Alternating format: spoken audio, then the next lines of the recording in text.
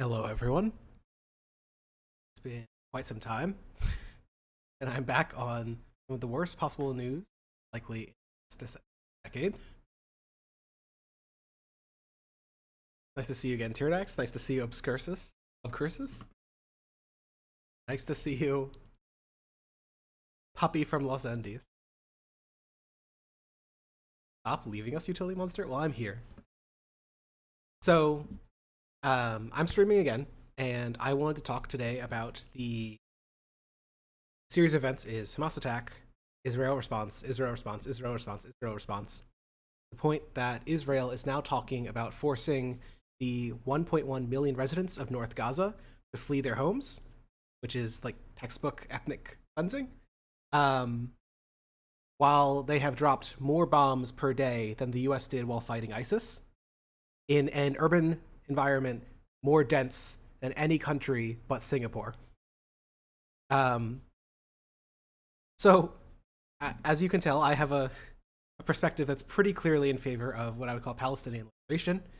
I think it's entirely possible to condemn violence against civilians in all cases, from Hamas, from the IDF, and just to note that the vast majority of violence that's occurring right now by the IDF, with the support of the US, is with the support of the West, worth calling out, worth critiquing, worth trying to organize a response to.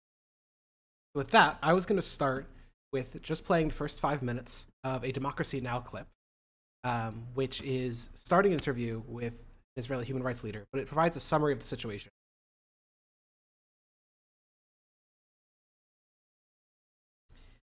After this, we'll talk about how we got here, the very long path of what happens next, and what we can do to make it better. This is Democracy Now!, democracynow.org, the War and Peace Report. I'm Amy Goodman. Israel's ordered a complete siege of Gaza 2 days after as many as 1,000 Hamas fighters carried out an unprecedented attack Saturday morning when Hamas fired thousands of rockets into Israel as militants broke through Israeli security barricades. Over the past 3 days, at least 1,300 people have died, including over 800 inside Israel, almost 500 in Gaza. One Israeli military spokesperson described Saturday as, quote, by far the worst day in Israeli history, unquote. The surprise attack came almost 50 years to the day of the 1973 Yom Kippur War. The Hamas attack killed at least 44 Israeli soldiers, including several commanders. Over 250 people were killed at an Israeli music festival attended by mostly young people. Hamas militants also took about 100 hostages. Entire Israeli communities were forced to evacuate. Meanwhile, Israeli airstrikes have killed over 500 Palestinians in Gaza since Saturday, but the death toll is expected to soar as Israel threatens to launch a ground war. Israel's called up 300,000 reservists, is sending heavy armor toward the Gaza border. This comes as the United States is sending more ammunition to Israel and warships to the region. Earlier today, Israeli airstrikes killed dozens of residents in the Jabalia refugee camp. Israel's defense minister, Yoav Gallant, has announced a total blockade on Gaza, including a ban on food, water, electricity, and fuel. Israel's imposed a siege on Gaza for the past 16 years, largely cutting off the area from the rest of the world. Gaza has been widely described as an open-air prison. Hamas named its military operation Al-Aqsa Storm in response to the desecration of the Al-Aqsa Mosque in Jerusalem. So this was 4 days ago. Just an update on some of the statistics mentioned. They mentioned the death toll for Israel as about 800. It seems to have now risen to about 1,200 to 1,300. And in Gaza, the death count, which is ongoing and almost certainly maybe half an undercount of the real death toll, is around 1,500. And as I'm going to talk about and show some footage of later, the decimation has been total. It has been horrific. They're showing you a little bit of the footage here, but it's so much worse. Hamas also cited the blockade of Gaza and increasing settler violence in the occupied West Bank. The attack also came as Israel was moving to normalize relations with Saudi Arabia. In a moment, we'll go to Israel and Gaza for response, but we begin with the voices of two parents, one in Israel, one in Gaza, whose lives have been devastated by this weekend's violence. This is Yoni Asher, a 37-year-old father whose wife and two children have been taken hostage by Hamas. Yesterday, while my wife, Ron, and two daughters, little girls, Raz and Aviv, 5-year-old and 3-year-old, went visit my mother-in-law in near Oz. It's a kibbutz near Gaza. And during the morning, I contacted my wife, and she told me on the phone that there are terrorists inside the house. Later on, I saw a video, the same video that was in the social media, which I surely identified my wife, my two daughters, and my mother-in-law on some kind of a cart, and terrorists of Hamas all around them. I want to ask of Hamas, don't hurt them. Don't hurt little children. Don't hurt women. If you want me instead, I'm willing to come. One of the things that I want to just highlight here is just the extreme personal impact this is having on literal thousands of people. Every death you hear, every number, is a person's life upended. That man was saying, I would rather come down and be sacrificed than have my children taken. And here is, Democracy Now! Is going to play a victim of the bombing in Gaza. And this is a mother in Gaza, Sabrine Abu Dhaka, who survived after being trapped in rubble after an Israeli rocket hit her home. The attack killed 3 of her children. I was at home, and suddenly we heard a sound, and everything fell over our heads. My children were next to me. One of them was next to my legs, and the others were next to me. My brother, Saber, was a bit further. Nothing happened to him. I was hiding between the sofa and the door, so there was no pressure on me, only on my leg, but I didn't hear any sound coming from my children. I called them, but I didn't hear a sound coming from them. Suddenly, I heard my brother Saber calling. The first moment I heard his voice, I shouted and I said, I'm here. And when they recognized me, they started calming me down. And then they started removing the rubble from above me. It took them 3 hours to remove the rubble above me, but my children died.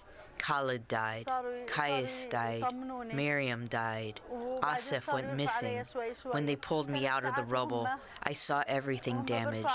The houses are damaged. That's the only thing I saw. And then I went to the hospital. I found that everybody was injured, and we have many injured and dead people. So there's the old fake Stalin quote that a death is a tragedy. I fuck up the Stalin quote. Nobody cares about the statistics. Just remember, every single death here is a grieving mother, an orphaned son, and just think of the terror of someone having their family torn away from them, being used as hostages. The terror of being dug out of a building, of your children not coming with you, of losing, not even knowing if one of your children is alive or dead. And that's the terror that is being imposed on 50,000 people so far directly, and millions by proxy that are within bomb blasts, that are down the street of an Israeli bombing. To answer your question, Majestic Spider-Man, she had her eyes closed, and I think one side of her head had swelling, but I don't think that she became blinded by the bombing. So, I just wanted to start with a reminder that every time here we're talking about people, that I think it's so easy to find, and I'm going to play a lot of examples later, on people dehumanizing the other. And I just want you to remember, that's the human in every instance. Those are the people's lives being destroyed. So let's begin. How did we get here? The UN... Wake up, liberal. I love you. Should probably turn that off for this stream. Where do I do that?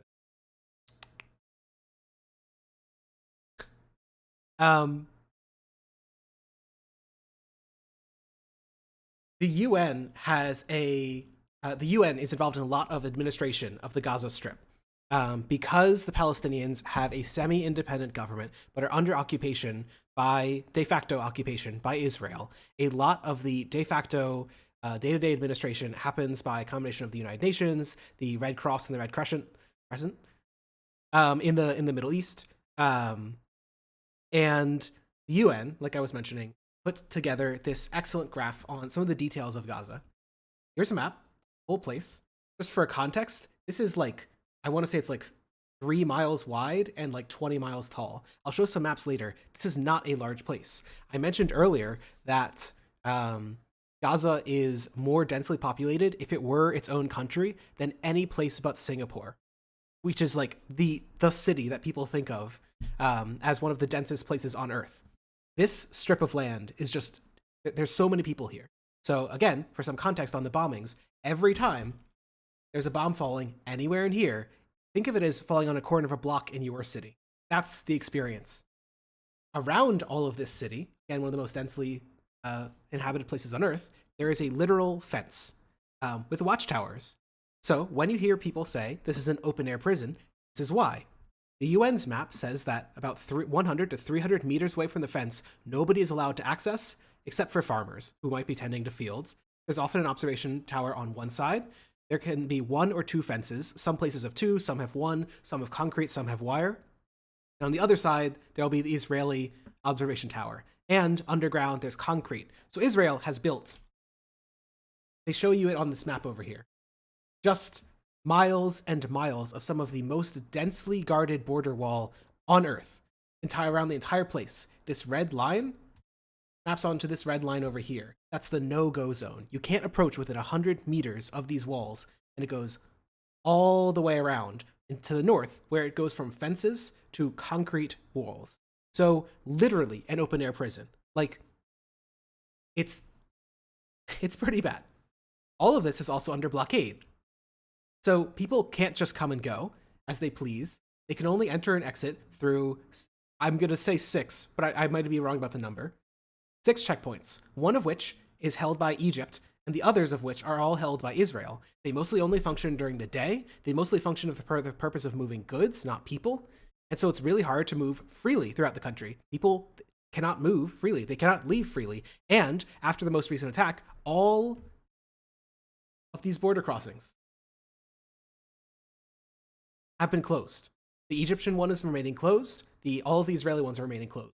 People can't leave. They can't leave for normal business during the best of times, and they especially can't leave now. So, one of the most dense places on Earth, surrounded by a literal fence, underground concrete bunkers to prevent people from digging out of the way, and people can't bring in goods freely. They can't leave freely. Open air prison. This map also shows. Ooh, is this the one? It's not the one. 1 minute. I was looking for the one that also showed the power line. Oh, here it is.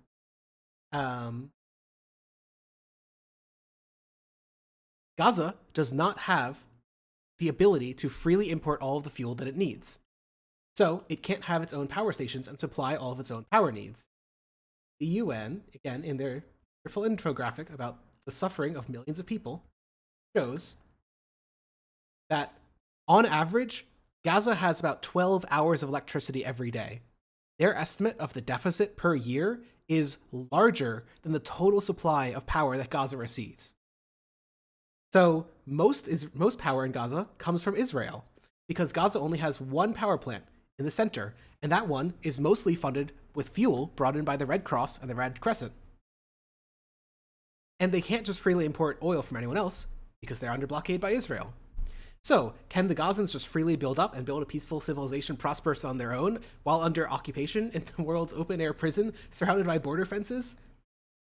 I bring this up just to contextualize how bleak it is in Gaza. The average Gazan, the median Gazan, is 18 years old. It is an incredibly young place. It is an incredibly impoverished place. By Israeli standards, 60% of the population in Gaza is under the poverty line. And Israel is not a particularly rich place. It's as rich as like Eastern European countries. And these are people who can't get a full education, they don't get enough water, they don't get enough power, and they can't leave. So, 19.5 says Somniostatic. My bad. So, this is an occupation, right? Like, whatever you want to call it, this is a goddamn occupation. By any other name, it's the same thing.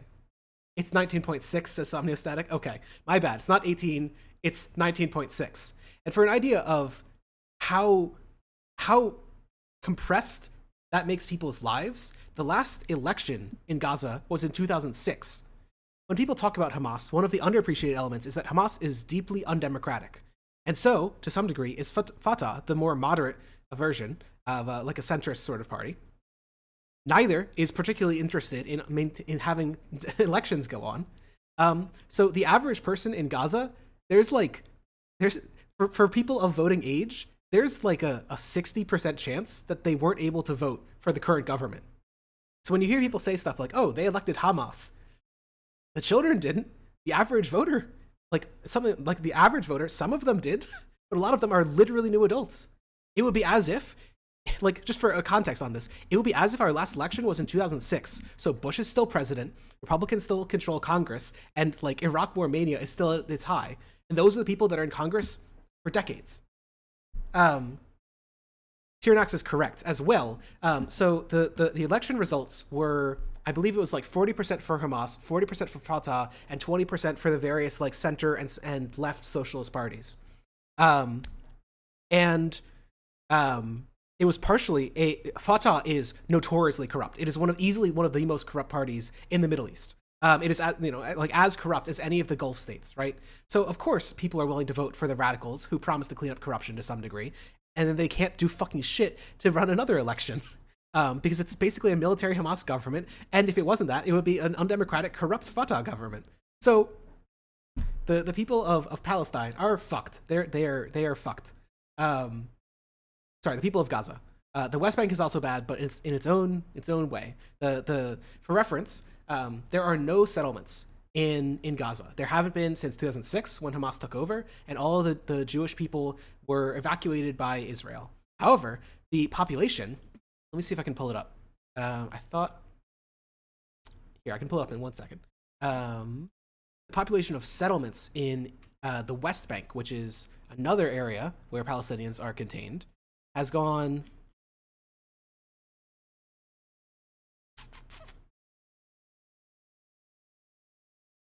It's gone in the past 20 years from I think 250,000 to 500,000, give or take. The settlement in the West Bank has just not fucking stopped. Bibi Netanyahu has overseen the construction of something like 30 settlements under his time period. Basically, whenever Bibi Netanyahu is in power, they build more settlements, displacing people in the West Bank. So the West Bank has a better time of it, but they are actively being settled by Palestinians. So basically, here it is. The experience of people in Palestine is either that of being in an open-air concentration camp in an open-air prison, or of slowly being displaced by settlers in the East. Back in 2000, there were 200,000 settlers. Nowadays, there are 470,000. So, this is ethnic cleansing. I just what you're seeing in the West Bank is slow-moving ethnic cleansing. It's not it's backed up by the force of the military. It's not taking place immediately. It's not ethnic cleansing of the we're going to massacre everyone and move in our own type, but it's slow rolling genocide. I think that a decent chunk of human rights organizations agree with the definition of genocide, but virtually every human rights organization agrees that Israel is committing the crime, because they are literally legal crimes under international law, of apartheid and persecution, which means not granting people full rights. They don't grant people in the West Bank full rights. They don't grant people in Gaza full rights. So all this is to say, that should give you some context why people are so desperate, why they might be willing to vote to support radicals. And most people in Gaza, to be clear, do not actually support Hamas. But among those who do, part of it is in reaction to these god-awful conditions. I have a silly comparison on the size of Gaza, which I'm going to bring up.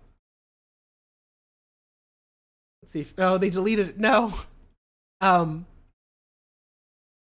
gonna bring up the more serious comparison. The size of Gaza is really, really, really small. For people on the East Coast, the existence of Gaza would be if you took Rhode Island and chopped off like the north third of it, and you set up checkpoints all along the borders. You weren't able to come or go. You couldn't even fish past like 10 miles into the water.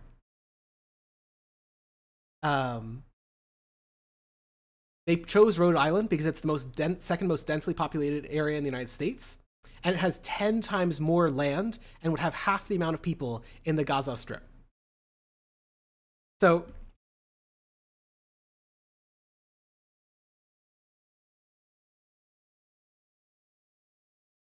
it's brutal. One of the questions you may be asking in the lead up to this is, why don't Gazans just pursue peaceful protests? Well, the short answer is, they often have. In 2018 and 19, thousands of Palestinians marched near the border. 223 were killed, and 9,204 were injured. Again, the immediate response might be, well, what were they doing? Were they trying to attack the border? Were they trying to be violent? The overwhelming majority of the protesters were peaceful. And in a UN consideration, of the 489 cases of Palestinian deaths or injuries analyzed by the Human Rights Council, the OHCHR of the United Nations, only two of 489 were justified as responses to danger by Israeli security forces. There are stories coming out of this protest of Israeli snipers joking and just, the word's slipping my mind, but amping themselves up about how many knees they shot because they would shoot to injure, men in particular. The Israeli military sees Palestinian men as a military threat, and they shoot them all the goddamn time. So why don't they protest peacefully? In part, because they get shot.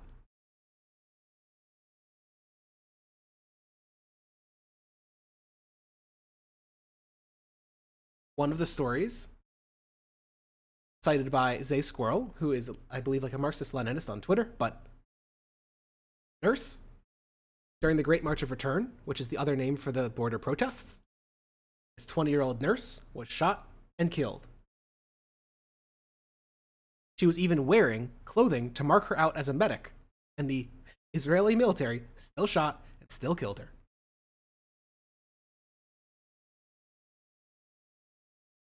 And that's the story of 220 other people, of which, by the UN's evaluation, less than 1% were a security risk to the Israeli military.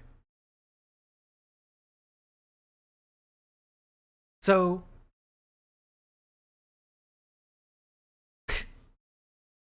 Israel has progressively closed off the peaceful option.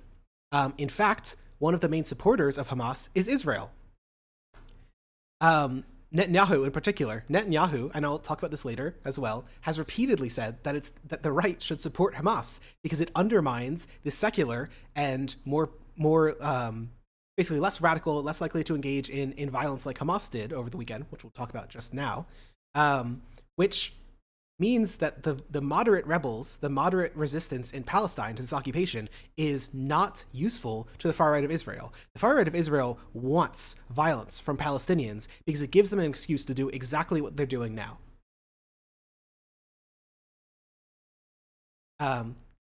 Here is a quote of Bibi Netanyahu saying exactly that. Bibi or Benjamin Netanyahu. It is...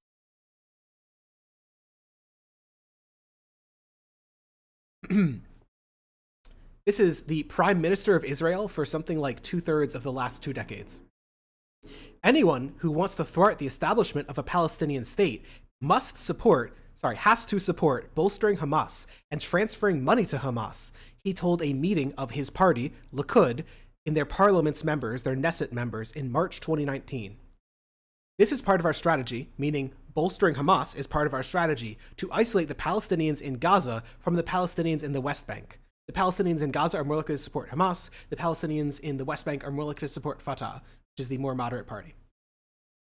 So the far right is evil. The far right is not only doing all the violence they can to Palestinians, they are actively supporting the most violent elements in order to justify that very violence. Like it's not just brutality; it's like an openly admitted plot to undermine the Palestinian cause. Yeah, Tirnak says, Benjamin Netanyahu was the prime minister of Israel when I was going to primary school, and I am nearly 36. Netanyahu has been in power like the same. Think of him as the same time frame as Putin. Like, it's also one of the most corrupt people in Israeli politics, but people love him because, in addition to being corrupt, he is very racist. The two things that the complex electoral calculus of far right Israeli politics.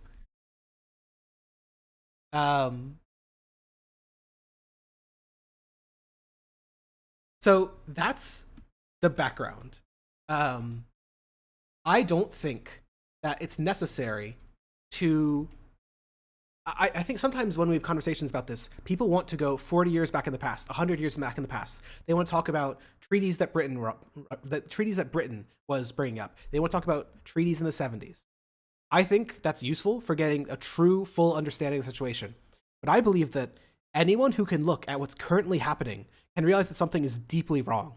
If you have any faith in an egalitarian world where people have freedom of movement, have the freedom to believe and live where they want and how they want, then this should disgust you. But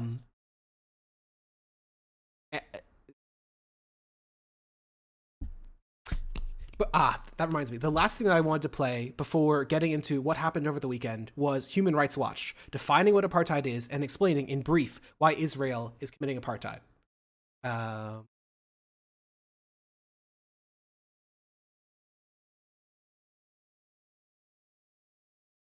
Apartheid. While many associate the word with South Africa, apartheid is a universal legal term that refers to severe discriminatory oppression.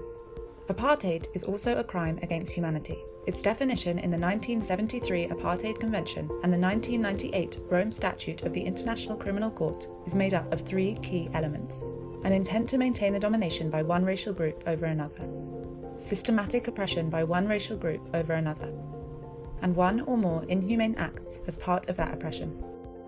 Persecution is a crime against humanity under the Rome Statute of the International Criminal Court. It is made up of two primary elements: a discriminatory intent leading to severe deprivation of fundamental rights of a racial, ethnic, or other group.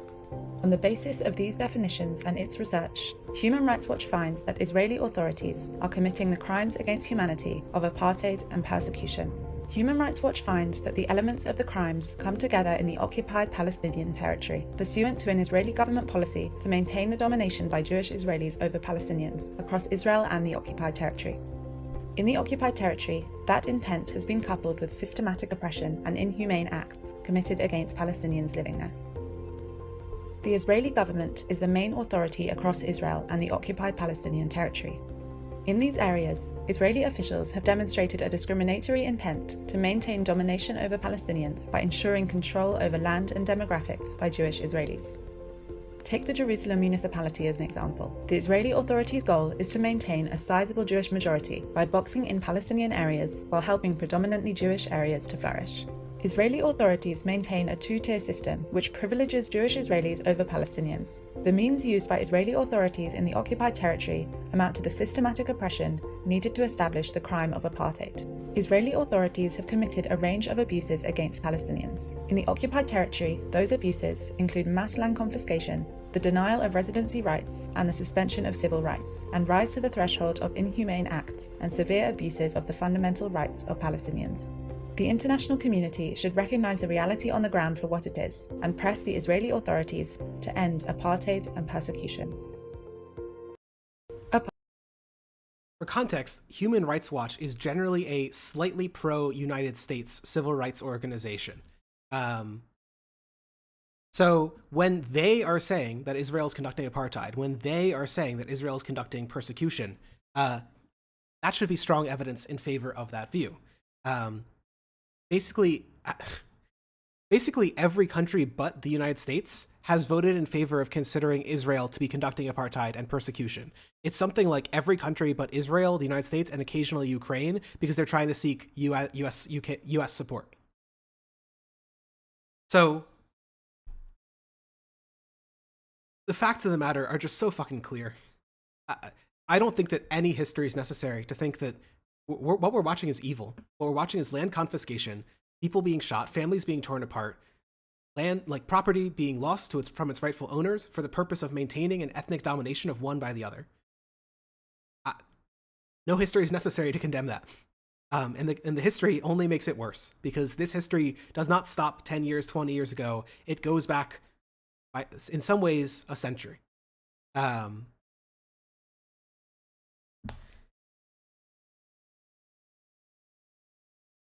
Briefly talking to chat, Baz says, "Excuse me for my mistake. I forgot the UN was useless. Will the US do anything at all? I mean, they can't fully support US war crimes, right?" The US, as we'll be discussing later, is very much supporting these, and the UN can't do shit. Unfortunately, the UN does not have the financial or military resources to meaningfully stop this whatsoever. Biden has expressed almost complete support, and for reference on the political situation, and we'll talk about this later, only 55 Democrats have bothered to do anything like condemning violence against civilians. That's 55 out of 210 Democrats. So our country is going to be complicit, I think, in an ethnic cleansing. Puppy from Los Angeles, thank you for joining the site chat. Sorry, not Los Angeles, Los Andes. I saw you were talking in the YouTube chat, then I missed a more recent comment.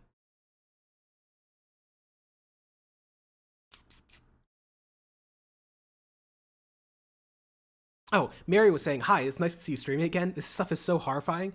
Yeah, so one of the things I'll do maybe is during this small intermission is I strongly encourage people to do two things. It's not much. You can support if you have financial resources to do so, and I don't understand why that didn't run, but oh no, is the bot not working? It was working at the start of stream. I will pull up the what the bot would say. What was going to encourage you to do two things. One, if you want to support Palestinian children who are some of those suffering the worst under Israeli bombing and Israeli apartheid, you can do so via the PCRF, the Palestinian Children's Relief, which, grab the link. There. I posted the link in site chat, and I'll post it over in chat. The other thing that you can do, if you'd like to make any political impact, which I think has a small chance of affecting the course of things, is the Jewish Voice for Peace, or JVP, has set up a auto caller where they will send you a call, and after you put in your zip code, it'll automatically call your representative and your two senators. And senators do not listen to those calls, but their representatives, their staff, do note down how many people call in for and against the bill. Usually, that's the standard way things work. So you can at least make your voice heard a tiny bit. But there's not a lot of hope, in my view, for the short term for the U.S. political situation. Overwhelmingly, the support in the U.S. Congress is for Israel, and to change that, we're going to need to change the minds of millions of people. This year, before Hamas attacks, was the first year.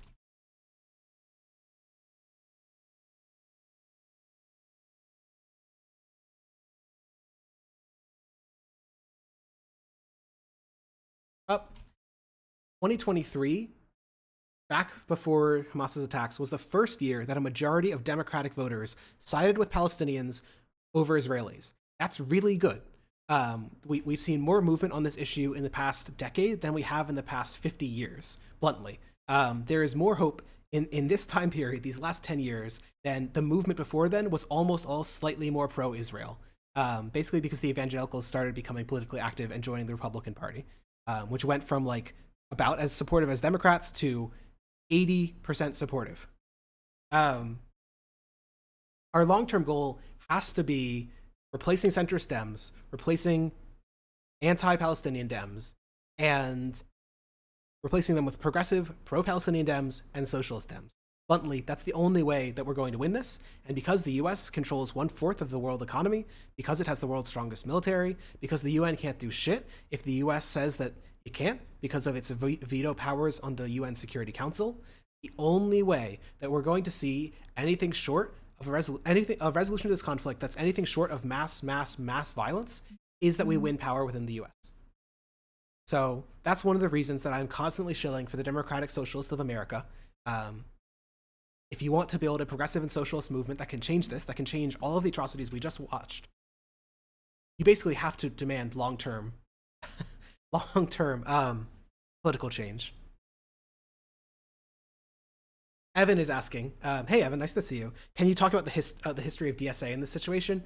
I might do that afterwards. I have some of the various statements and responses. But I wanted to try and get into the meat of the attacks first. Fazboy says, I feel like Palestine will be gone by then. I think that it's possible we're going to see the partial or complete ethnic cleansing of Gazans. But the only argument I would give is that even if a crime has been committed, it is still possible to give justice to survivors afterwards. If we can't save Palestine, it is our job to do our best to provide the right to return and compensation by land, by money, everything to the survivors of all the violence that's going on. So.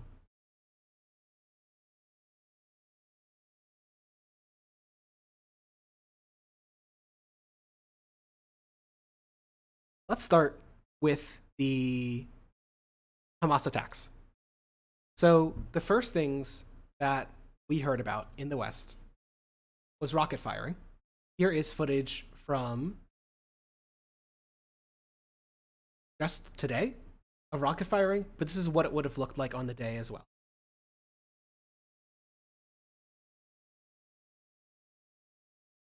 You'll note that the missiles are not particularly well directed.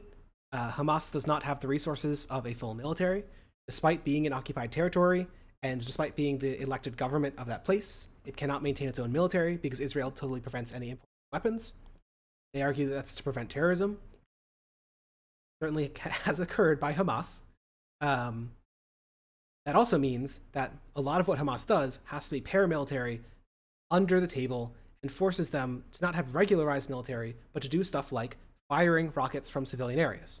Hamas also fires rockets from civilian areas because they, like Israel, use humans as shields. Israel puts its settlers on the front line, in part to make it very, very hard to attack back, to make it very, very hard to identify the IDF from civilians. Hamas also operates in civilian areas to make it much harder to fight back. Both of the sides seem to be committing a war crime here.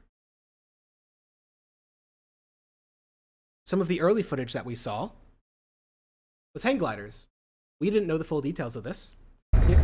Here is Richard Medhurst, who is a pro-Russia shill par extraordinaire, who is talking about how cool these hang gliders are.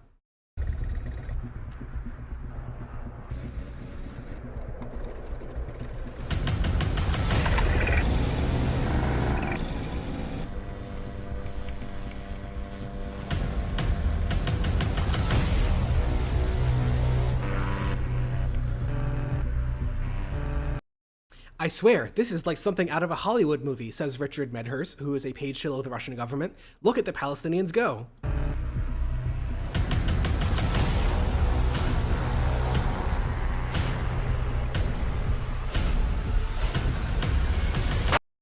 This is not a real settlement. This is a practice run. But this is more or less what actually happened with the hang gliders. Some of the other early footage that we got was just people fleeing. Here's Richard Medhurst again. עכשיו מרחבת הכותל עם הרבי שלהם, עם ספרי התורה והטליתות. כולם יוצאים עכשיו מהתפילה בכותל המערבי. Richard Medhurst says more Israeli colonizers fleeing as Palestinians take back their lands. As of this moment, Palestinians have retaken 12 settlements. They did not hold those 12 settlements, as we will see in just a moment. Something that frustrates me a lot in the early coverage is that some people frame this as liberatory, as a big revolution that's going to take back the land, that's going to free the Palestinians. There was no chance, 0% chance, that the violence that Hamas did here, whatever violence against the IDF, whatever the justified portion of it may have been, such as attacking tanks, attacking military targets, attacking fences, could not have liberated Palestine. There was 0% chance the IDF was going to be defeated. There was 0% chance that Palestinians were going to be forced, that Palestinians would take back the whole country and Israelis would be forced out. That is sometimes the violent dream you see represented in some of this propaganda, that Palestinians will take the whole thing back and the Israelis will all be gone and it'll be a full Palestinian country. And that was never going to fucking happen. Even if you think that that kind of mass violence is justified, that was never going to fucking happen. We later learned that some of this fleeing footage came from people fleeing from a rave, a music festival. This video went viral.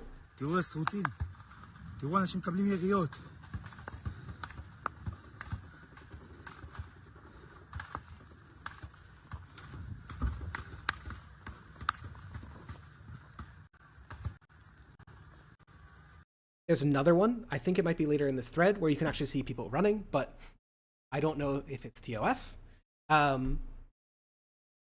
There are hundreds of people running away in the field. They are sprinting. They are just booking it.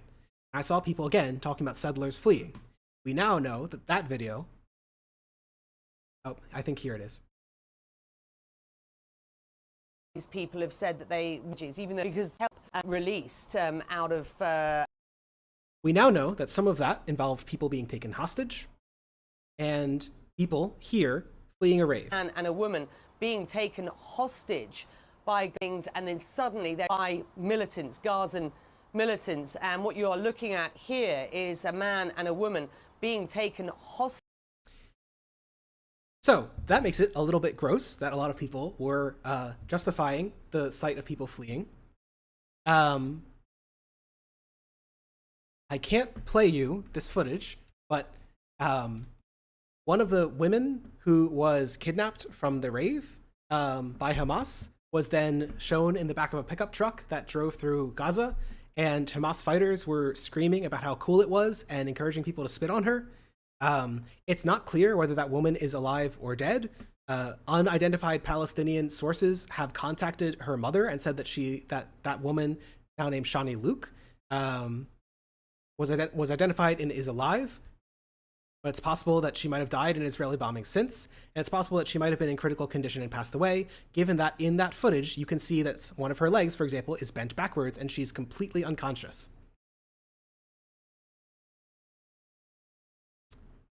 One of the things that we saw, here's the Twitter squirrel again.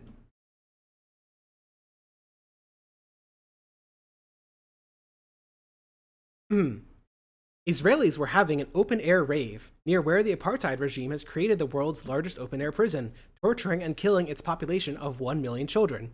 They were partying, getting high, dancing to techno without a care in the world near a concentration camp. But this is not considered depraved and inhuman. It is considered normal Western civilized behavior to go to the fence of a concentration camp and have a party. So, stuff like this is repeatedly raised as a pseudo-justification. People almost never say it. Hey, Sirius, it's nice to see you. Bad under the circumstances, but it's nice to see you. This is raised as a pseudo-justification of the violence against the people there. You will hear stuff, and I have heard stuff, like up against the fence of the concentration camp. Reality, it was... I have an image. I didn't put it in.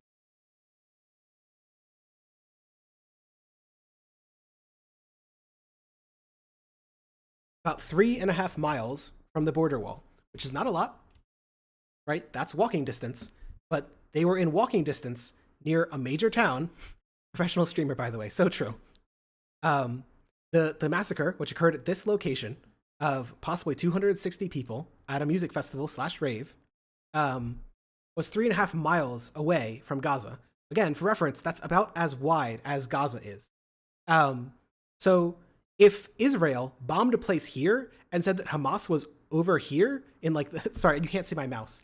if Israel bombed like a comparable distance would be the northern town here, Al Musadar. If they bombed that and claimed that they were targeting people in Jarara, that would be the equivalent of what we're talking about here for closeness to the Israeli fence. Tirnak said, I stopped watching a streamer because they were soft defending this. I think, not defending that, I think people's emotions are really, really high. I think a lot of people on the pro-Israel side have been justifying horrible, horrible things. And I hope that a month later, that today, they will condemn the things they said. They will go back and they will announce that they actually have respect for all civilian life, that all indiscriminate violence is wrong. Simultaneously, I think a lot of people got caught up in the moment and were like, wow, they're finally fighting back against apartheid. I have to support it. You don't have to support everything that every fighter against injustice does. I support the Red Army destroying the Nazis. I do not support everything that the Red Army did in Berlin, in East Germany. You can support a cause without supporting everything done in the name of that cause. I think is pretty clear. I want to read you, because again, it's easy to maybe give you the number.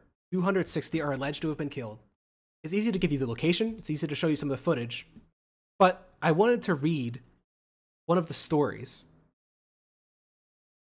of people at the rave. A person named Gaster, who was at the rave, says, around 6:30 in the morning, we started hearing explosions.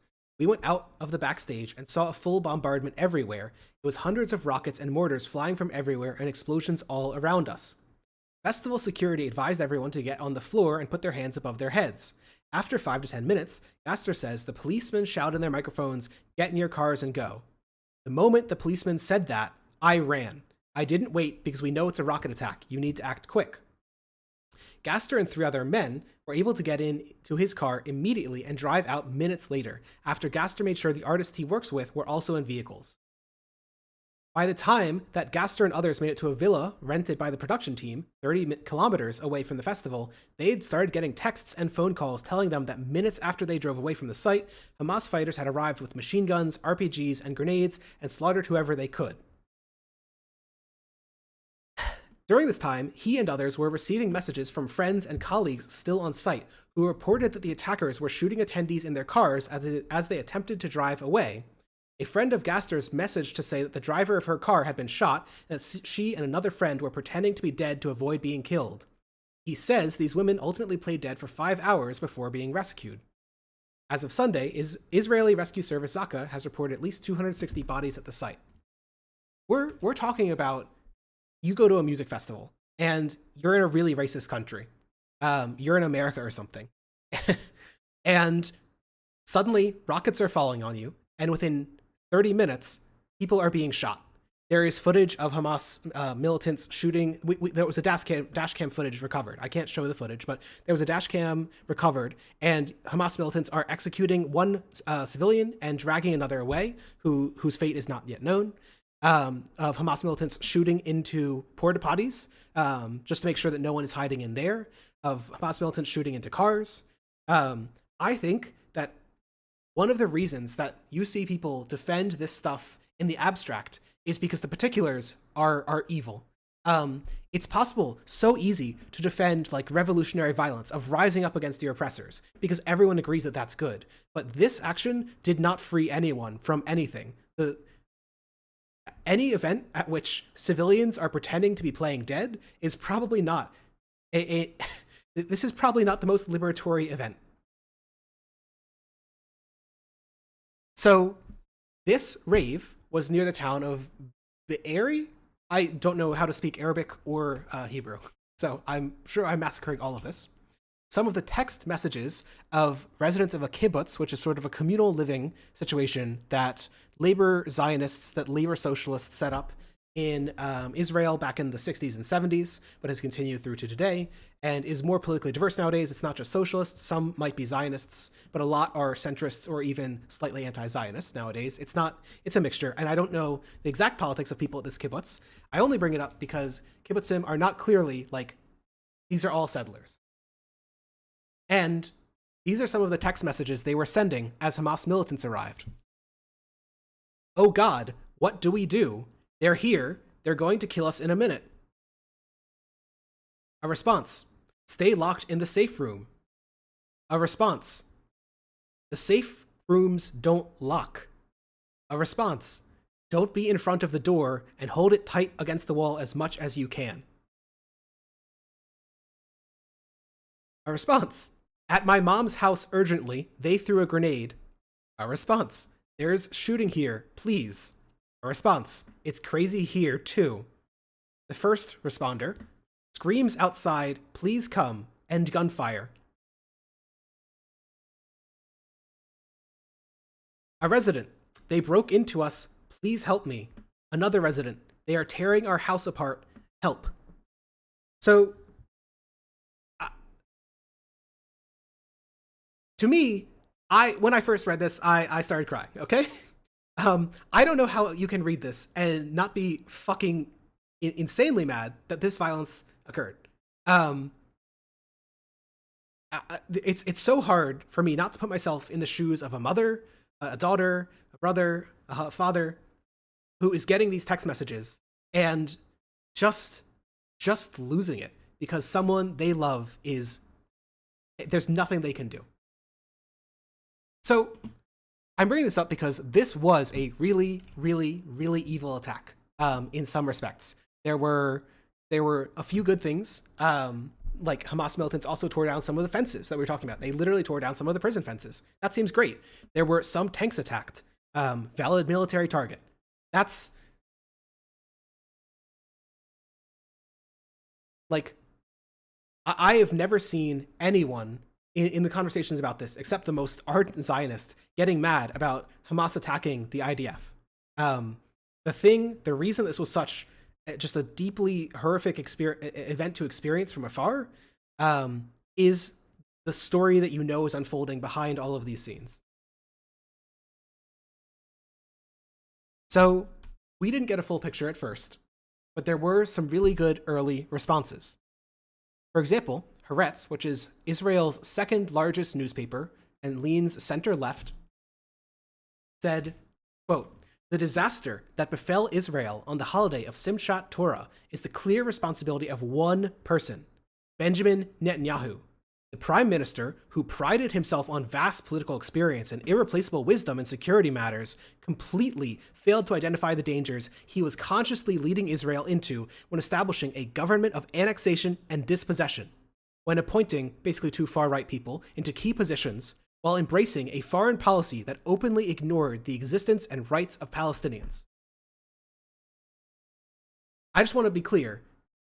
There were really good responses very early on that the root cause of this violence is apartheid.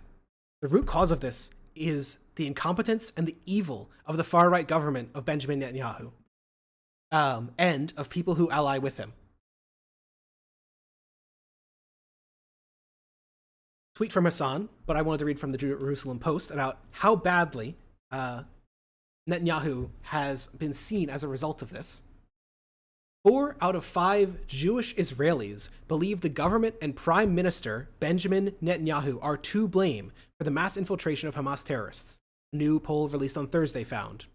An overwhelming 86% of respondents, including 79% of supporters of Netanyahu's own coalition, said the surprise attack from Gaza is a failure of the country's leadership, while a staggering 92% said the war is causing anxiety.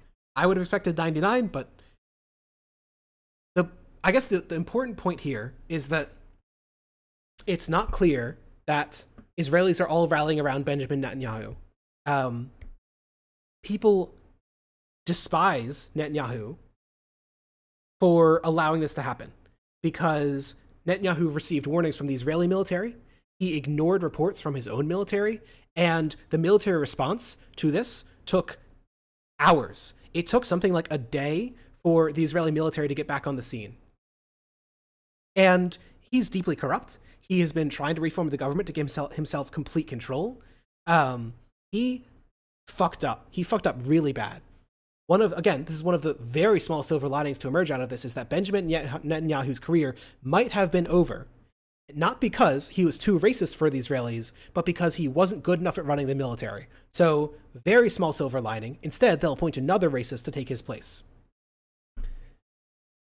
But maybe it'll hurt his coalition. Maybe it'll wake some Israelis up to the fact that the violence they're conducting through the IDF onto the Palestinians is leading to violence in return. That the root cause of this violence is the apartheid. It is the persecution. It is the occupation. I want to read Hassan's statement because I actually felt a lot of Hassan's coverage has been pretty decent. The howling dogs in American media are too busy interviewing every American politician that wants to ethnically cleanse Gaza. We'll actually watch some of those interviews later. To acknowledge how deeply unpopular the current far-right Israeli government is. This is reverse 9/11 approvals after Israel's 9/11. Usually, after a terrorist attack, approval ratings spike. Bush's approval rating went from 40% to 90% after the 9/11 attacks. Even though he and the FBI and the CIA also failed to stop that attack. They ignored a dozen warnings incoming about the 9/11 attack. But Bush wasn't seen as responsible. But the Israelis are correctly holding Netanyahu responsible for this. Small silver lining. Here's hoping it turns into something bigger than a small silver lining. Here was a statement from a left-wing member of the Israeli Knesset, their parliament, Ofer Kassif. We condemn and oppose any assault on we condemn and oppose any assault on innocent civilians. But in contrast to the Israeli government, that means that we oppose any assault on Palestinian civilians as well. We must analyze these terrible incidents, the attacks, in the right context, and that is the ongoing occupation. We have been warning time and time again, everything is going to erupt and everyone is going to pay a price, mainly innocent civilians on both sides. Unfortunately, that is exactly what happened. The Israeli government, which is a fascist government, supports, encourages, and leads pogroms against the Palestinians. There is an ethnic cleansing going on. It was obvious the writing was on the wall, written in the blood of the Palestinians, and unfortunately, now Israelis as well. One last statement, which I really appreciated from an organization that I am constantly shilling for, and I encourage you to join if you want to change American politics, so that we can end the brutal actions in Palestine. DSA is steadfast in expressing our solidarity with Palestine. Today's events are a direct result of Israel's apartheid regime, a regime that receives billions in funding from the United States. End the violence, end the occupation, free Palestine. We unequivocally condemn this killing of all civilians. It is imperative for international human rights law to be respected. But we cannot forget that the Israeli state has systematically denied Palestinians their right to self-determination for decades. This was not unprovoked. For over 60 years, Palestinians have faced ethnic cleansing, torture, bombings, and housing demolitions. Gaza is still under a blockade. As socialists, we must act. And then they point to a DSA campaign, a pro-Palestinian campaign that DSA supports, called the Not On Our Dime Coalition Campaign, advanced by New York City DSA member and New York Assembly member Zohran Mamdani, provides an effective model for pressuring elected officials to stop providing financial support to the Israeli state. So all of these came out the day or the day after the attack. I just want to be clear. A lot of the stuff we're going to review later of people dehumanizing and demonizing Palestinians was completely unnecessary. People at the very beginning, the moment of some of the worst attacks that we've seen in decades, were completely able to screw their head on right and say, hey, the root cause of this is apartheid. The only way that this violence stops is ending the occupation and freeing Palestine. Lithics says, not a bad message, but maybe a bit too soon. DSA did receive an enormous amount of pushback for this, so it might have been too soon. But in another sense, it's when is it ever the right time to some degree? There will always be some pushback, particularly from people who support Israel no matter what. And it's partly our job not to merely follow popular opinion, but to try and shape it, to try and make people adopt what we think is the morally correct position. And I point to these statements because none of these make apologia for any violence, actually. Their argument every time is that the only way to solve the indiscriminate violence of Hamas, the indiscriminate violence of the Israeli military, is to end the occupation. Kiernak says, I think you can quibble over the placement of the words. The words themselves are fine. I saw people saying that we should move the condemnation of civilians to the top. I saw people saying we should have moved it to the bottom. I think that the people who hate us would have opposed it no matter what. I think that optics does matter, but Evan does correctly note not every DSA statement condemns Hamas, and I agree.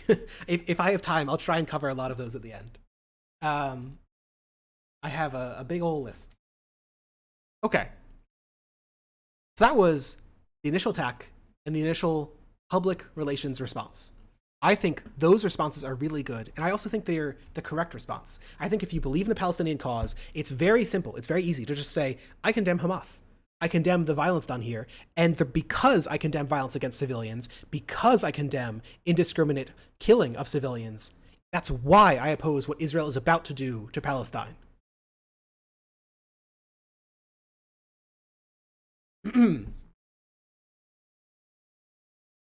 Netanyahu, in addressing the nation, he did a whole speech, said, we will target Hamas everywhere it operates. Gazans should get out now. Reminder, they closed every way to leave. Get out now. Where? Go where? Get out of what? Hamas, for reference, has something like 30,000 members in a fucking city. This would be if a gang had, like, I don't know, let's say that like some kind of gang had 30,000 members in a city of roughly the same population, like DC or something, and someone said get out of DC, and they closed every street out of DC, and these people are distributed all over the city.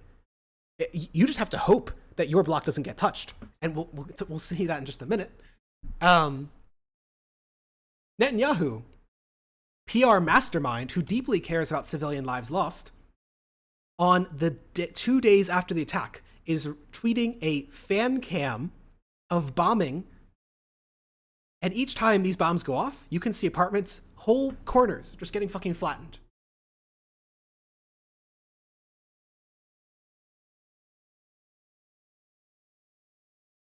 Again, this would be if, like, after 9/11, the day after, George Bush was posting videos of big bombs being exploded in like in Kabul, and then pretending that he deeply cares about innocent civilians.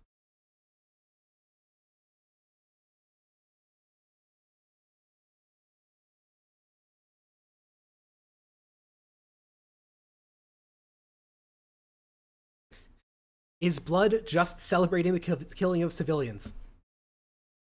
He doesn't say it explicitly.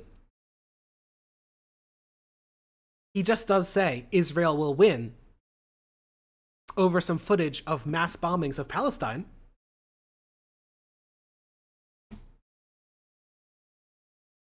Not only did he do it once, he did it twice. This time in higher definition.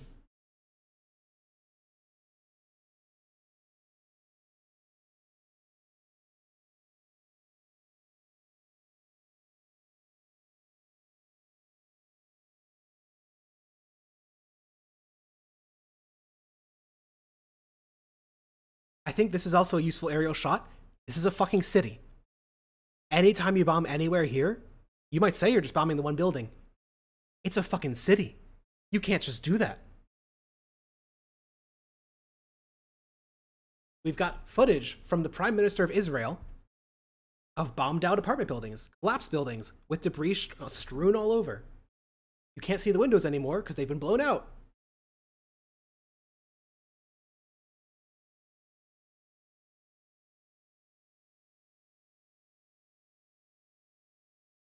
We'll get to the blockade in a second. Israel immediately started a propaganda war to win the hearts and minds of the West. Here is their propaganda for children.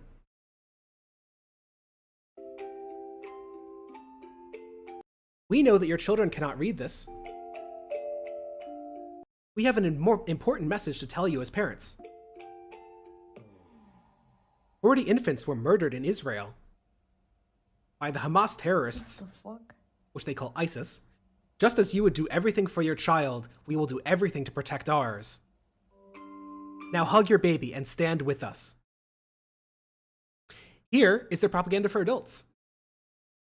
Hamas declared war against Israel. armed Hamas terrorists infiltrated into Israel via a ground invasion and started going door to door slaughtering innocent Israelis.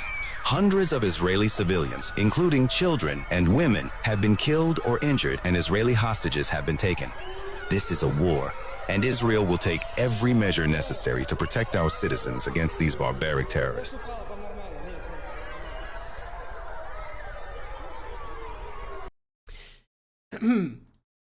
Here's the prime minister of that country, by the way, who cares deeply about innocent civilians. Yep, just love my innocent, loving prime minister.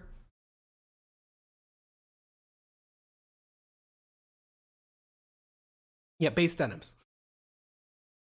Hi, Roxy. I hope you are having a nice evening.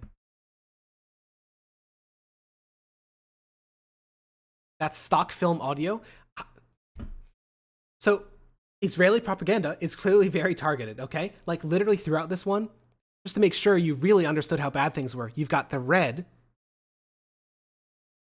and you've got the green in Israel. Protect our citizens.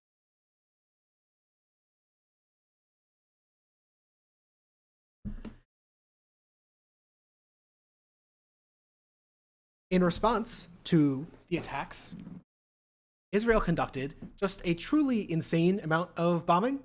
Here's some footage from the AP.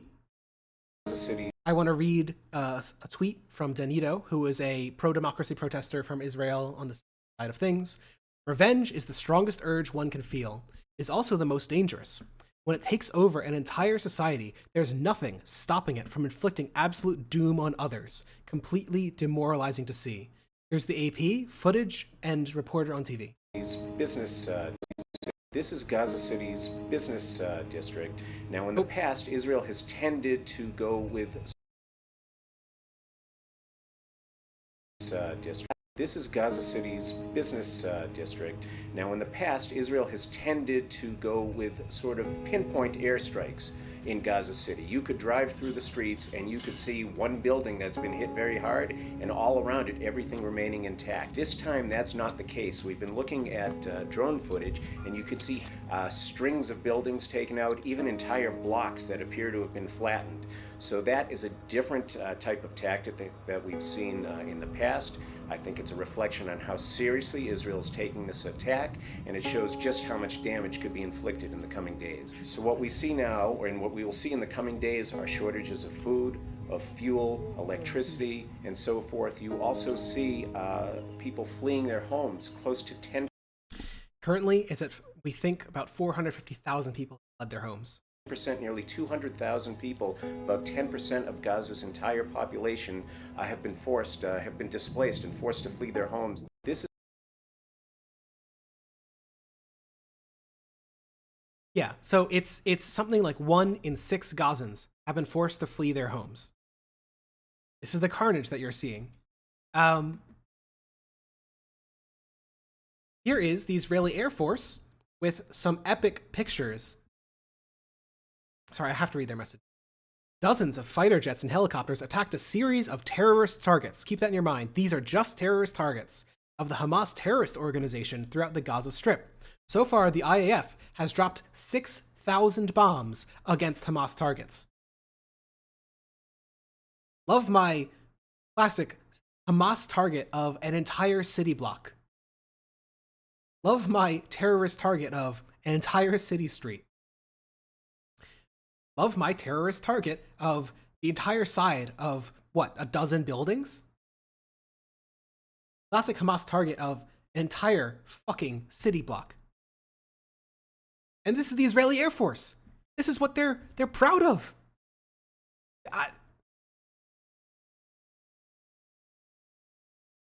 This is the intro Fallout 4 town.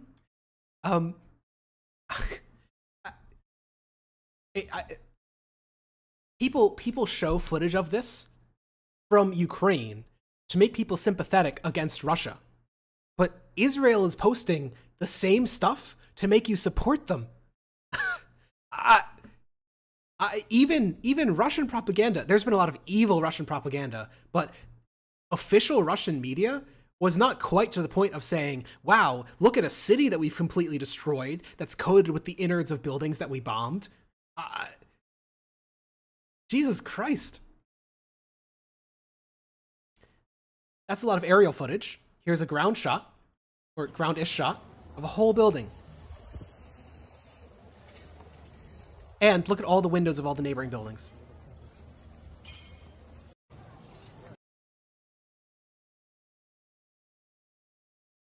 Here's a very wide scene for an idea of how broad this destruction is. This explosion here, destroying explosions here, destroying everything out in a radius. There's some buildings way off in the far right, not getting touched. But think about this, right? Like, if this is like a New York City block or something, this is just fucking insane. Just look at how small the people are compared to how large the area of destruction is.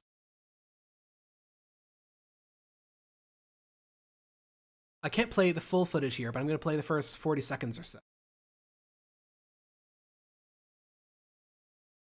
I can play the and I do want to warn our audience that they are graphic. We haven't been able to blur them, so please just watch. So there's a lot of people being basically picked out of this debris. Hopefully they're alive. Hopefully they're well. But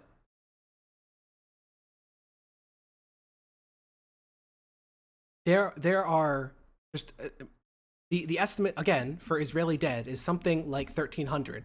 The estimate for Gazan dead is, and it's going to be an undercount because they're literally digging people out from buildings, is something like 1,600 to 1,900 dead.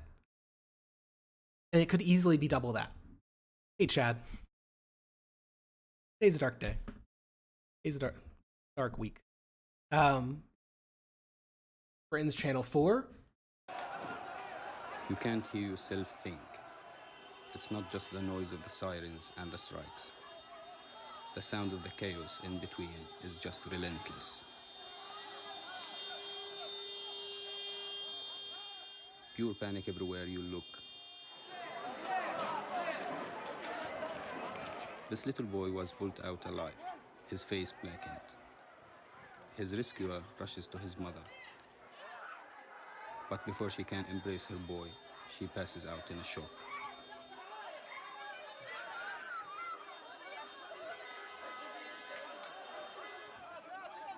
Any car becomes an ambulance. This woman is driven off before the boot can be shot. We've been told to get out, but where do we go? And how do we get there? There are more than 2 million people living here. Almost half are children. Families are rushing, trying to make plans. Every second matters.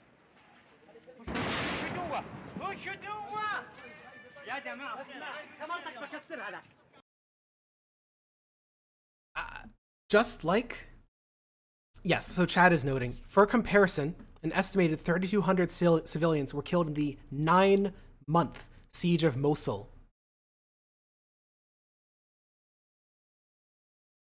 And on a global scale, the US is actually one of the relatively better targeters of avoiding civilians.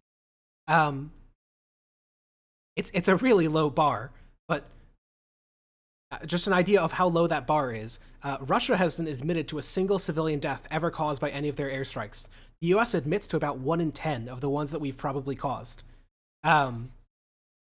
It's air bombing had killed something like 1 in 4 to 1 in 2 of the deaths of the Syrian civil war. It is not a precision art.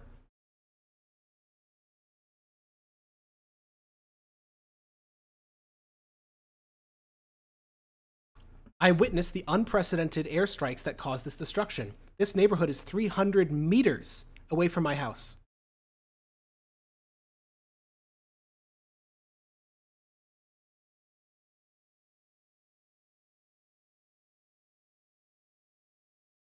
I feel like one of the things worth considering here is just that even if these places had been fully evacuated, even if no one had been trapped in the rubble,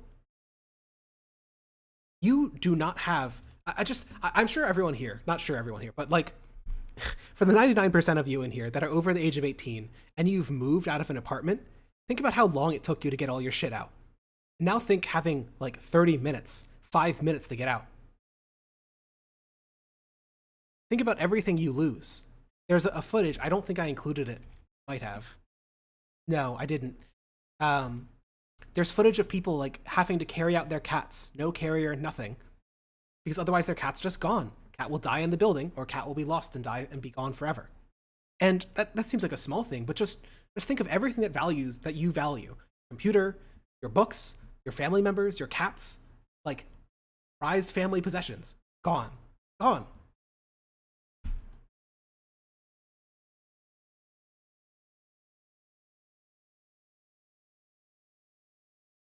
This one is a strike on a hospital. Only hospital in North Gaza Strip out of service amid Israeli strikes. The Beit Hanun Hospital, the only hospital in the city on the northeast of the Gaza Strip, is out of service because of repeated targeting by Israeli airstrikes, the Palestinian Health Ministry said. Medical teams have been unable to enter or leave the hospital, and large parts of the hospital have been damaged. Reference, striking hospitals is it's a war crime. It's a fucking war crime. Speaking of other war crimes, Human Rights Watch has confirmed at least 2 instances. Is it 2? I forget the exact count, but it's at least 2 instances of the Israeli military. No, I think it's 4. I think it was 4 instances of the Israeli military firing something called white phosphorus. White phosphorus is something that burns and burns and burns and burns and burns. And you can't put it out with water. You can't put it out by waiting for it unless you're going to wait for hours and hours and hours and hours and hours. Because if it gets on you, it burns down to the bone. It doesn't fucking stop. It's even worse than fucking napalm. If it gets on you, it literally burns down your bone and then starts burning on that and destroying your fucking bones. You can't just wash it off. You can't just roll it off, because you can't extinguish the flame. It itself is burning. The way that you remove white phosphorus is cutting out a circle and extracting that chunk so that you can pull out the white phosphorus with it. And after that's done, it is absorbed into your bloodstream and gives you organ damage. So this is a war crime to fire towards civilians. You tell me, do you think this is within appropriate radius from civilian developments? Oh, sorry, Najawin says, white phosphorus isn't inherently a war crime, which is correct. If they used it over the port, it might be okay. Might. So white phosphorus for the use of illumination in an uncivilian populated area, is my understanding, is the only real case where it's not a war crime. But this is a port next to one of the most densely populated cities on Earth. You can't fire a mortar shell there. You absolutely cannot fire white phosphorus there. If I was dropping napalm here, we would understand it as a goddamn war crime.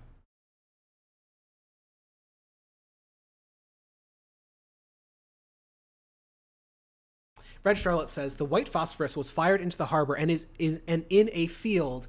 Out of my way. The white phosphorus was fired into the harbor and in a field as an incendiary munition, as is directed by international law, but Israel fired it so close to the urban environment, there's no way to avoid collateral in this specific instance. Yes. The white phosphorus is not the war crime. It's firing it in a civilian context and not as a smoke screen, not as illumination, not in like an, I don't know. It's, hey, Econo Boy, we are talking about one of the worst weeks in the decade. Even the use of it for signaling, says Tyrnax, has negative effects for people in proximity. It still stings and causes breathing difficulties. Yes, it gets into the air. It dissipates. So I just...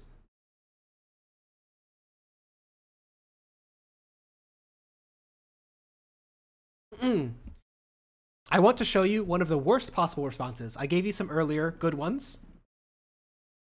Here is noted international relations scholar Justin Bieber, who posted a picture of praying for Israel. Do you want to take any bets as to what the city behind praying for Israel is? Do you want to take any bets? Something beginning with G and rhyming with Zaza?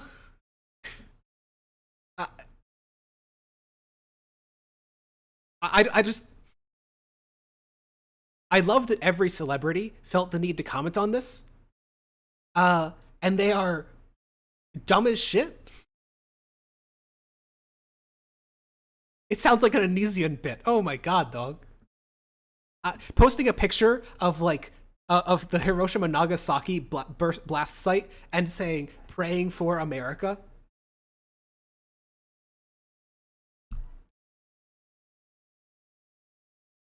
Did you see today that Bibi said this is just the beginning? Yep. We haven't even gotten to... So I showed a lot of the bombing, which is the visible harms. I want to give you an idea about the number of bombs again. So Chad Not Chud mentioned the number of civilian deaths during the anti-Mosul action by the US and Iraqi armies, which took 9 months and killed 3,600 civilians. This is the number of airstrikes and weapon releases. This doesn't include everything like... there are some things not included in this, but this is roughly an estimate of how many times something is fired. This is the same... this period, Eastern and Western Mosul, is the time period that we're involving here. This is number of strikes, sorties, and weapon releases by... I think, is it by quarter? No, it's by month. I'm sorry, I'm stumbling over this. Just know the number here is the amount of times something is fucking fired. While the US is retaking Mosul, and it goes from about 3,000 per month to 5,000 per month. Absolutely no military on Earth, says Gravity's Rainbow, is capable of maintaining any sort of dynamic targeting capacity that could lead to expending 6,000 munitions in an urban environment. It's very evidently revenge bombing. I just want to give you an idea of the number of bombs here. We got to 6,000 within 2 months. Israel said they got to 6,000 within 3 to 4 days. Days!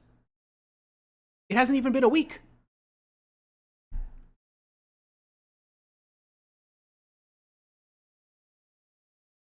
So the idea that, oh, they're just targeting Hamas targets should be blatantly absurd from what you see with your own eyes, from the statistics behind it. One of the things that I've seen people using to defend Israel is that they have something called a, oh god, what is it called? Knock on the roof. I was just going to call it knock, but that's clearly not what it is. They call it roof knocking. They will either launch like a very loud audible thing or a small load bomb onto a roof, and they'll knock it. And the idea is you hear that explosion and you should flee your apartment. But just remember, again, this is a fucking city. So you hear an explosion. Is it your building or is it the other one? And for an idea of how much time you have, Israel says they give people maybe half an hour, but BBC has reported some airstrikes have occurred less than a minute later. So yeah, they dropped, Roxy is saying they drop a brick of lead on your roof. Okay, so you heard something thud on your roof, and if you didn't run out of your building in the next 59 seconds, you're dead.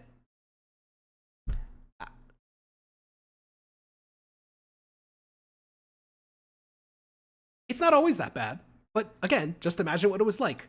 Just think of this. You hear an explosion around you, and you have to fucking run.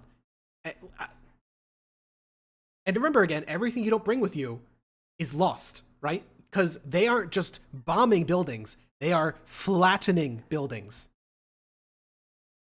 Charlotte is saying, oh yeah, I can't show the footage of the bombings of people, which is why I showed a lot of the buildings, but it's really bad. Yeah, M Cultura, that's a funny name, says best case scenario, you don't have a house anymore. Like, literally the best case scenario is you've pulled everything out of what you own. Every single thing you own, you've put out on the street, and you've moved it down the block from the blast, which, remind you, there are blocks happening like every other block, right? So you've got to find the right block. You've moved all your stuff onto the street, hoping to God that no one steals it, no one touches it. In all the chaos, you saw what it was like. And then your house is fucking gone. And remember, There aren't being new houses built during this time period. There are, at this point, 450,000 displaced people in a population of 2.7 million that already didn't have enough housing. So you've got your stuff and nowhere to go with it. Very likelihood, you might not have a car, you don't have any property, you have nowhere to go, nowhere to sleep. That's true. Evan says Egypt also rejected a safe passageway out. One of the complications with that, Egypt is also being evil. Egypt is also refusing people to get out. Two of the complications are, one, that Israel has bombed caravans of people. They have bombed trucks, they've bombed cars, and they bombed places with a lot of people moving. So even if Egypt had opened it, a lot of people might not have made it to the border. And two, people who leave into Egypt will very likely not be allowed back. They won't be allowed to return. So if you leave Gaza, you've got to go, period. So the best case scenario here is, oopsie, a little ethnic cleansing.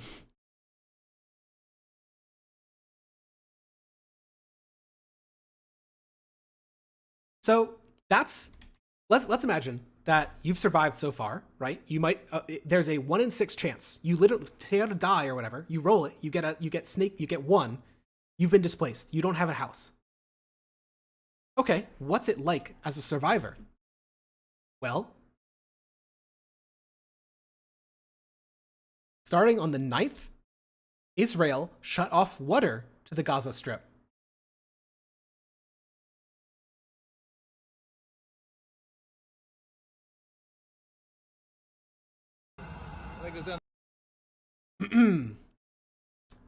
The full quote by the Israeli defense minister is that no electricity, no food, and no fuel will be going to the Gaza Strip, which is under complete siege. Remember when we talked earlier, way at the start of this stream, about fuel? That means for your car, that means for the power plant. So there's no power coming from outside, there's no power coming from inside, there's no water, and you might not have a house. So if you save some water in your bathtub, well, congrats. You just sprayed it over the entire neighborhood when it got flattened. Why don't people leave?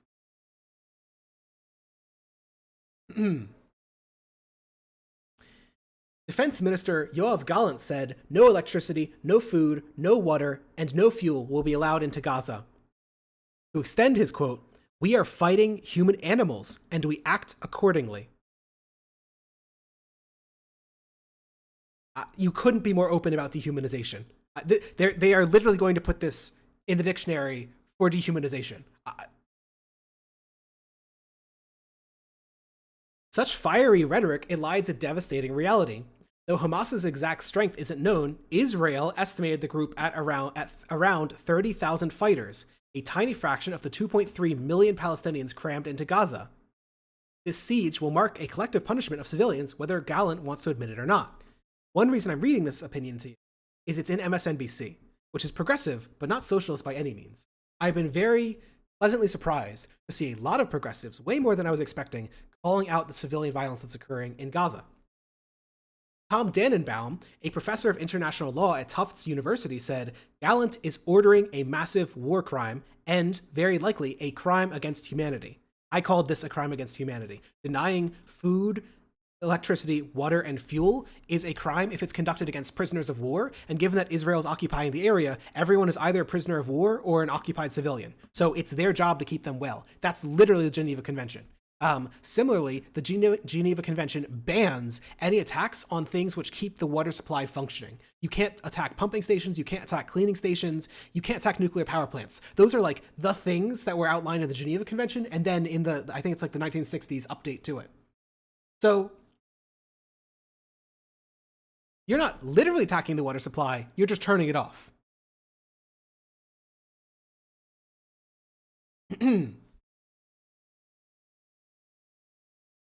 In addition to cutting off vital supplies to Gaza, the Israeli government's rhetorics suggest that the country is planning maximal force against the entire Gaza Strip without regard for civilian life. The Israeli Defense Forces say its airstrikes in Gaza are not focused on precision, but on causing damage. Whenever you hear someone saying that Israel is the most moral military on earth, whenever you hear someone say that the Israeli military is just attacking Hamas, just quote the Israeli Air Force.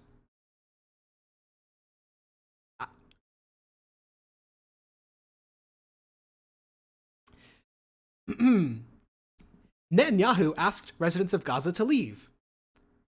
Netanyahu knows that Israel's blockade means Gazans have nowhere to go. Remember, this is the blockade he ordered. Quote, that means Palestinian civilians will be stuck in the middle of this conflict again. They deserve to be used as more than political they deserve more than to be used as political pawns or civilian shields.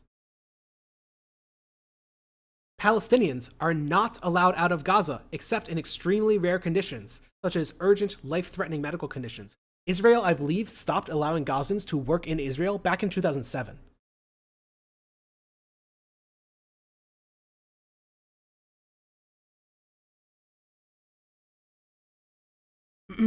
Nearly 80% of young people are unemployed, over 60% of the population lives under the poverty line, and the same proportion faces food insecurity. So again, I want you to contextualize this. Israel is about as rich as Poland, okay? So imagine that Poland built a wall around Warsaw, and everyone within Warsaw, sorry, not everyone, only 60% of the people in Warsaw were at risk of starvation or major malnutrition. That about 60% of the people in Warsaw were reduced to absolute poverty, and that 80% of the young people in Warsaw were unemployed. We would recognize that as just indescribably evil. But because it's over there, don't give the Poles ideas. That's true. The not quite fascists in charge of Poland might start building. It's no wonder that even Human Rights Watch has described the territory as an open-air prison.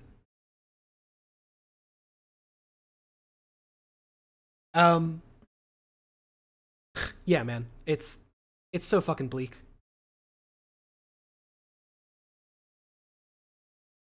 Somniostatic says they did wall off Warsaw. That's not what I meant. That's not what I meant. SDL, you're streaming late enough that we might hit the 24-hour deadline Israel gave. God, I hope not. Man. The United Nations gave a note to reporters who want to report on Gaza. Today, on the 12th of October, just before midnight local time, team leaders of the UN Office of Coordination of Humanitarian Affairs and the Department of Safety and Security in Gaza. Again, the UN runs a lot of the de facto control in Gaza because of how poor it is and how strong the occupation is. UN individuals are able to get in and out because they have diplomatic passports. So that's, again, just an idea of how bad it is. Team leaders of various UN agencies were informed by their liaison officers in the Israeli military that the entire population of Gaza, north of Wadi Gaza, should relocate to southern Gaza within the next 24 hours. This amounts to approximately 1.1 million people. The same order applied to all UN staff and those sheltered in UN facilities, including schools, health centers, and clinics. This snow-skinned YouTuber is a clown, says Robert Valdez. Well, I'm a clown who opposes apartheid.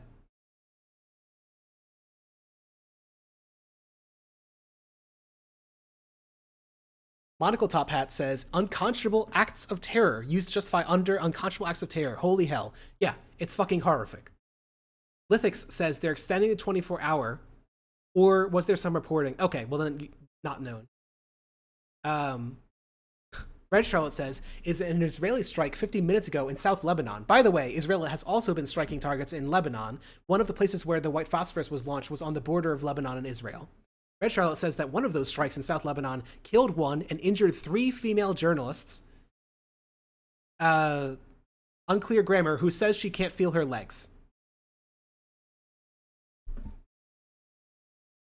For the record, Israel has for decades been attacking journalists. One of the major events in trying to raise awareness for Palestine last year was because a major female Palestinian journalist was killed by Israel by snipers.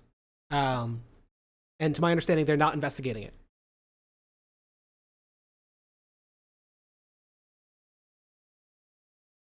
Najawin says an IDF guy went on like MSNBC or something and just refused to commit to a time.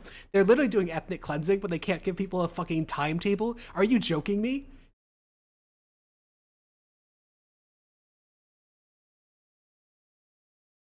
Look, fascists are a lot of things, but smart is never one of them. Fascists are usually so punctual, says Chad. I'm so strongly resisting my autistic urges to mention that the train thing about Italy and Germany was not actually true. The trains didn't run on. For an idea of how far they want okay. This is the map of the place that they want Gazans to evacuate. If you live here, after about 1 in 6 of you have just lost your home, even though most of you don't own a car, even though 80% of you youngins don't even have a job, you can see the red line. The red line, everything north of the red line has to be evacuated. For reference again, this is equivalent to something like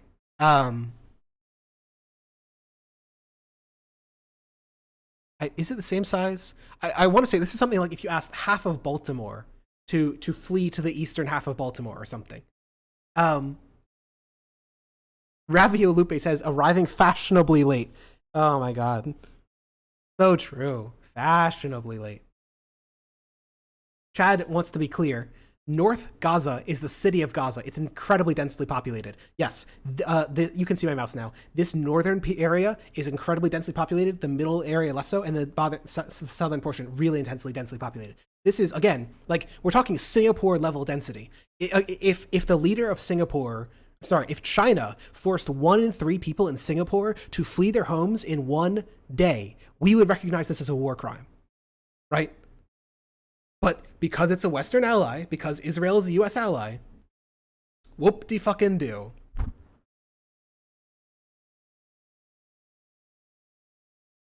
Alright, so I went with a lot of footage. I wanted to start with that, maybe to give people the emotional... It's a really fucking bad situation. But I also wanted to give just the numbers. Yesterday, oh my god, Washington Post. I have my notes here anyway. The Washington Post reported that Israel reported that 1,200 were dead from rockets and the raids in total. My understanding is that it's increased since to 1,300, just by finding more people. In Palestine, what? Did they delete this page? 1 second. So this is just reporting, again, just to give you an idea of how fucked up it is. At least 45 Palestinians, 45 in one strike, were killed in a strike on a refugee camp. Remember, 1 in 6 people in Gaza are now refugees. Gaza Interior Ministry says number of dead may rise as rescue workers search through mounds of rubble for bodies. The total is, according to Gaza's health ministry, on Thursday, so not up to date, 1,537 Palestinians have been found, right? Because we're talking about number of bodies found within the rubble, including 500 children and 267 women dead, 6,612 wounded in Israeli strikes on the blockaded enclave, which means Gaza.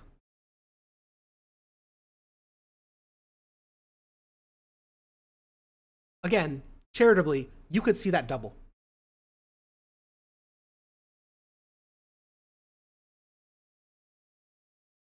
The UN says that 650,000 in Gaza face a dire water shortage. I cannot imagine why. The United Nations Humanitarian Office said early Thursday that more than 650,000 Gazans, again, that's like 1 in 5 Gazans, are at risk of running out of water amid the territories sieged by Israeli military.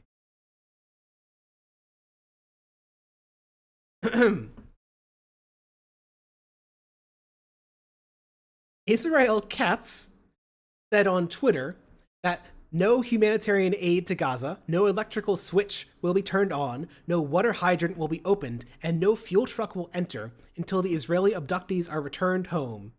Humanitarian for humanitarian, and no one will preach us morals. Literally just justifying war crimes because war crimes have been done against you. Like, I don't know how more explicitly you can say that you only have to be humanitarian if they're humanitarian.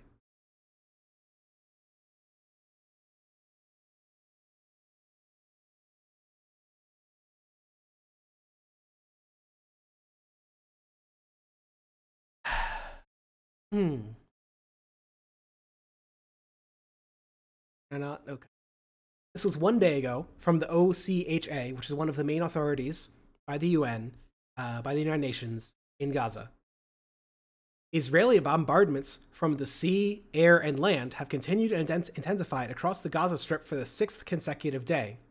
According to the Ministry of Health in Gaza, between basically 1 day, 317 have been killed and 929 injured. In total, 1,417 have been killed and 6,268 injured in Gaza since 7 October. This one also has an estimate. In the Gaza Strip, the cumulative number of internally displaced persons, IDPs, increased by 25% over the past day, now exceeding 423,000, of whom over 2/3 are taking shelter in UN schools. Remember, those UN schools aren't exempted from the 24-hour timeline. Those displaced persons are going to have to be marched south. Or else, what? The Israeli military hasn't said. They apparently aren't even holding to a deadline.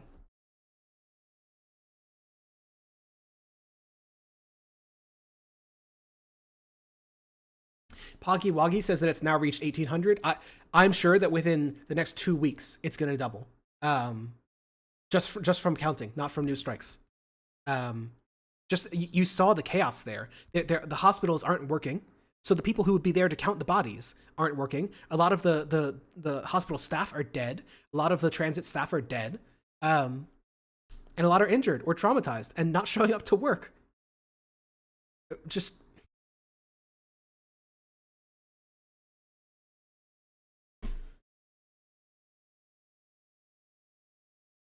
So that's sort of the horror that has been visited upon Palestine.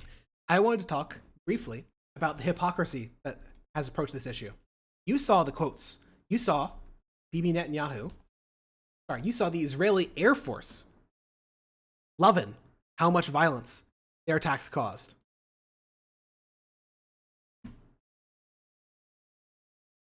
The Palestinian mission to the UK. This is not the right one.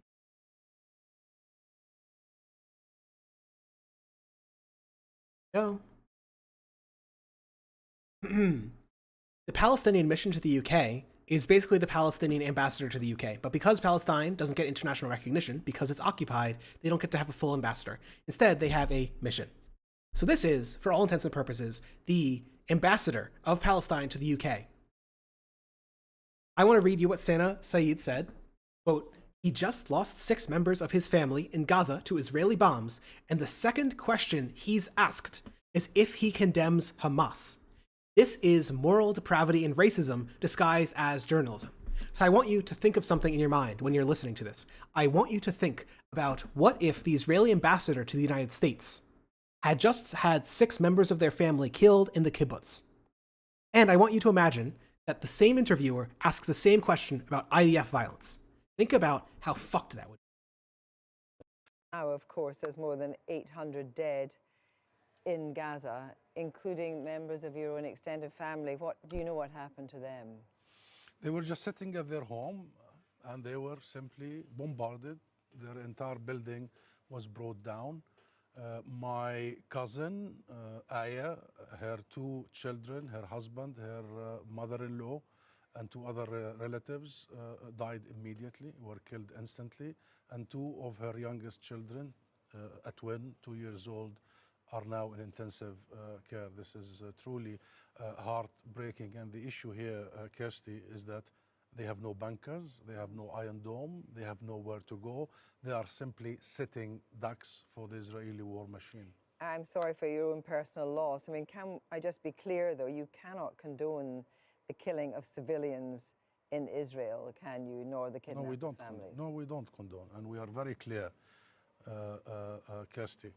We reject any targeting or harming of civilians from all sides.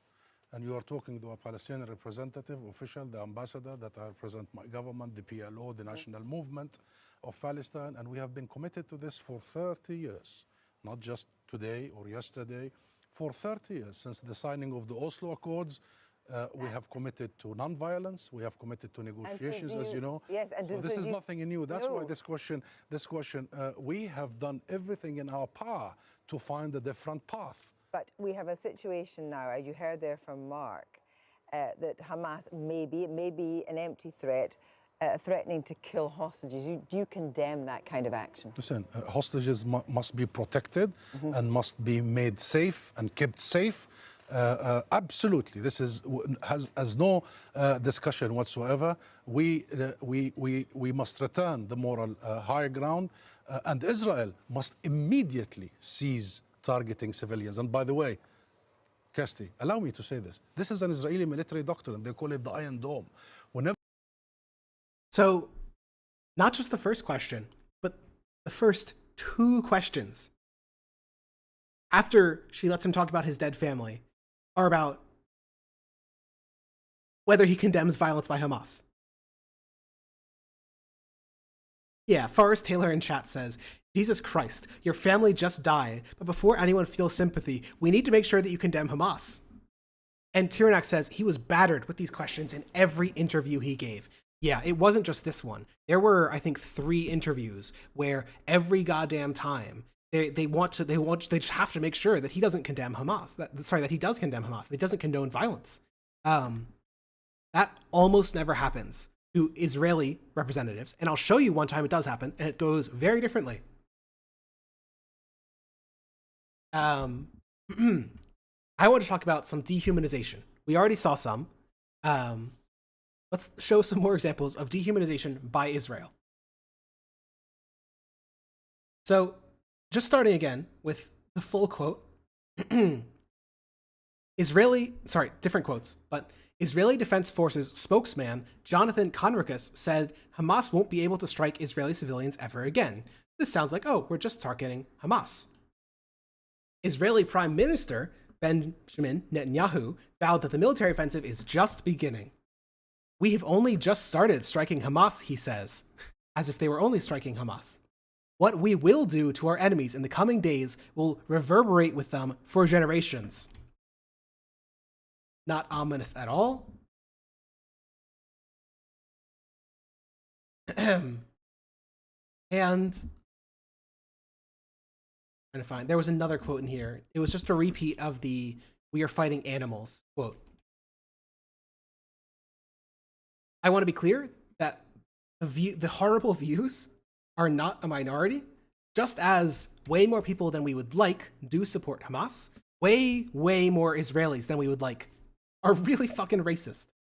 This is a Pew Research Center poll of Jewish people in Israel. Of, I believe, religious Jews, but I'm not sure. Of Jews in Israel, 48% agreed with the statement that, quote, Arabs should be expelled or transferred from Israel. It's all Jews, says Charlotte, so it must be religious or ethnic. So you're talking about, this is like, Pew always differentiates, gotcha. I just want to be clear, like, again, this is like the level of support you got for segregation in like Mississippi in 1950. this is a really, really, really racist population. Both sides, and I'm not trying to do a both sides thing here. Both sides have way more respect for radical violence and just the most radical members of their coalition than we would ever fucking hope. Stuff like this makes it really hard to hope that there's going to be like a nice egalitarian one-state solution in Israel, or that there's even going to be a two-state solution. These people in Israel, half of them despise Arabs enough to think that they should be ethnically cleansed. Roxy says, fuck, I'm too drunk to process this. Yeah, it's really fucking bad. I want to give you some examples. Here's Naftali Bennett, who's a former prime minister of Israel. So imagine, again, that Barack Obama goes on TV and gives this speech. Support and babies and incubators. And what about those Palestinians in hospital who are on life support and babies and incubators whose life support and incubator will have to be turned off because the Israelis have cut the power to Gaza? Are you seriously keep on asking me about Palestinian civilians? What's wrong with you? Have you not seen what happened? We're fighting Nazis. We don't target them. Now, the world can come and bring them anything they want. If you want to bring them electricity, I'm not going to feed electricity or water to my enemies. So, I just want to be clear. When the ambassador to the UK of Palestine was asked to condemn Hamas, he was like, I'm condemning Hamas. Please fucking stop asking me to do this. You know that I condemn this. When the former prime minister of Israel is asked to condemn violence against Palestinian civilians, he says, why do you keep asking me about this? Of course I'm not going to feed my enemy. Of course I'm not going to give electricity to my to my enemy. Yeah, of course I do war crimes. It gets better. Worse. If anyone else wants, that's fine. We're not responsible for them. This is the point. But you this keep is the on. point. You, I want to tell you. No, listen. You listen to me right now. I've heard you enough. No, I understand. We're trying to have a conversation. They just sort of do crosstalk for a little bit. But I do want to be clear. One of the other frustrating things is he says, oh, if you want to help the Palestinians, you can. No, we can't. They're blockaded. And you supported that. You were the prime minister. Here. Listen, this is my program. This is my show. And I am asking the questions. You're raising your voice. And I've asked you. And we've already stopped, please. And let me finish. We've already distinguished between Hamas. I want to tell you, shame on you. You're trying to speak over me. We are not. Shame on you. It's nothing about shame. We're trying to have a conversation about a very serious situation here, and you are refusing to address it. Jump over immediately, and again, you absolutely not. You are incorrect. They are responsible, because I can tell you that when the UK, absolutely when Great Britain was fighting the Nazis during World War II, no one asked what's going on in Dresden. I really have to think. I really want you to think about that as a talking point. Someone asks you, do you care about civilians? And you say, stop asking me about civilians. I'm not going to feed my enemy. I'm fighting Nazis. And then he points to Dresden.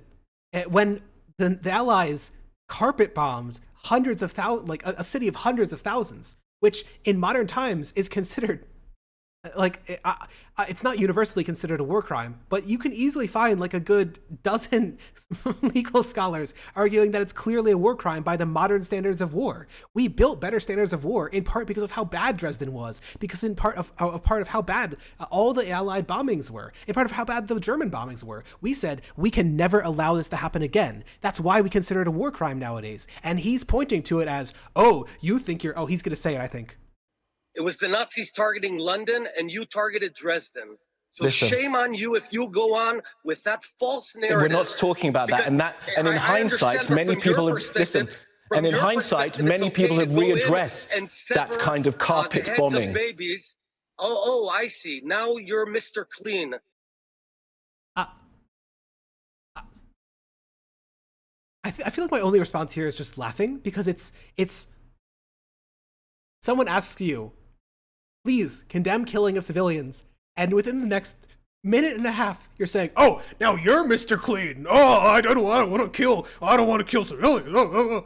And I do have to point out the comedy that he, one, looks like Mr. Clean, and two, is doing a worse fucking job than the Palestinians. Shame on you. Absolutely We not. And will I'm not. not Listen, target- Mr. Bennett, I am not in the military. I am a journalist You're not in the asking you military. questions. Are you going to let me ask you a question, or you continue shouting at me? We've already distinguished between Hamas and the Palestinians. I'm asking you very directly, What do you want to ask? is going to be done to make sure that those innocent people don't get killed, as innocent Jewish people were killed on Saturday? So, unfortunately, we don't get another answer. It's possible that he immediately then says, oops, everything I said before that was a big oopsie, and I apologize. And actually, I think civilian life is sacred.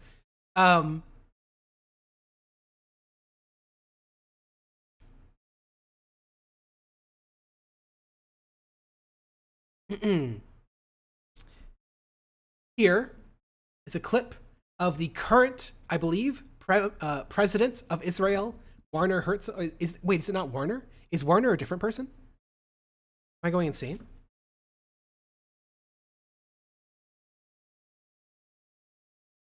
Oh my god, I was thinking of it's the film guy. Oh my god. SDL bigotry moment. Isaac Herzog.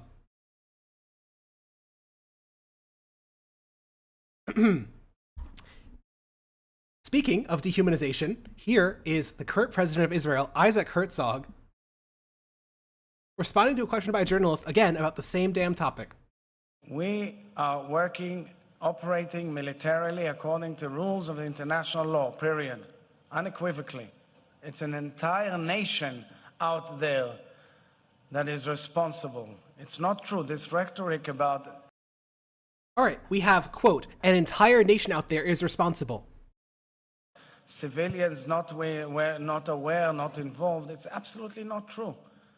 They could have risen up. They could have fought against that evil regime which took over.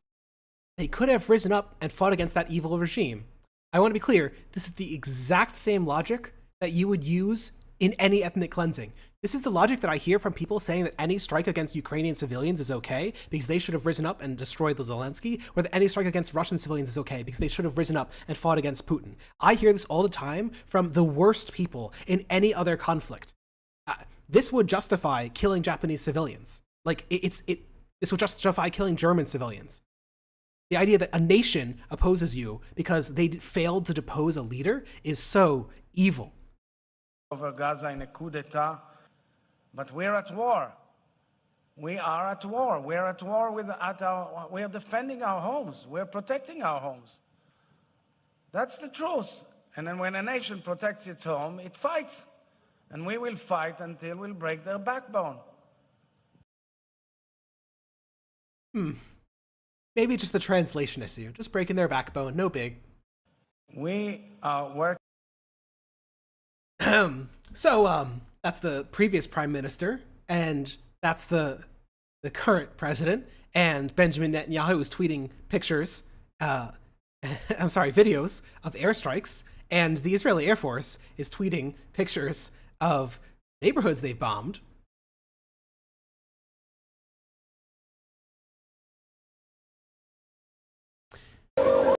I don't think I can play all of this. I don't think you see any violence, but I don't know where...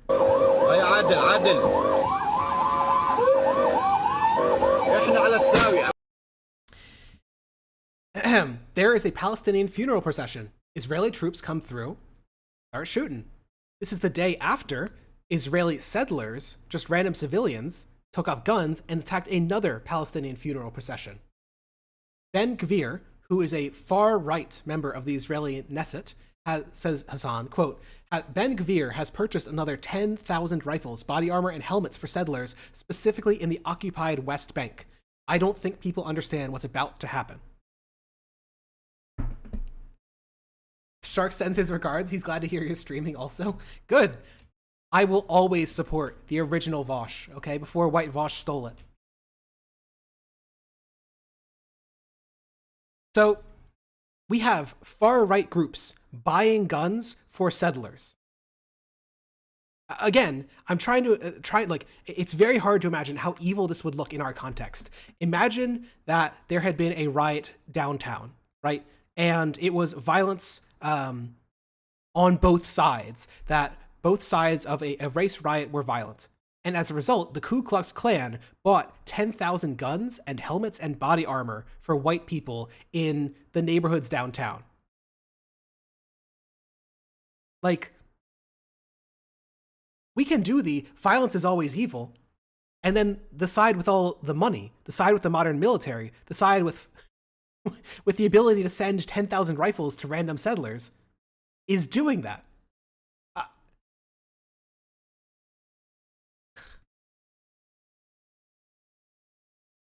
So I do want to be clear.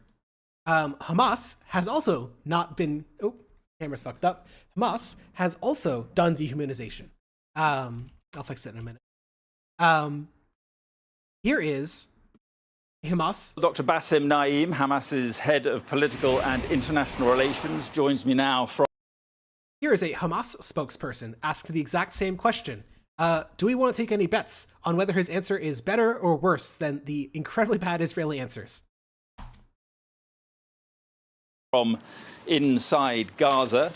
And answer me this first of all. How does murdering hundreds of women and children and massacring young people at a music festival and kidnapping innocent civilians further the cause of the Palestinians? Thank you very much. I am really shocked that you, as a well-respected journalist and well-respected channel, to adopt the Israeli propaganda. I think no one can confirm any of these news. We have the original story. Sorry to interrupt. Are you saying... So, you're asked the question, do you think that killing people at a rave advanced the Palestinian cause? First thing you say, well, I think that's Israeli propaganda. And I don't think anyone's confirmed any of that. Are you saying that civilians have not died? We didn't kill any civilians. It depends on... What about the 260 bodies? What about the 260 bodies at the music festival? Do you realise how absurd that sounds? Now, within the operation, I cannot confirm this Israeli propaganda, because we have also news and videos showing that Israel and what Israel is today doing inside Gaza, based on the so-called Hannibal doctrine, kill thousands of Palestinians, including the hostages, and this is an adopted doctrine by the Israeli army. Hang on. All right, so you get a second chance, and you say, quote, we have not killed any civilians, call it again Israeli propaganda, and then pivot to the horrible things that Israel is doing in Palestine. Does it get any better? Israel is just sorry to interrupt you, but Israel says more than 700 civilians have been killed. They have been appearing at hospitals, in morgues. The Israeli military have released pictures of some of the 260 bodies at a music festival. Are you really expecting us to believe that you have not killed civilians? No, we don't have killed any civilians. But I have to say, I have to tell you, as a well-respected journalist, we have also to redefine what does it mean a civilian. I cannot consider a settler in the occupied West Bank who is stolen my hand, carrying guns, burning the city of Hawara is a civilian. We cannot continue anyone who is sitting around the borders, working on cyber and artificial intelligence to control and besiege 2.3 million on the biggest open prison as a civilian. So he's saying the exact same thing that the random AI shout out. Yeah, of course. Glad that Hamas is taking an anti-AI view. I guess they read some good, less wrong posts. Hamas spokesperson says twice, we have not killed civilians, and then makes clear that one, it's all Israeli propaganda, and two, anyone that we killed who was near Gaza was involved in the maintenance of it as an open-air prison, and therefore doesn't really count as a civilian. That's the logic. So, Forrest Taylor says, this motherfucker turned into Matt Walsh. What is a civilian? Yeah, that's true. Hamas Hamas Potter and the Methods of Rationality. I think that 0 people will get that joke, but that's extremely funny, Naja.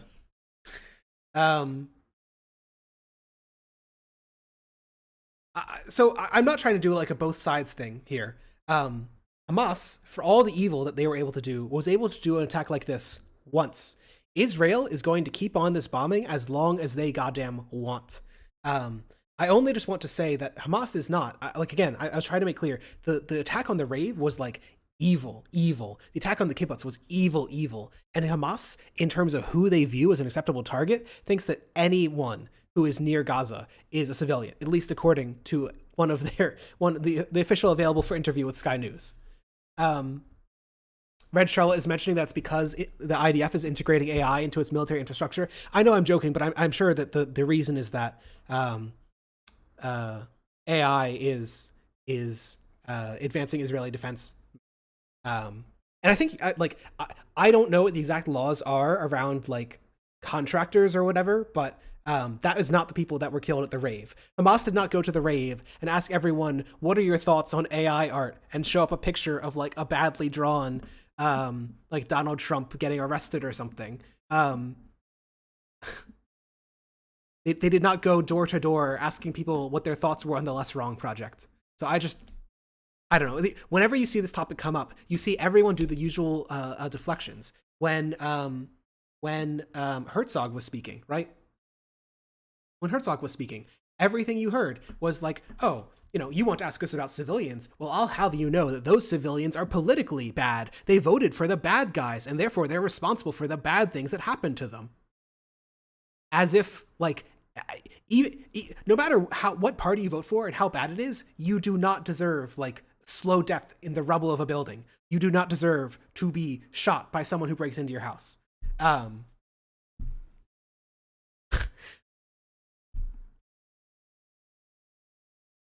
War crimes do not solve war crimes.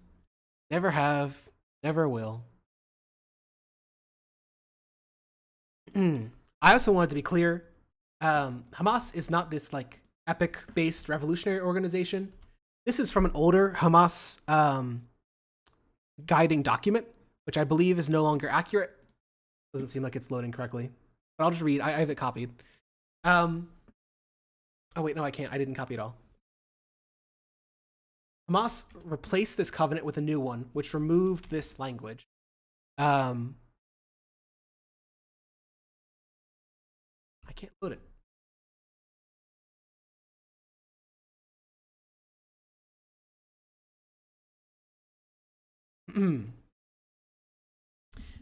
Two quotes from the Hamas guiding document back in, I want to say this is 2014.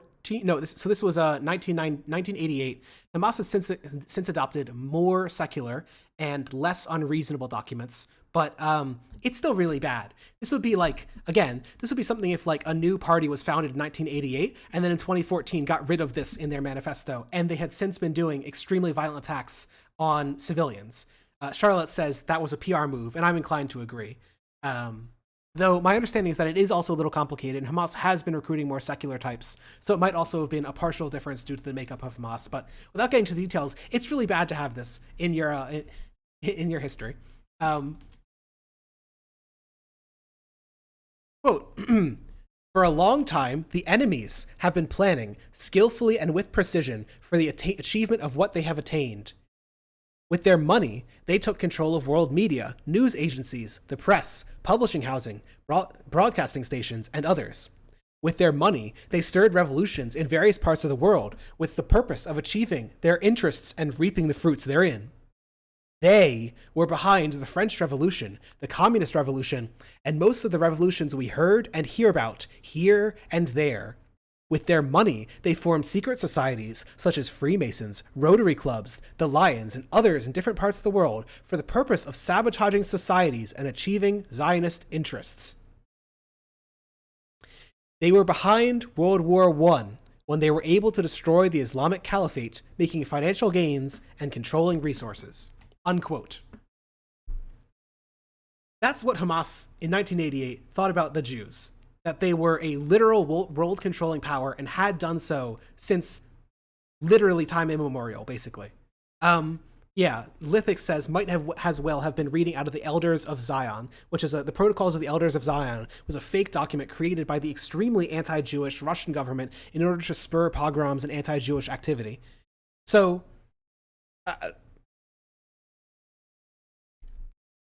look, it's possible that Hamas had maybe some anti-Jewish views and has since adopted some better ones. Maybe they started listening to some progressive Jewish literature and really changed their mind. Najawin is correct. I should also read Article 7. Article 7 reads, quote, please do not take this out of context, quote, the Prophet, Allah bless him and grant him salvation, has said, quote, the day of judgment will not come about until Muslims fight the Jews, killing the Jews, when the Jew will hide behind stones and trees. The stones and trees will say, O Muslims, there is a Jew behind me, come and kill him, unquote, unquote. Please do not take that out of context. I'm quoting Hamas. So I just like, that's true. SDL thinks trees can talk. Immediately clip Chimp, posting it right now. Hamas is like a virulently anti-Jewish party. Just like we talked about how 1 in 2 Jewish people in Israel want to ethnically cleanse the country, Hamas is not like a epic-based egalitarian socialist revolution. They are extremely racist. All right, more dehumanization. So, I wanted to bring up a few examples of dehumanization in popular media and in the foreign press. Here is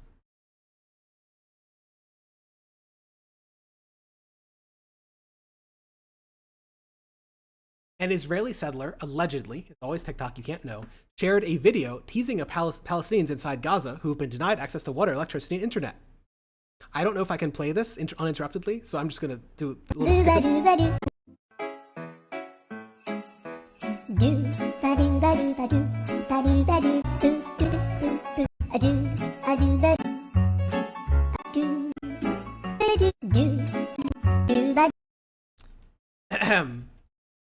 All right, one insane guy.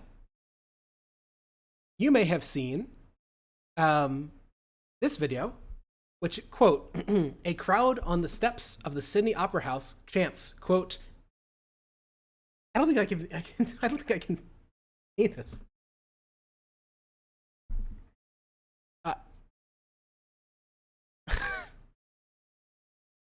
Look, some real bad things coming from this crowd.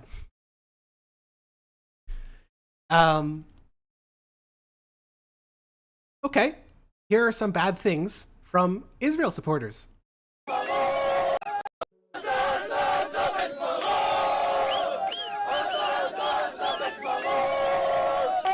Gaza, Gaza, Gaza is a cemetery. There's no school in Gaza because there are no children left in Gaza. I wanted to post 2 examples. Let me pull up. There was a rally in New York City in favor of Palestine, at which the person you're seeing speak here is called Eugene Puryear, who is the vice presidential candidate of the Party for Socialism and Liberation. And I'll just let him speak for himself. Through the fence, they put the F-35. When the Palestinians broke through the fence, they put the F-35s on trailers.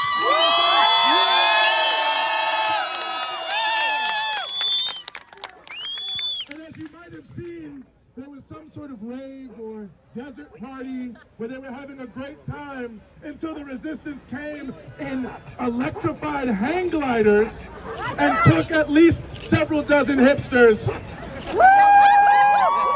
But I'm sure they're doing very fine despite what the New York Post says. All right, classic PSL, common PSLWL, sorry, not PSLW, classic PSLL, Jesus fucking Christ. Okay. At the same day, there was a rally in favor of Israel. I wonder what they had to say. Palestine to my dick! What do you think the response should be from Netanyahu and the military to Gaza? Kill all Palestinians! All of them! Not one left from the river to the sea. Palestine will be deceased! And Israel need to do like this. You see? Now Gaza. Like this. Gaza need to do like this. Oh! For those who can't see, he's pointing to a picture on his phone. Incredibly common memer L. The top picture is Gaza as it existed before the attack on by Hamas, and the bottom is a parking lot.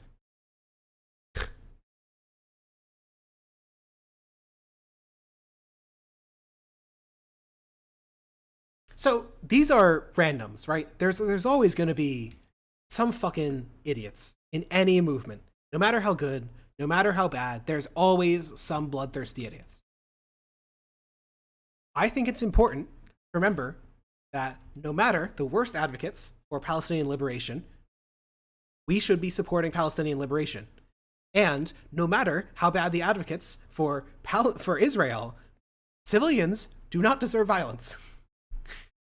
But I think it deserves special notice that this type of violence was not just limited to randoms. Here is Marco Rubio on CNN.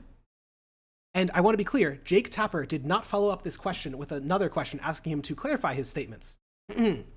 Marco Rubio says, quote, "I don't think Israel can be expected to coexist or find some diplomatic off-ramp with these savages."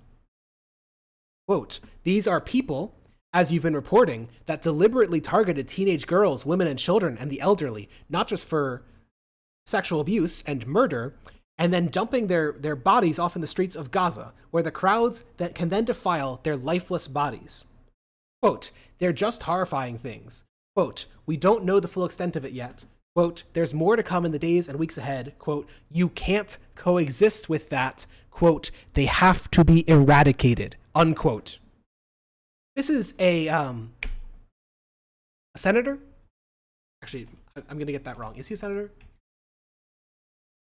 Yeah. Sorry, I think he used to be. This is a sitting U.S. senator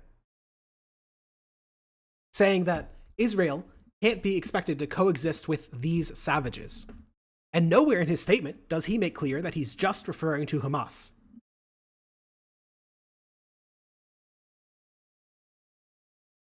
Now, the question originally asks about Hamas, but he doesn't make clear at all that he's only talking about Hamas that needs to be eradicated, that these savages can't be coexisted with. And remember, Jake Tapper didn't follow up. So,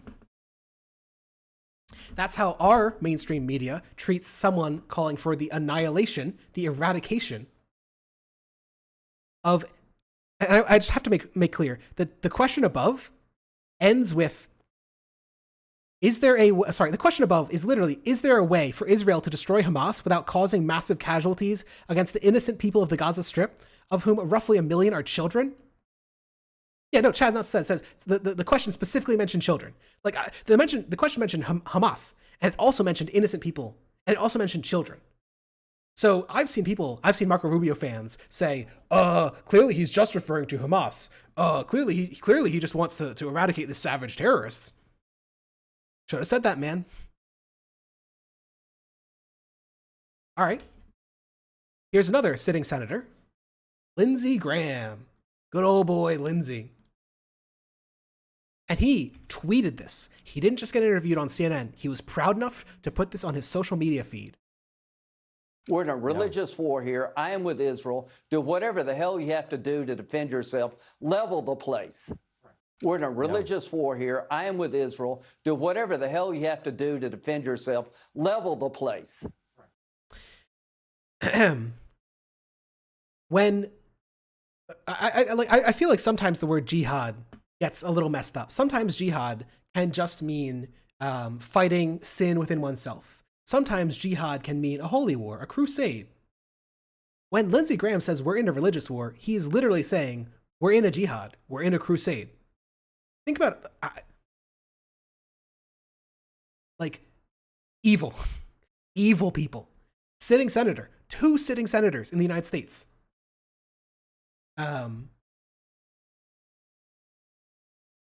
So I just want to, like, again, I want y'all to think, if we are to bear responsibility for all the evils of a country, as the representatives of Herzog said, as I believe Bennett said, as these people are all implying, it's okay to eradicate, it's okay to flatten these places, then we will be responsible, by that logic, for all the crimes the US government does by supporting Israel in the coming days.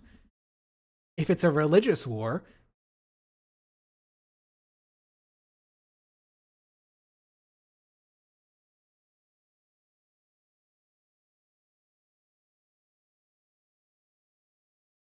if you want to get, David Calvert says Israel will make an example tonight. You don't fuck with Israel. This is the whole idea of fucking around, being that you respond to war crimes with war crimes. We went over extensive footage earlier in this that Israel cannot possibly be solely targeting Hamas locations. The amount of bombs dropped is too large. Their effect is too large. The idea that Israel is just fucking back with Hamas, no, they're killing Palestinians. It's so obvious in their actions. It's so obvious in their rhetoric. That's not the correct response. Killing civilians cannot unkill civilians.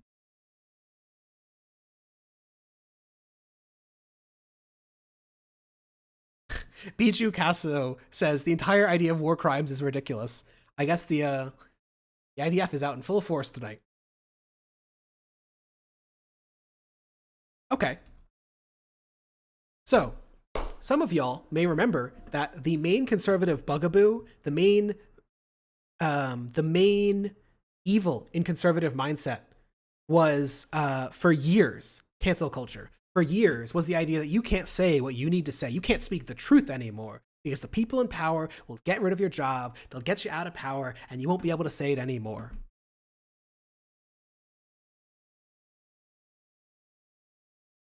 The New York Post, not exactly a beacon of liberalism, is reporting that, quote, a doxing truck drives around Harvard showing the names and photos of students who blamed Israel for Hamas attacks.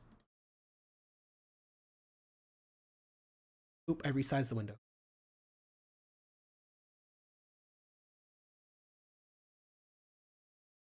That's illegal, right? Says Somniostatic. There's, I mean, I guess we'll see. They can try and sue.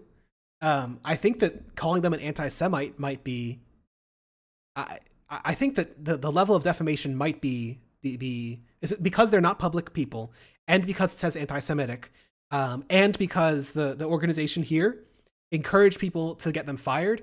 I think that it might cross the line into illegal. I don't know if it's defamation or slander or libel or what, but here is a. So I took a screenshot of the website and I blacked out all of the personal details. This is the website. It says, send a message to Harvard. You email Harvard with the subject line, quote, Harvard hates Jews, unquote. With the message, as an overseer at Harvard, you have a moral obligation to stand against the anti-Semites on campus. If no action is taken against these hateful individuals, I didn't actually get the full thing. 1 minute. Harvard.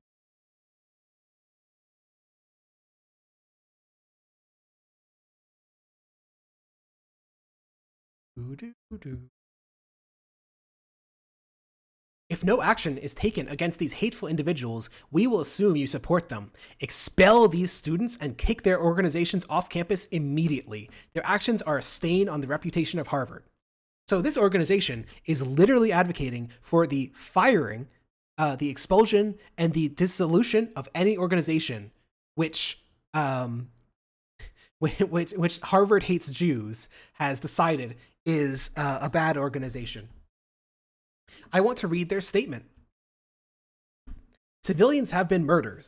Women have been raped. Babies have been decapitated. Islamic terrorists, note the framing, just killed hundreds of men, women, and children in Israel. Among the dead were Jews, Christians, Israelis, Europeans, and Americans. Again, note the framing. Harvard hates Jews says, quote, this wasn't just a strike against Israel. This was a strike against Western civilization. shockingly, radical scholars at Harvard responded by issuing a statement in support of the terrorists and blaming the victims. So, there is a White Forest site chat. That's correct. Slaps Hungry Bears. It's sockedonleft.org.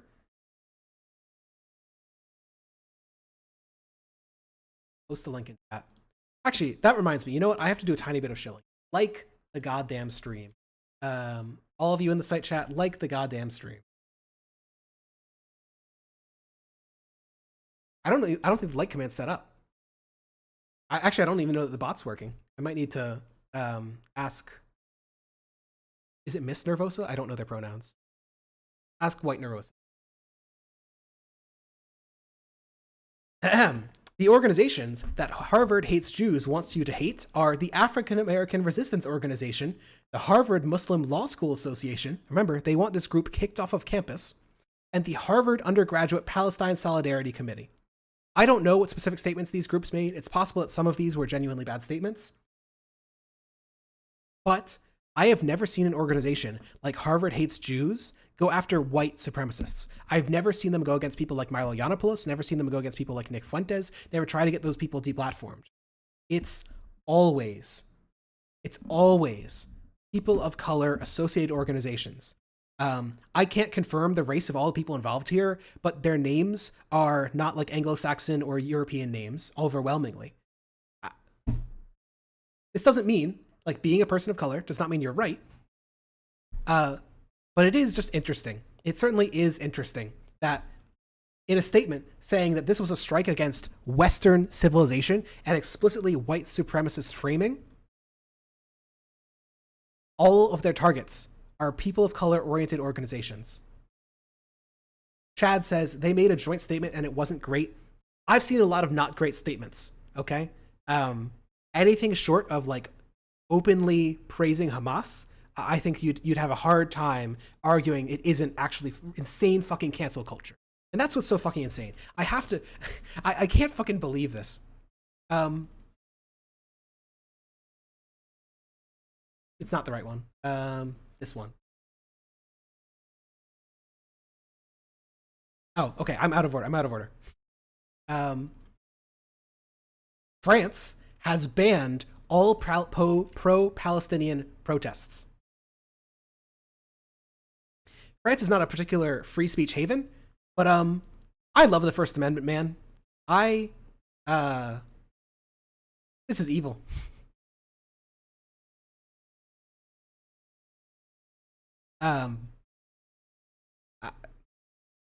Even if you don't support the Palestinian cause, like, I would never ban rallies in favor of Israel, right?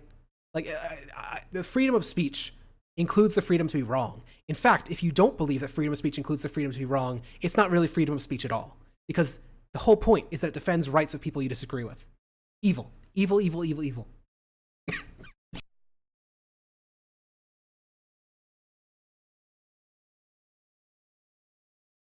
In response, Dave Rubin, who many of you may know was the chief warrior in fighting the, quote, regressive left, unquote, in opposing freedom of speech, says, quote, maybe the West has a chance in response to hearing that France has banned pro-Palestine protests. How can you make it more fucking clear that this guy didn't give a shit about freedom of speech? He just wanted the freedom to be white nationalist. Like, how much clearer could you be? Yeah, I'm a free speech absolutist. I think we should ban pro-Palestine protests. And yeah, I invite Nazis on my show. Of course. What are you talking? That's what free speech is for. Don't clip that.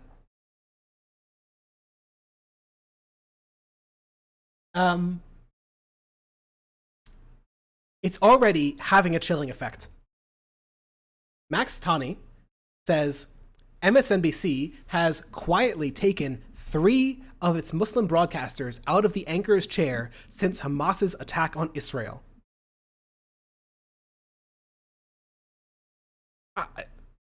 We are already seeing people, this one's misinformation. Oh, well, the Najma might be right. I might have promoted misinformation. Well, take back this. I'll have to check it out. I do know that this bit is not misinformation. The France ban is reported by mainstream press, and Dave Rubin tweeted the dumbest shit that I've ever seen. As someone who does actually care about freedom of speech, this is disgusting. Najawin says one of them is a Saturday anchor and will be on tomorrow. Oh, so then if it was 3, it would just be 2? The other fills in for people and does stuff on Peacock? Isn't there a third?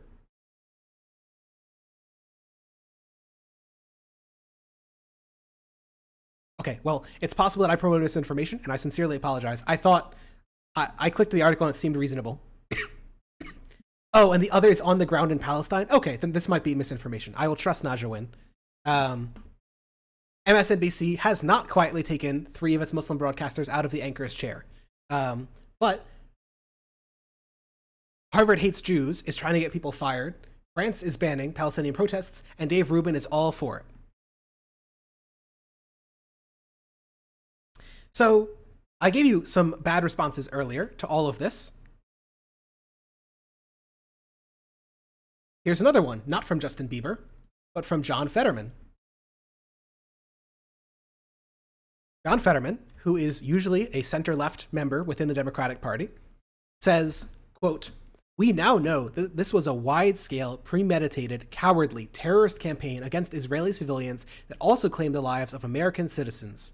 I unequivocally support any necessary military intelligence and humanitarian aid to Israel. The United States has a moral obligation to be in lockstep with our ally as they confront this threat. I also fully support Israel neutralizing the terrorists responsible for this barbarism." This statement is identical to those released by Republicans. If you are a progressive, it is your job to identify, you can condemn Hamas. I am totally on board with that. You also have to identify that the root cause is apartheid. You have to. You have to point to the insane conditions of Gaza. Otherwise, you are just feeding the Republican narrative. And not just the Republican narrative, the fascist narrative, and the war crimes that are going on in Israel. Fetterman has always been terrible in Israel, says Evan O.C. I totally believe it. There are so many people, the term is progressive except Israel. There are so many people in the U.S. who are progressive on every goddamn thing, but they've given up on progressive foreign policy and especially given up on Israel. And a lot of that comes down to the fact that the U.S. has an insanely strong pro-Israel lobby, not even mostly funded by Jewish people, but mostly funded by evangelicals who think that Israel needs to have all the Jews there to bring about the end times and Jesus Christ back on earth. When you look at historically the reason why the Republican Party is so strongly in favor of Israel, it's literally just the evangelicals. It's got nothing to do with American Jews. It's that the evangelicals started voting and the Republicans went plus 50% pro-Israel to plus 80. It's literally one doomsday cult supporting an ethno-religious cult.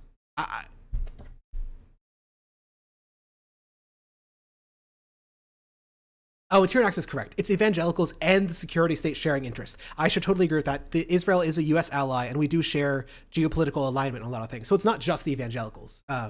There's a power game happening here too.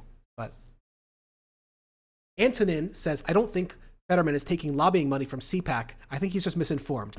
I don't know anything about Fetterman's history, so I can't speak to it. All I can say is that this is a bad statement. It supports the conservative narrative that the only response to that it treats this violence as if it appeared from nowhere, and that the only response to this violence from nowhere is violence in return, right? That's what's evil about it. The way that you solve the violence of Hamas is making the conditions that create Hamas disappear. You need to employ the people of Israel. So you need to employ the people of Gaza. You need to allow the people of Gaza to build up an economy on their own, to import fuel, to build up power stations, to build up universities and hospitals on their own, to not have to rely on the generosity of others. You need to end the apartheid and the occupation, in short. Otherwise, this will fucking keep happening.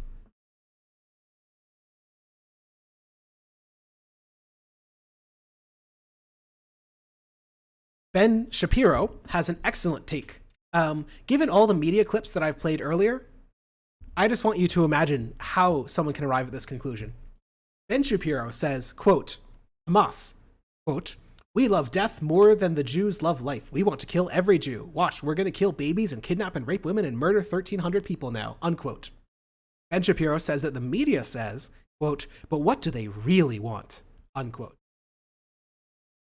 I don't know how you could possibly have seen the last week on US media and come to the conclusion that US media is biased in favor of Palestine. What the fuck? Chad Not Chad says, oh no, I'm saying welfare creates dependency.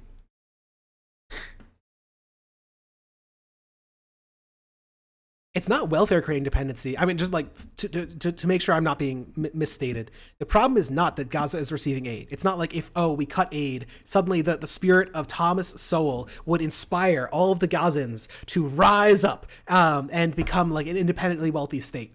The problem is that Gaza can't do that. It's that without the welfare, they would be in even more destitute poverty. They are literally prevented from building a thriving economy by the Israeli blockade, by the movement restrictions, etc. The Hamas murder is fake news. I don't know which one you're talking about. I can't say. Speaking of bad statements, this is the press secretary for the United States. This is the representative of the most powerful individual on earth. Reporter asks, quote, there have been some members of Congress who have called for a ceasefire, and they have not gone as far as backing the administration's call for support for Israel. The spokesperson for the president, Jean-Pierre, says, look, I've seen some of those statements this weekend, and we're going to be very clear. We believe they are wrong, repugnant, and disgraceful. The only way I can see any defense of this statement is if somehow Jean-Pierre thought that she was talking about like all statements that opposed Israel, not just ones from Congress people. Because there were, I'm sure, there were plenty of bad statements that were repugnant. But the reporter asked about statements by Congress, and the statement that Congress members gave, 55 Congress members signed onto a statement asking for Israel, in short, to protect Palestinian lives, to protect civilian lives. And Jean-Pierre, the spokesperson for the most powerful person on earth, said those calls for ceasefire to protect civilians, to not cut off people from food and water, that's what the calls were for. Those calls were disgraceful, says the president of the biggest economy on earth.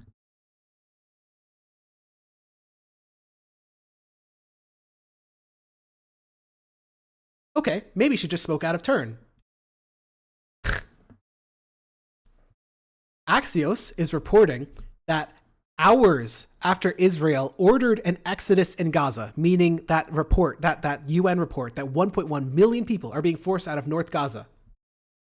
Hours after Israel ordered an exodus in Gaza, State Department officials circulated internal warnings against 3 phrases. And we know this because these emails were leaked. It's not just a report on this. We have the emails.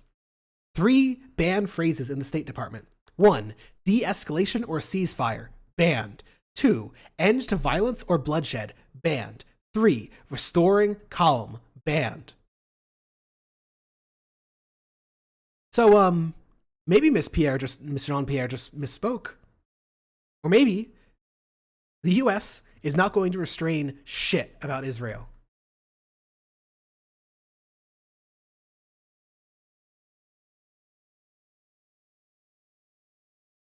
On that statement by congressional Democrats, here's how it was summarized.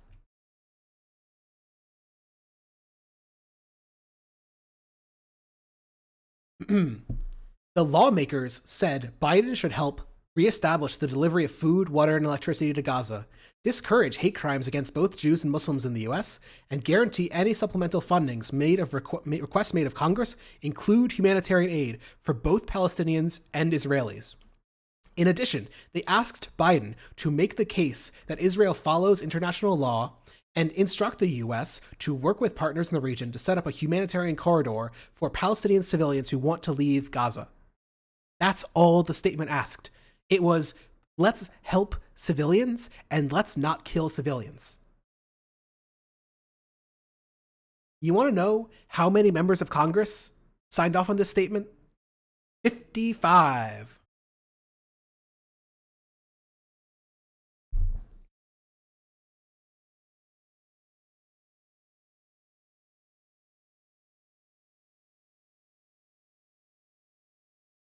Yeah, 1/4 of the Democrats. You're correct, Somniostatic. The Democrats have about 210 seats. 55 is about a quarter, or about an eighth of Congress. It's really bleak. That a statement which says, "Please don't kill civilians, Mr. Biden. Pretty please." That could only get a fucking eighth of Congress.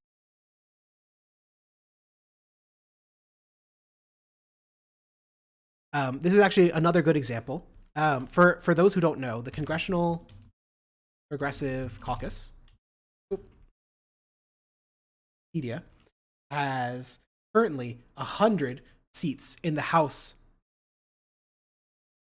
So those 55 only make up a bare majority of the Progressive Caucus. When I mentioned earlier, progressive except Israel, that's the point. 40% of progressive congresspeople aren't even standing with Israel. And progressives are only half of the Democratic Party.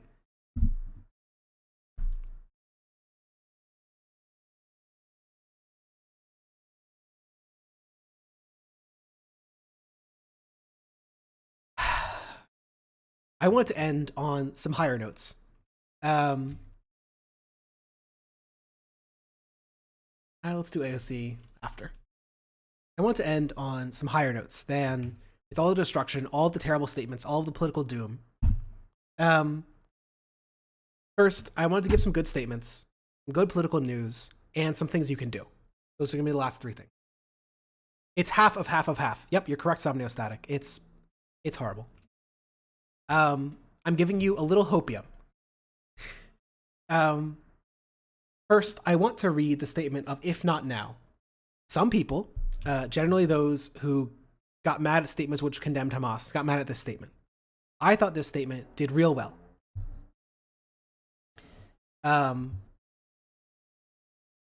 This will take a minute to read. "If not now" says, "This all feels so painful. It seems like you have two choices. One, justify the abduction and murder of Israelis by Hamas. Or two, stand with the Israeli government's starvation and vengeance on 2 million Palestinians, most of them children, caged in an open-air prison." "If not now" says no. We have been sold a lie that hardening our hearts to the humanity of others will keep us safe, that our hearts cannot hold multiplicities of loss and grief. We won't close ourselves off to the cries of fellow humans who feel just as deeply and love just as fiercely as we do. I did not like that. Especially on this hellscape of a site. It feels so lonely to live in the both and. But you're not alone. We don't have all the answers, but we want to invite you to find and connect with other people who are holding both. "If not now" says both. 1. Apartheid is an abomination. Every day it continues is a blight on the lives of millions and a moral stain on the rest of us. And 2. Abducting children and murdering families is an atrocity. We fight for a future worth living in for everyone, not a parade of corpses. It's too hard to do alone. You have to find your people to grieve with and to act. And then they make a call specifically to American Jews who believe in the both and. We're having a mass call on Thursday to process, understand how we get there, how we got here, and how to get somewhere better. I thought this was nice. The rhetorical trick, the rhetorical tactic of both and is really important to think of here. Very rarely is there one bad and one good in any dispute. The people hurt here are the civilians. The people hurt here. Can I link this? Yeah.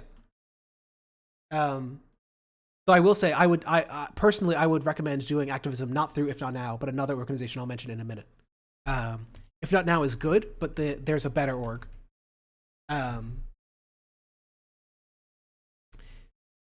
It's important to remember that who we're fighting for is both the Palestinian civilians and the Israeli civilians.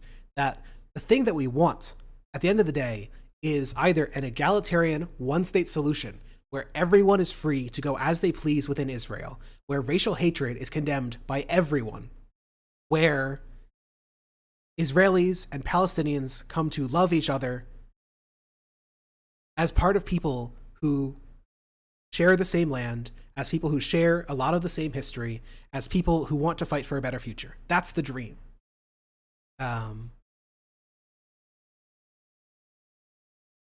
if not that, a two-state solution where Palestinians have full rights, they're no longer occupied, they're no longer blockaded. One that gives them the ability to pursue their own economic dreams and lift themselves out of poverty, lift themselves out of desperation. Najawin mentions there's also Noah Smith's three-state solution, which will give the Gaza Strip to Israel, to Egypt, the Gaza Strip to Egypt, and the West Bank to Lebanon, which I think has like 1% support. A one-state solution seems far away. A two-state solution seems far away. The two-state solution gets harder every day that Benjamin Netanyahu leads settlement into the West Bank. A one-state solution gets harder every day that Israelis turn to the far right, that Palestinians turn to the far right. I don't know there's any easy solutions. It will be a long project. Let me give AOC's statement.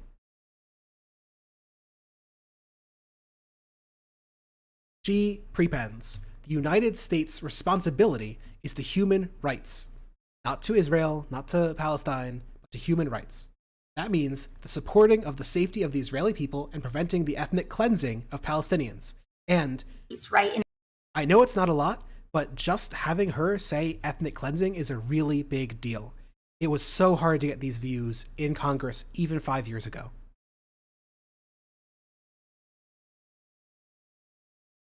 United States, our responsibility is to the stability and the security of the region. That means being able to support, yes, Israel in its defensive capacities, right, in its ability in that context.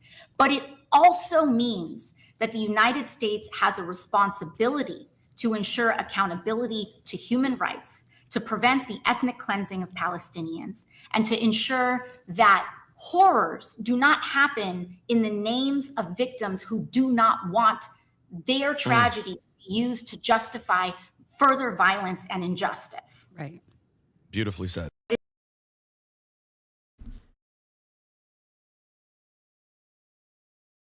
Violence cannot solve the violence.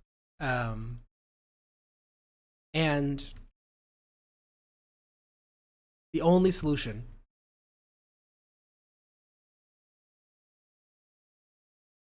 is to end the occupation, is to end the apartheid. You have to end the root cause of the violence. This might sound like an odd last thing. Some of the early polls that are emerging about this show, unfortunately, that support for Palestine does seem to have decreased on the order of 5 to 15%, which is bad. 5 to 15% is about as much as progress was made in the other direction over the past decade. On the other hand, I just wanted to say that anecdotally, I have seen more centrist Democrats, more progressive Democrats, more progressives of any label coming out in support of Palestine than I have in decades. I guess I haven't in a decade, my politically aware decade. This is an odd example, but it really illustrates the point. For those of you who don't know, Richie Torres is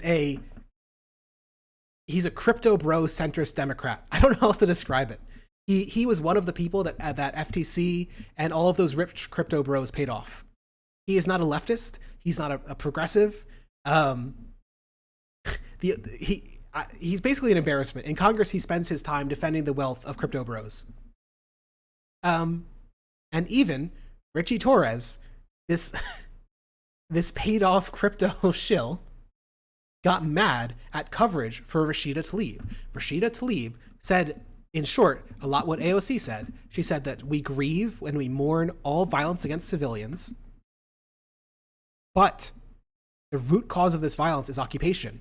The root cause of this violence is apartheid. And she got a lot of hate for that. She also got a lot of hate, as the New York Post says, for hanging a Palestinian flag outside of her office. For reference,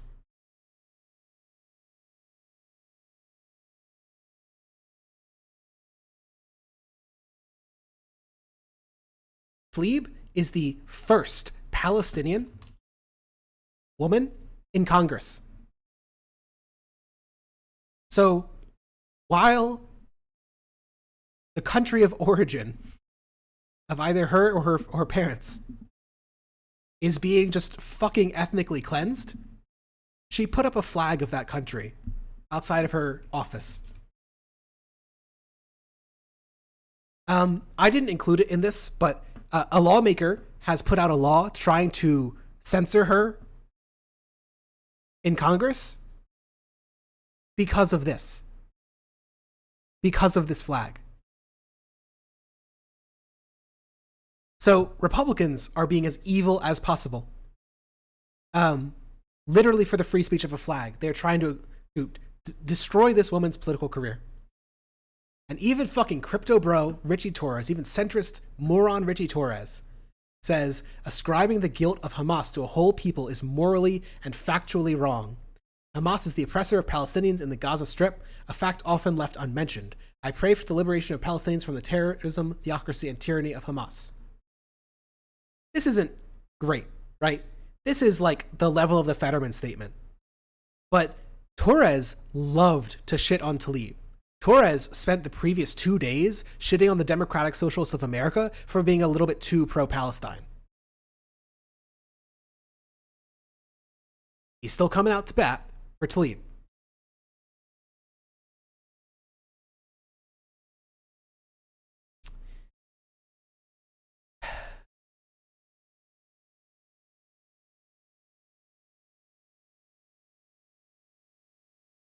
I don't know what the political context of the next week or months or year will bring. So far, it looks grimmer than it's been in a decade. But I have seen more people coming out in opposition of the crimes in Palestine than I literally ever have before. I have been surprised by people that I had never thought would stand up for progressives doing that. They might not themselves say it's time to end apartheid, but at least they're defending the progressives in doing so. And with Zizek, I don't have his statement. And I actually haven't read it, so I can't speak to it.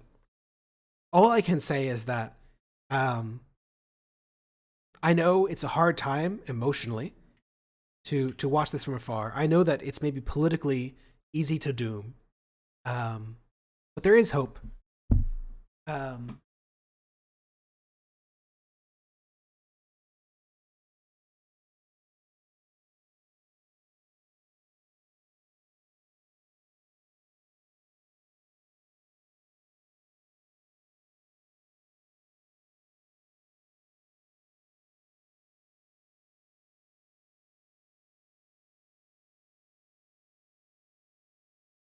It took a decade to take Democrats from being plus 30% pro-Israel to plus 10% pro-Palestine.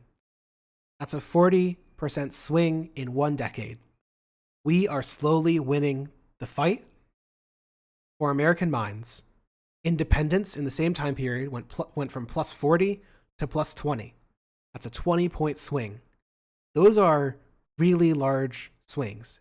Slaps Hungry Bear says that seems too slow, and I know it feels slow, but gay marriage only got popular about twice as fast, and that was probably the fastest issue in American history, to my knowledge. It will take a long time, but we are slowly winning.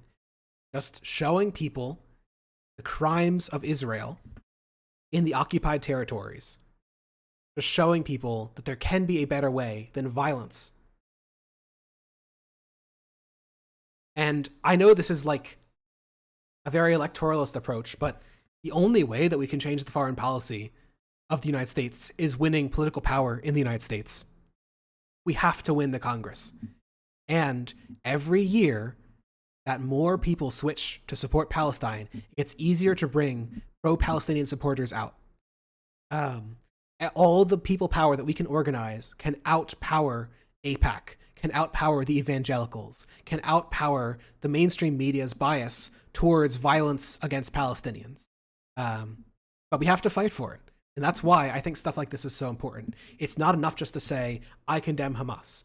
You have to show the violence, the systemic violence that's occurring under Israeli occupation. And if we do, we can slowly win. On a note to end, I have two things that you can do personally to make the lives of people in Palestine better. Roughly half of the people in Palestine are children. If you want to support these, especially as thousands and thousands and hundreds of thousands of people have been displaced, you can donate to the Palestinian Children's Relief Fund, who are the real deal. Their offices have gotten bombed before, is how real they are. They do work where Palestinian children need it. This money goes straight to Palestinian children. I know people tried to claim that Vosh was supporting Hamas with this money. It's not. This just goes to Palestinian children. If you want to really piss off that moron who said, "Oh, who are you, Mr. Clean?" and said, "Oh, you can give people the aid if you want," this is how you can do that. This is how you can show Mr. Clean that he's a fucking moron, okay? You want to own Mr. Clean and help out Palestinian children while hundreds of thousands of them have been displaced, you can donate to Palestinian Children's Relief Fund. I tried to set up a command for it in site chat, but the command's not working. Link. Oh, is the link different?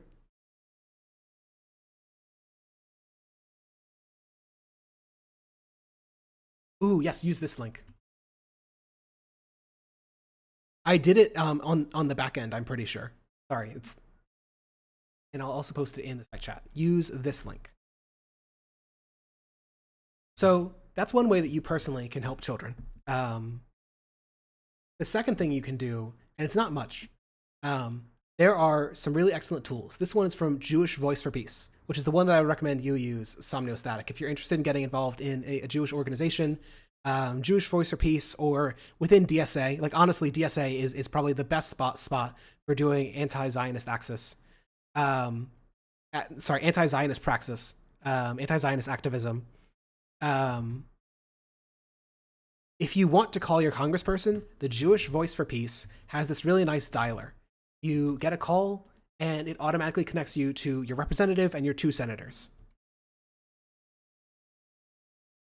And that's not much, right?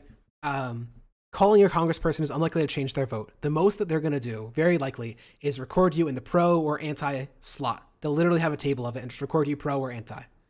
But if you want some hope of changing American foreign policy, making us not be responsible for an ethnic cleansing with our military support, we give Israel $4 billion a year. Use their dialer. Takes like 3 minutes.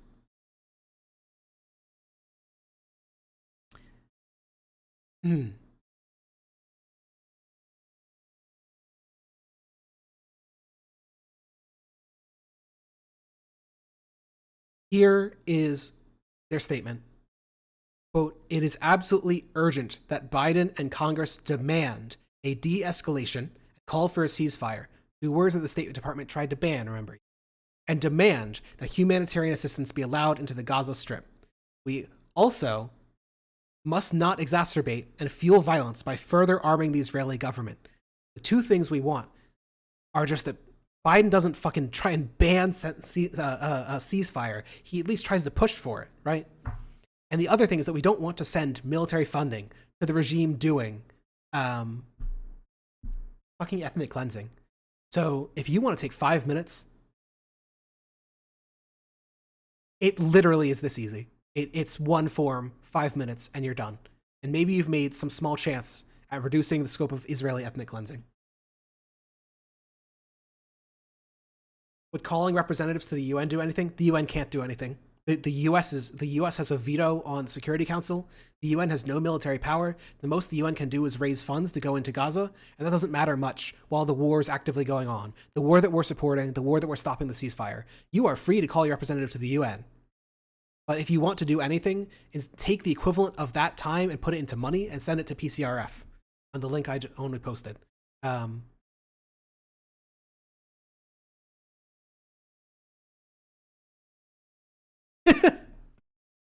This is such a dumb note to end on. Red Charlotte says it's time for China to do its first humanitarian intervention. I think we would actually see World War III. Oh my god.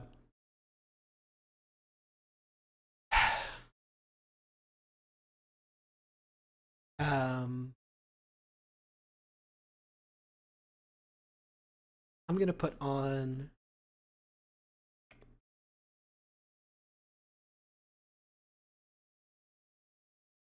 I'm gonna pee real quick, but I'm gonna try and put something on real quick. I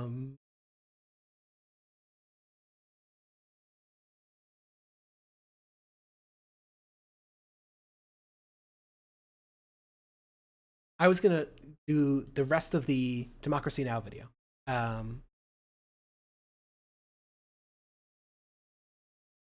This is Democracy.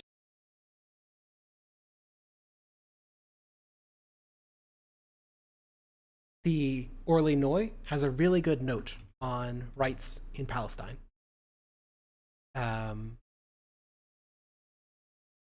Give it a listen. I'll be right back.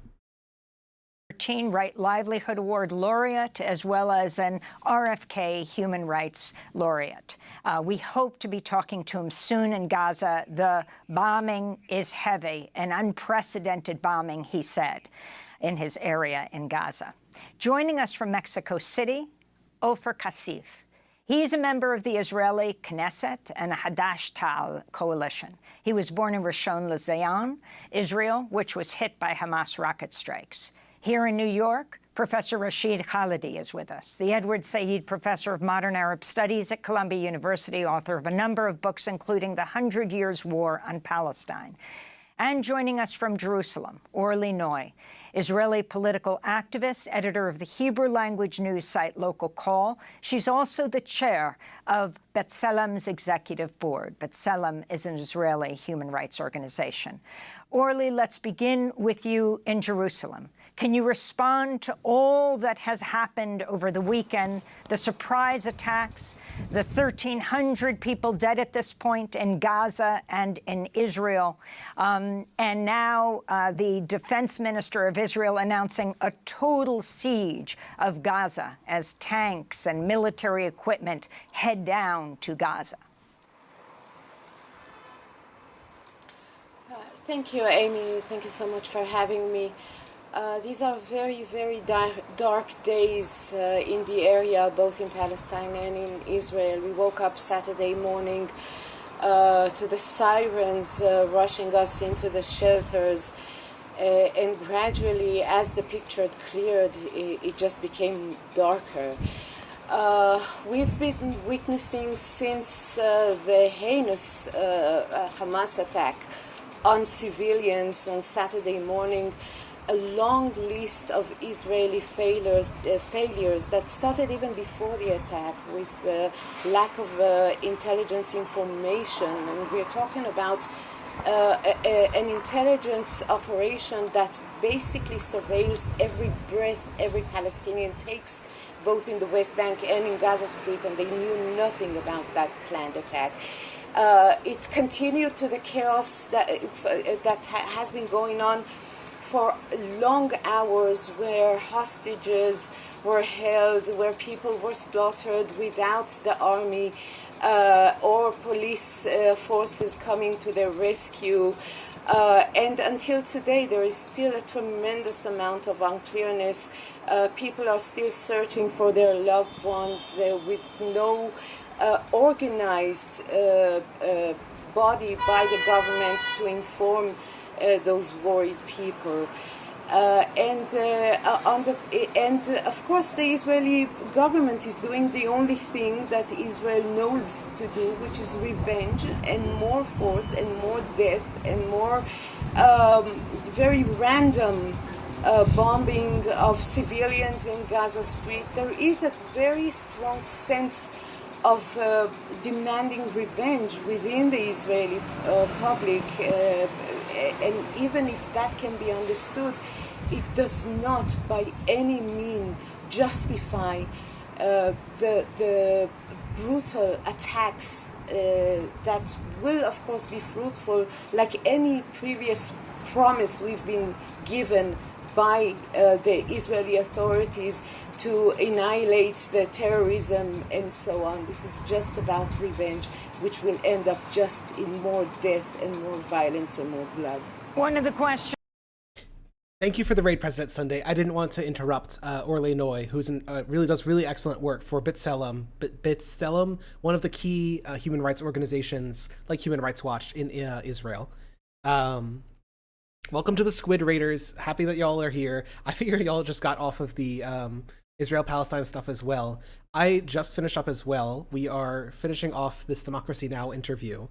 And then I think I was gonna watch, much lighter note, Ben Shapiro does a really bad job of defining fascism in one of his recent Facts videos. So I was gonna do that.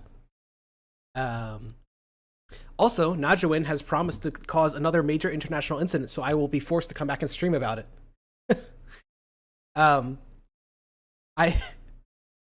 I know what I must do, but I don't know if I have the strength to do it, says Najawin.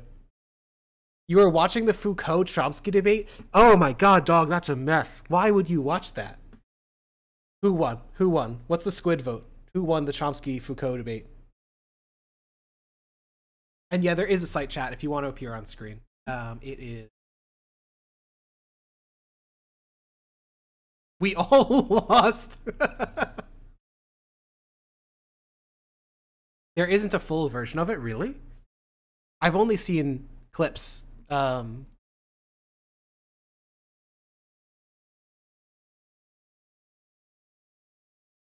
Says Najawin, says Najawin.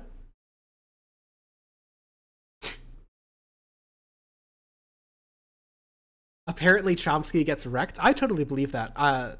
His philosophy on language is not strong enough to survive contact with Foucault. I don't think.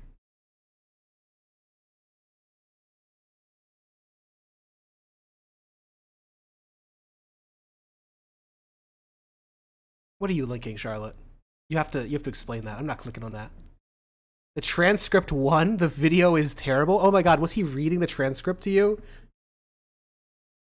I need an audience as dedicated as President Sundays if that's what was happening. I need an audience that sticks around for me where I'm like, yep, time to create an audiobook of my favorite socialist text. I'll be reading for the next 30 minutes. Chad Not Shud says, I think Foucault came out much better in that debate, even if I'm sympathetic to Chomsky's position. That was every clip I've seen was Foucault wrecking Chomsky. I'd love to see you talk sometime. We actually talked earlier today. On privately, but okay. Plans for the future. I wanted to talk with, and this is such a minor issue compared to the international events going on. I wanted to talk with President Sunday about anti-theism or strong atheism, as opposed to his. I don't know exactly what his views are, but my understanding is that he opposes the strong atheist view and he opposes the anti-theist view of the idea that religion, as it embodies irrational, if religion embodies irrational beliefs, that is necessarily a negative on society, is sort of the view I want to talk about. He's good on religion. Sunday's not like a theist, or it's not even that bad. He's not like a Christian fundamentalist or whatever. He just in the debate that I watched between him and Jake, was it Jake? Actual Jake, the corn guy. I follow him on Twitter. I don't know. I don't know how I'm forgetting his name. It was a super bad debate, like completely unproductive. No matter which position you agreed with, it was so bad. and I wanted to talk with him about the positions in the video. Star Roxvia says, "I am drunk, by the way." Walk safely, Roxy. Make sure you eat. You need to eat. Oh, I don't need to get into my aunt mode and tell you to eat more on stream. Just eat beans. Eat more shit. It just trivially follows from Companions in Guilt. Do you believe in Companions in Guilt, Najawin? Because I don't know that you can take the idea that epistemology has to embody a preference and conclude that morality must follow. Or are you arguing that Companions in Guilt somehow means that the irrationality of religion means that it's a necessary bad? Because I think that's just like a, oh my god, you're a Kantian. Never mind. I don't care. Oh my god, into the garbage bin. Reminding me to put Naja back into the garbage bin. Oh my god, you're gonna do an international incident against like a consequentialist meetup. Oh my god. All right, utilitarians, I'm stealing your organs.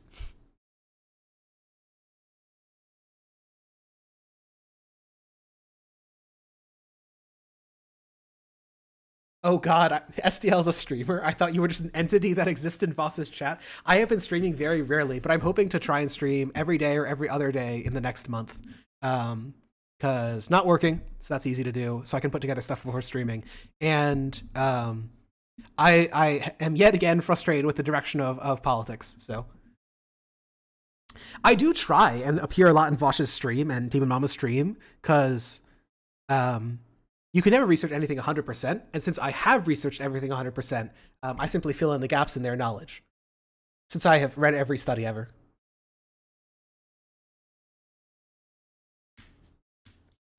Telecritter says that President Sunday is aesthetically Protestant. That is completely true. I have never met a man who looks, sounds, acts, behaves, believes more like is it WASP? Do I want to say WASP? Then President Sunday. Tyrannox says he oozes Lutheranism. Something about him is so Protestant. You're completely correct. That's so funny. I don't think I've ever heard someone say that someone like is aesthetically Christian. Oh, I should go to the big camera. Oh no, I didn't. Oh my god, I interrupted fucking Orlinoy. I didn't interrupt her. I let her speak. All right, I'm gonna finish the rest of the video and then move on. Will this lead to the fall of the Netanyahu government? I mean, allied with the far right. For example, Itamar Ben-Gvir, the national security head himself, convicted in an Israeli court 15 years ago of inciting hatred against Palestinians. He's the national security chief. Are there so many in the leadership here that have been so focused on, who are part of the Israeli settler movement on the West Bank, that they weren't paying attention to Gaza? Absolutely. This is one of the, I mean, first it should be mentioned that Itamar Ben-Gvir was convicted with more than just a hatred towards Palestinians. He was convicted with supporting a terrorist organization, so he's a convicted supporter of terrorism. There is a tremendous amount of anger directed towards the government in general, and specifically toward Netanyahu and the leadership. We know now that most of the military troops that were supposed to be posted in the south protecting the southern borders have been relocated to protect the settlers in the West Bank. These are things that, I mean, right now the Israeli public is too deep into the grief and shock, in a state of shock, but there will come a time that they will demand those answers from the government and personally from Netanyahu. In the short term, it looks like we are going to a broad emergency coalition joined by Gantz and probably also Lapid. This is not unprecedented. Israel tends to unite politically around the leadership in times of crisis, but there is no doubt that once the immediate crisis over, the Israeli public will be demanding answers from the government and from Netanyahu. So just to recap, her point was that Netanyahu is seen enormously bad and will hopefully see a reckoning after the period of revenge fades. We can hope. Again, that's sort of like the hope of a silver line, is that maybe this backlash destroys Netanyahu, maybe it destroys his brand, maybe it destroys the brand of the far right. The far right ties everything they do up with the idea that all the violence, all the settlers, all of this is necessary to preserve a Jewish majority and security for that Jewish majority. And they failed so badly on the security front. My understanding is that Israeli propaganda itself is alleging that that this week was the worst week for deaths of Jewish people since World War II. Like, just a truly abysmal failure by Netanyahu.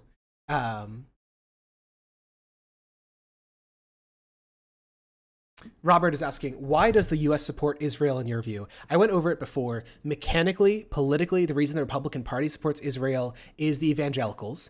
Both the Democrats and the Republicans support Israel because they're a U.S. ally, and the two are overwhelmingly in favor of U.S. like imperialism, empire building, hegemony.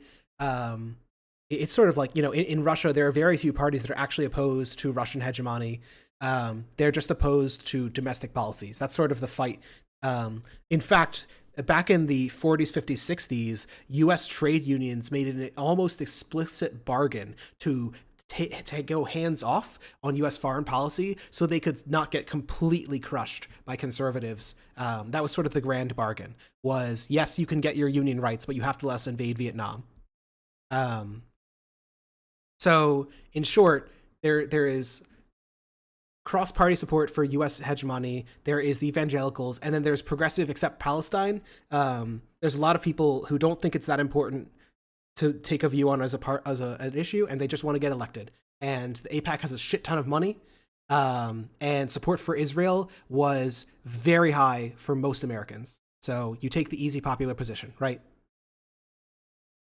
I think it's a combination of the evangelicals, popular support even among non-evangelicals until a decade ago, and AIPAC and the Jewish lobby, which again ties back mostly to evangelicals. Did I say the Jewish lobby? The Israel lobby. It's a lot. I think most Jews in America are progressives. It's fucking, oh my God. I hate that. One of the things that's so frustrating is that neo-Nazis and fascists will point to Israel as like the state they want. They're like, I just want to do Israel in America. Yeah, I want ghettos for non-white people. Israel's great, but you say that we can't have it here. How come Israel gets to do it, but you can't have it here? Sounds like you're a hypocrite. Fucking despise Israel, man. I hate that it's been somehow tied. Israel tries so hard to tie itself to Judaism and Jewish people that it is literally one of the ways that it's used to attack Jewish people. It's so evil, so evil. Jewish people are not responsible for Israel, just as Palestinian people are not responsible for the worst crimes of like Palestinian resistance,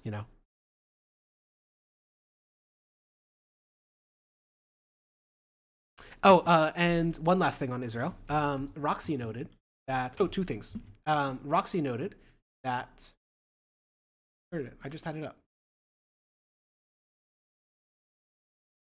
Russia, the moral paragon of Earth, Russia, has proposed that the UN Security Council impose, I believe this is the ceasefire. Russia proposed a draft United Nations Security Council resolution on the Israel-Hamas conflict, this is Reuters, that calls for a humanitarian ceasefire and condemns violence against civilians and all acts of terrorism, according to a draft text seen by Reuters. This is like Russia, which itself is doing an active war that it refuses to enter a ceasefire on, is calling for a ceasefire in Israel and Palestine.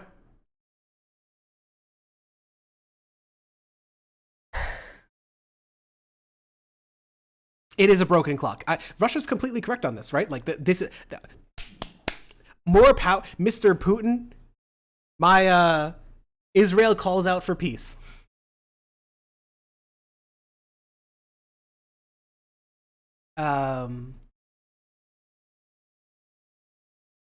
Where is it? I just had it. the fuck did it go? Oh yeah, I talked earlier about Jewish Voice for Peace and how if you want to make a small difference, you can call your congressperson through Jewish Voice for Peace via a link that I'm going to repost in chat since the squids came in. Where the hell is that? There and there. And they had this really excellent rally in New York City.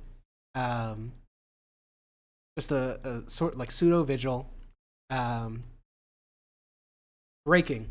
Hundreds were just arrested blockading Senator Schumer's street, including high-profile public officials, rabbis, politicians, scholars, and descendants of Holocaust survivors aged 20 to 80. We demand an end to the genocide of Palestinians in Gaza. Never again is today. Jews say stop genocide against Palestinians. Jewish Voice for Peace, love them.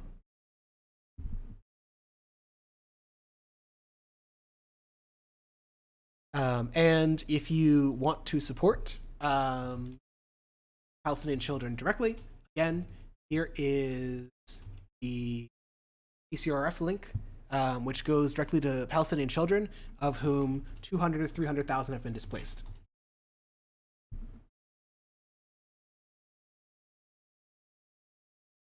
Also, Layla is great on Twitter, and you should give him love and support.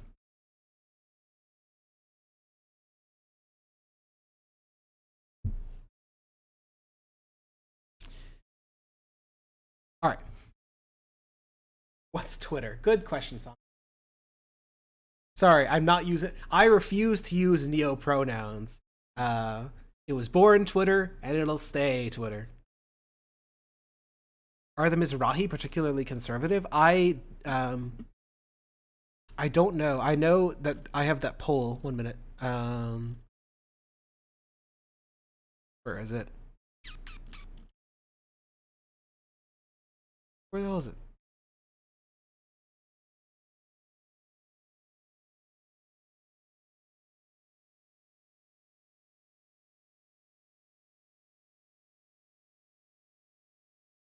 Doesn't seem like it. I don't know if it's even represented on here, but maybe.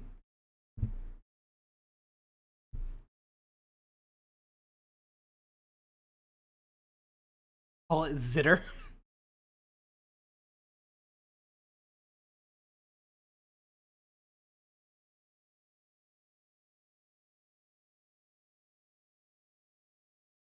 Oh, call it Zitter, like shitter. That's funny. I couldn't read it. Okay. We have Sir Roxvia. Do not be bigoted against neo-pronouns. They have been around as long as trans people of concept have been, and it is very important that we respect them. I am still drunk, by the way, Roxy. Roxy, what do you have? 1 beer? PDX pleb, you're asking about Cannery Mission, and I talked about the Hamas doxing attempt. Cannery Mission is the same thing nationwide. It's absolutely fucking evil. Any person who is a true free speech absolutist, or even just a believer in freedom of speech as a principle, should hate the Cannery Mission. Support for Palestine is nowhere near odious enough to demand that people be fired and ostracized from communities and lose loved ones.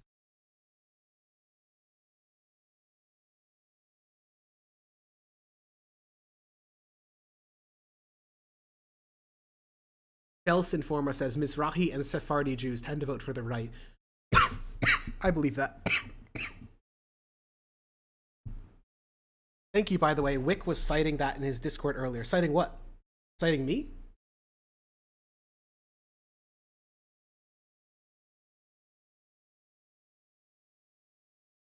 All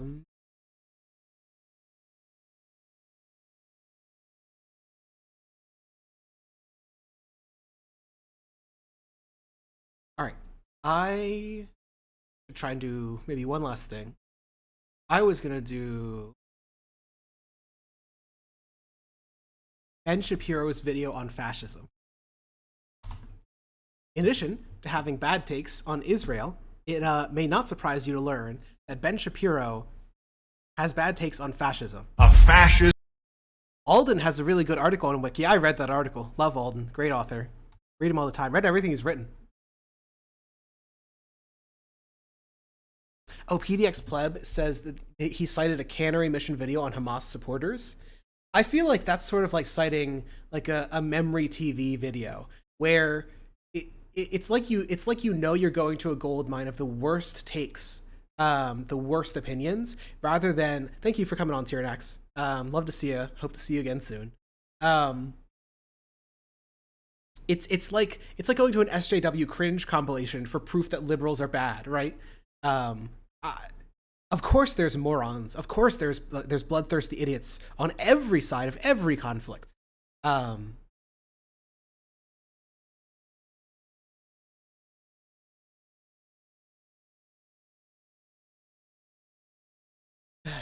Twitter is a trans trender confirmed.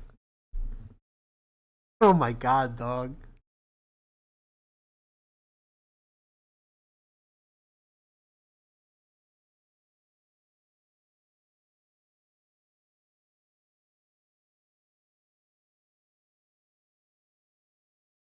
Why do I hear the dumb? Why?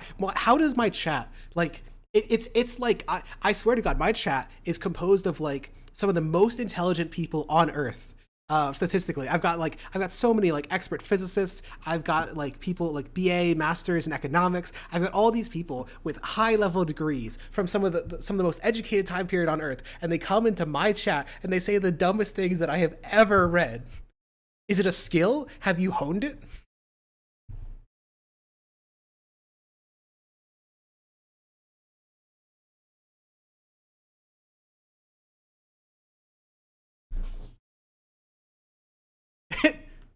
That's not me. I don't have a degree. Well, if you want to get one, I hope you do so and have great luck in your education. It truly takes intelligent people to consciously manufacture truly stupid things. And autism. Fair enough. That's me, honestly. Okay, fair enough. A BA in economics actually does take you back down. I agree with that one. I'm a union organizer. Of course my humor is dumb. PDX Pleb says, I saw the Prime panel, was surprised to see Doobie supporting Palestine. I have no idea whether that's genuine. It is impossible to read what Doobie believes. And I always just assume he's taking the side which is more controversial or lets him say like edgier things. But it seemed genuine in that one. I don't know, it was odd.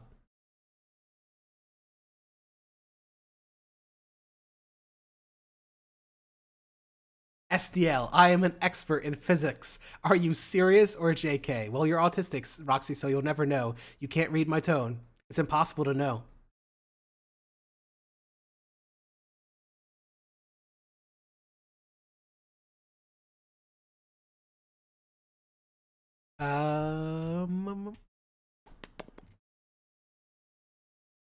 God, it's so fucking funny that Russia is proposing a ceasefire in Palestine before Ukraine, and they have proposed ceasefires, but on like the worst terms possible.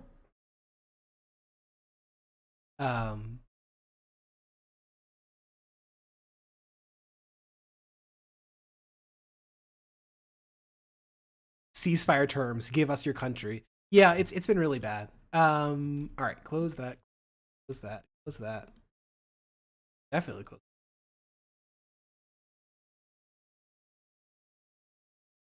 Ooh, this is not relevant to anything at all. I am really wanting to write an article on what % of Americans are socialists. I thought I would just show y'all this poll because I think it's really interesting. And I would appreciate if any of y'all have any neat polls in this direction, because again, y'all are way too goddamn educated and hyper-focused. There was this neat poll from YouGov, which came out yesterday, and it had a breakdown of what labels people in America believe. So the most popular label in this this one was 56% of people said they were pro-choice, as compared to 55. Yeah, 55 for pro-life. Those were interesting. Those were the most common. But what's interesting to me is, first off, this implies some people are both pro-choice and moderate. But for me, what was especially useful is this is one of the very, very, very, very, very few polls which asks about anarchism. And 9% of Americans said they partially or were well described by the term anarchist, which I did not expect. I didn't expect 1 in 10 Americans to even know what it is or oppose it. 9% of Americans call themselves nationalists, well describes, and 7% call themselves socialists, which is about what I was expecting. I've long argued the percent of socialists in America is like 3 to 10%, somewhere in that range. So 7% seems right on accurate. And then some people being half socialist, this is what I think of as like the 30% of Americans, including the 7, so that's like 28%. That 30% of Americans, which are like sock Dems, right?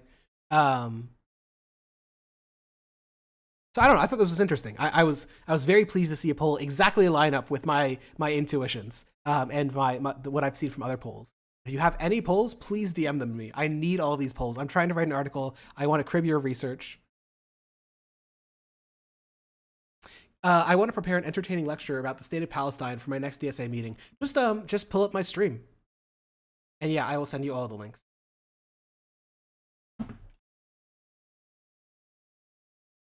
Second. Oh God, Charlotte. Charlotte, way a long time ago, sent me the photographs of the convoy of people that was attacked, and it's so bad, man. Israel's evil.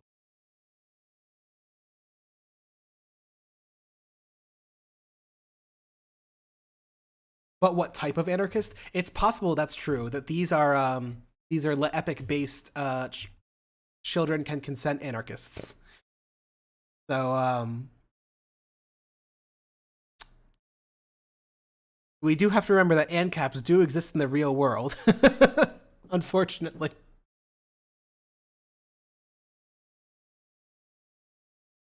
Look at the opposition to labels. I was surprised to see that only 57% of Americans said they were not described, and they were never and are not described as a socialist. Like when I was growing up, I very firmly remember socialism being a boogie word. I don't think I heard a single person identify as a socialist except like random tankies that I would find in like a YouTube person. It would be like a YouTube cringe video or something. And someone would be like, look at this dumb socialist. It's actually kind of neat to me to see 30% of people be on board with it. Yeah, thanks, Bernie. Bernie solved it. The used to be one is interesting, but unfortunately, I don't think that it probably says much because it's almost the same for every. It's like C 8 6 11 8 7 9 6 7. It's so constant, even for radical and anarchists 6 and 7. That the used to describe me, I think, is just people saying does not describe me is my assumption, or it's just like a disagree with or something. Because it seems odd that 7% used to be an anarchist and 8% used to be pro-choice. Like, I do not expect the rate of people who were previously anarchists to be the same as people who were previously pro or anti-abortion. What did I DM you? I DM'd you a document. Open up the text document. It's only 382 lines long.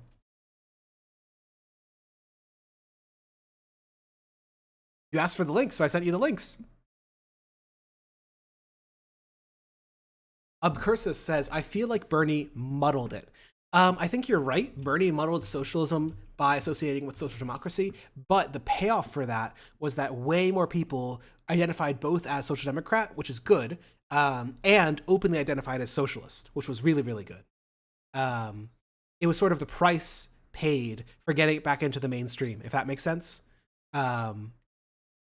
Without the muddled socialism definition, we would never have a real socialist movement, sort of.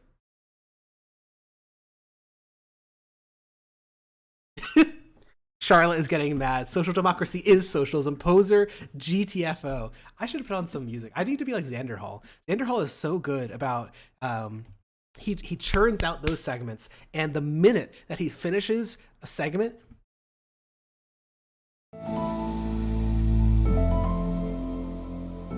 he's popping on that music. So you know the segment's over and you pop right back into chat. Oh my god, that guy, he's a machine, okay? Xander Hall the machine. Hightail OST, that's true. I don't actually have it downloaded. Well, since I've got a lot of trans people in chat, I could play more of the Celeste OST.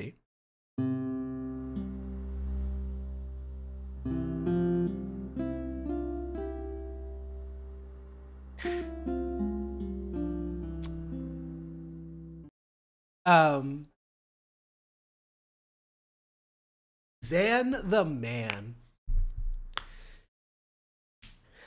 Telecritter says it is social democracy at the moment, meaning what's politically feasible, I think, even if we want to go further. I agree. I tend to, something that I've said repeatedly on Twitter is that the reason you should join DSA is not because you hope to win like the socialist revolution.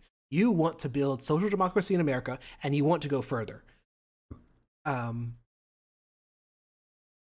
There is no future. There's not going to be a revolution in America. The only way we're getting to socialism is with a social democratic 20-year, 30-year, 40-year, 50-year intermediary.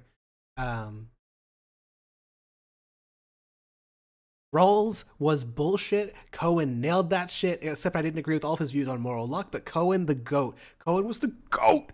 The GOAT!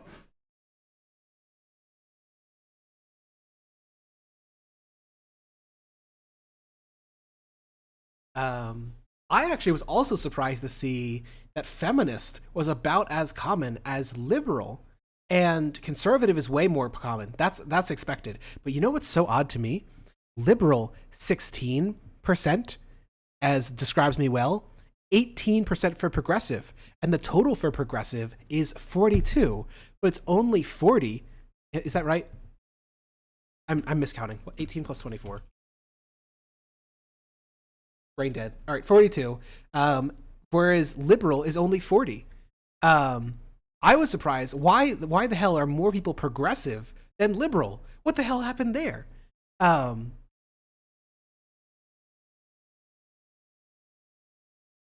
I don't know whether this is like a real thing or because this implies that there are progressive non-liberals, right? That's odd.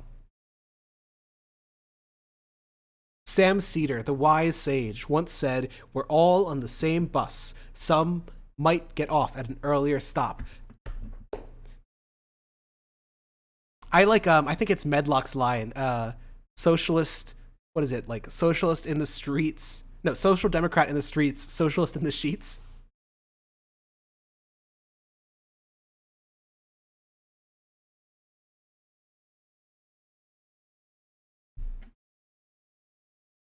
Are there that many more conservatives? Yes, conservative is the most popular ideology label and has been for at least 6 decades now. The conservative revolution under Reagan was a very real thing. It shifted politics right. It is just enormously. It's really hard to understate it. Conservative is not a dirty word. It's in fact a word of praise. If you call someone a liberal, it's still negative. Nowadays, recently. Najuan says, I didn't realize that many people read Burke. Yeah, I'm sorry. All of these conservatives are just small c conservatives. They're also socialists. They just think that change has to occur at a moderate pace. So true, Naja. It was a zeitgeist coup. How did you put those words together? But yeah. Banger. One of the reasons that I joked earlier about the anarchist being ANCAPs, but I think it's pretty clearly ANCOMs. 14% of Democrats say they are partially or fully identify with anarchist. I assume the partially is like 10% bullshit. But like,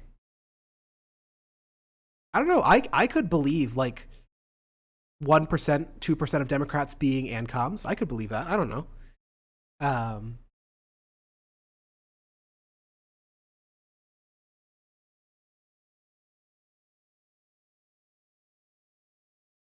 There's also mutualists. I don't know that mutualists would call themselves anarchists. Lunar Not asks the classic question: what do you think? What do you think of the notion that if a robust welfare state has been won, it will be harder to convince people to go further towards socialism, like in Scandinavia? I think the evidence is actually the other way. People do not get less radical because they've won more reforms. Instead, politics is sort of like, this might mean nothing. How do I pull up a graph? Need to. Let me see if I can explain with a graph example.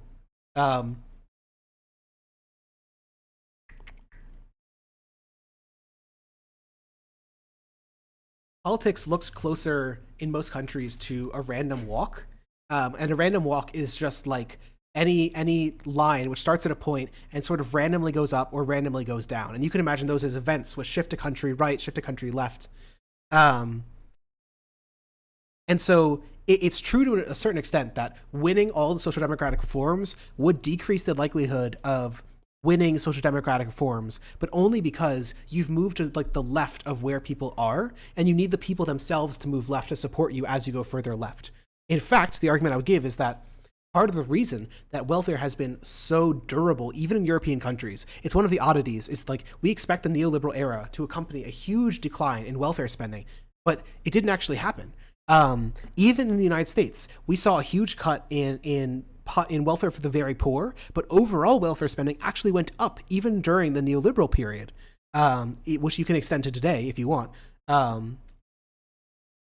And that's odd, right? The suggestion, I think, is that welfare is really hard to get rid of once it's won. Once you win certain rights, they're really, really hard to take away. And welfare is an entitlement to an unconditional income, regardless of your labor market status. That seems to be really, really hard to kill. So that, I think, bodes well for the idea of a sort of ratchet politics, that we keep decommodifying, we keep expanding benefits, and in the long run, things will get better.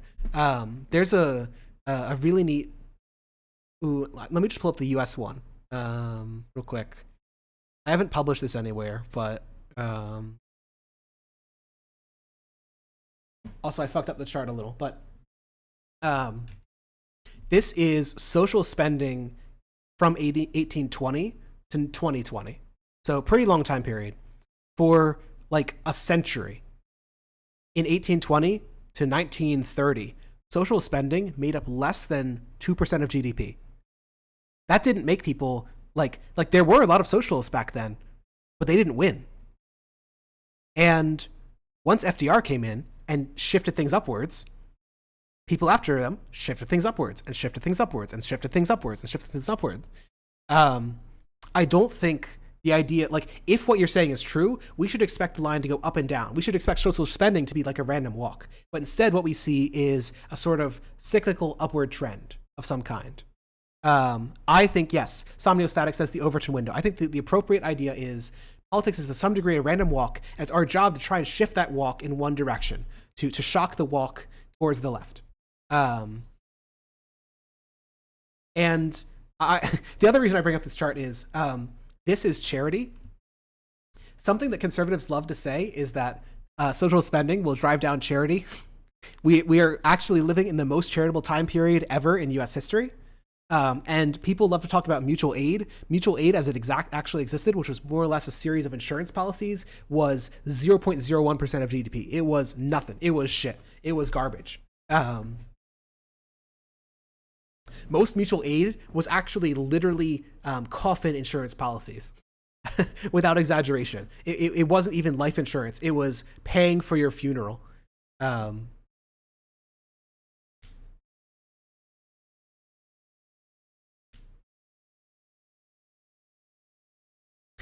And I fucked up this chart because I didn't have good GDP data back to 1900, but the mutual aid one is just flat back to 1900, and the charity one actually declines even further. We have seen like a linear upwards increase in charity, even as welfare has gotten more and more and more generous. It is the idea that social spending reduces charity in the macro level, like on the whole economy level, is just completely bullshit. People are more generous today than they ever have been.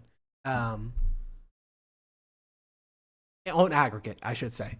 Some of that charity nowadays is not given by individuals, but is given by foundations. But part of that's because we're in a way more unequal society, so it's hard to disentangle the two. And as an aside, conservatives also love to say that charity could replace welfare.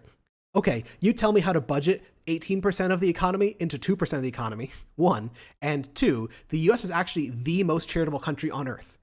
This red line here is 4 times lower in the UK, the next most charitable, highly monitored country, which has like very good charity database. So if charity could solve poverty, it would have. It doesn't. It can't.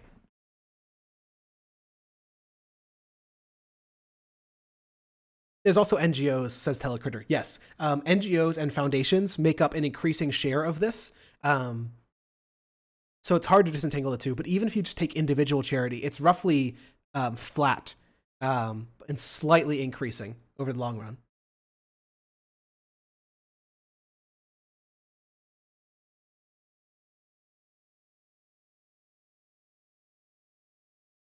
Sorry, autistic ramble over.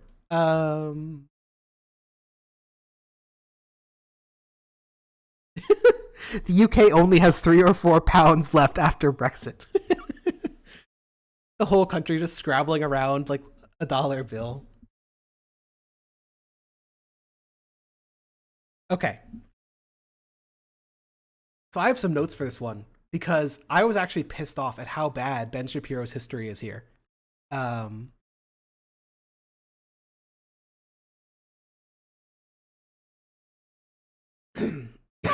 Oh God. Okay, I'll be right back. Wait, no, I've got it right here. Is fascism right wing? Imagine if it just was Ben Shapiro saying yes and then leaving.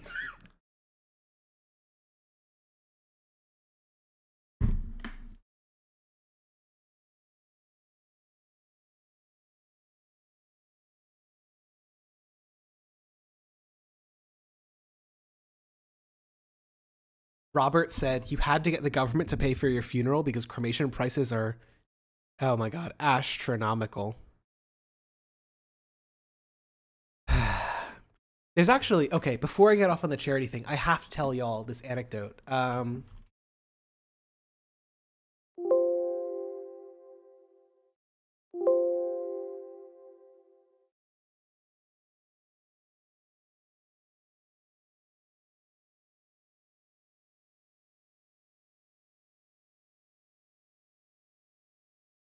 No.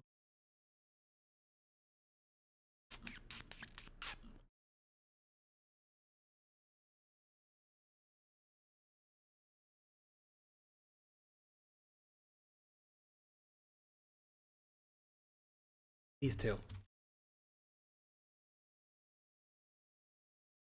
Okay. For an idea of how bad, like, the average American's politics were on welfare, on social support for the poor, they weren't just anti-government welfare. They were anti-charity. Reading. For many poor people, the sharing of risk, whether through fraternal or commercial insurance, was an essential precaution against the stigma of charity and the poorhouse. The dread of charity, as settlement house leader Sofonsiba Breckenridge phrased it, was almost universal among the poor.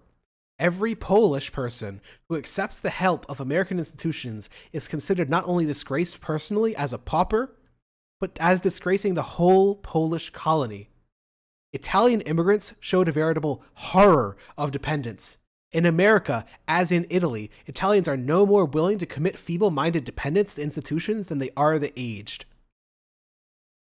They make every effort to care for themselves and thus remain self-respecting as well as self-supporting. I have like a bunch more pages about this propaganda, but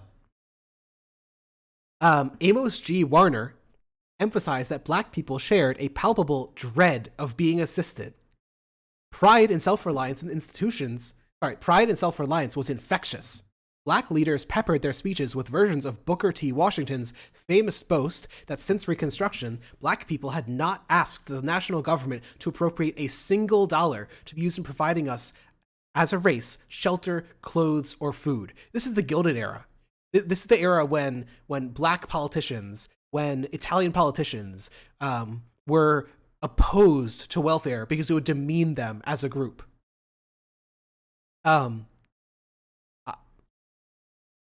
Regardless of one's ethnicity or national group, a primary motivation for taking out insurance was to avoid the humiliation of a pauper's grave.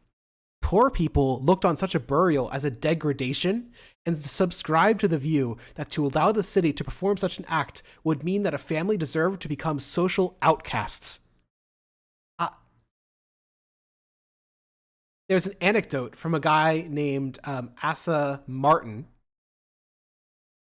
who, quote, encountered an especially memorable case of a man who resided in a saloon basement, a place unfit for human habitation. He belonged to 3 fraternal orders and carried 2 industrial insurance policies, all of which guaranteed him a $275 burial, concerning with which he spoke with much pride. I don't think I know a single person who has an insurance policy on their casket. But this is what mutual aid looked like back in the Gilded Era. This is how bad it was, dog. It was so bad. In fact, that graph that I pulled up a minute ago, if you look at this increase in welfare spending, you see how it starts to go up a little bit after 1865. The main reason for that isn't because of real welfare. It's because the government funded pensions for soldiers in the Civil War. This area of the blip upwards is literally just because so many people fought in a civil war and we had to pay their old age and their veterans benefits or else they would fucking revolt.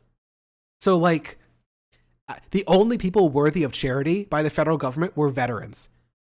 Everyone else didn't even deserve religious charity. It was so bad, man. We've come a long way. I blame this on lead paint, says Telecritter.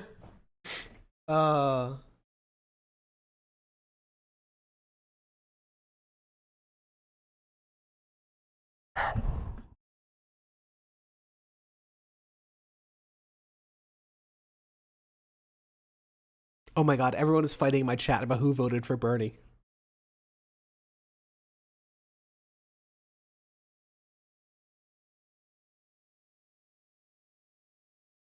All right.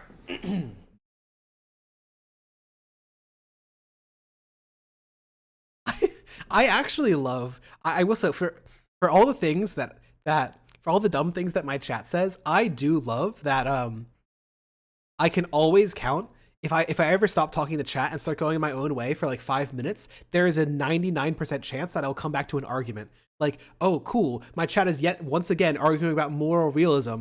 Very glad to see that while talking about like the Palestinian conflict. least quarrelsome SDL chatter.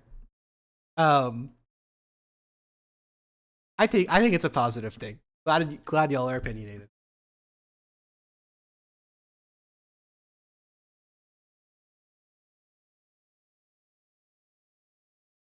This is episode 3. Let me show you the other ones. God.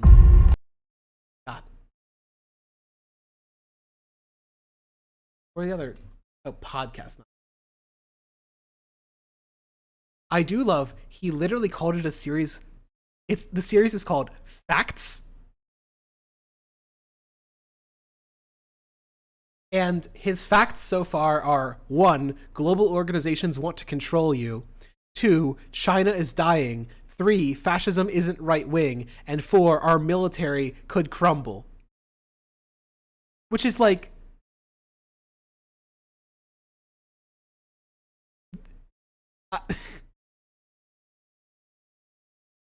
I love that a fact is our military might crumble. Okay, yeah, I accept that as a fact. I love that fact 3 is a question. Is fascism right wing? And I also do love the fact that these global organizations want to control you. Like, oh my god, dog. Oh, and I haven't even shown you what the graphics look like. Okay, so this is classic Ben Shapiro. I'm gonna try and get this one done in like 30 minutes. Give me luck. It's only 8 minutes. I can probably do it. Ooh, I have to check the volume. A fascist who wants to end. Fascist was actually not Hitler. Yeah, that's too high. But Benito Mussolini. All right. Hello, Cremation Lily. That is a name and a half. All right. Ben Shapiro is here to tell us what fascism means. Unsurprisingly, he's fucking wrong. A fascist who wants to end this democracy. Everybody knows what fascism means, right? After all, our politicians and media members, they use the word constantly. Everybody you don't like is a fascist. Everybody you do like is fighting fascism. Fact, true. Everyone I like, anti-fascist hero. Fact, everyone I hate, fascist scum. True. But what exactly is fascism? The one thing everybody seems to know is that fascism is like Hitler. And this means the chief characteristic of fascism is the Holocaust. Therefore, by the transitive property, everyone you don't like is fascist. Every fascist is Hitler. The most Hitler thing is the Holocaust.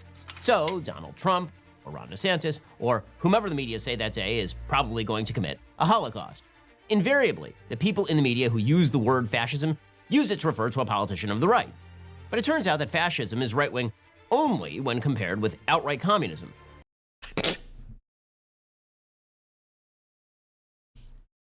Fact, fascism isn't right of anything other than communism.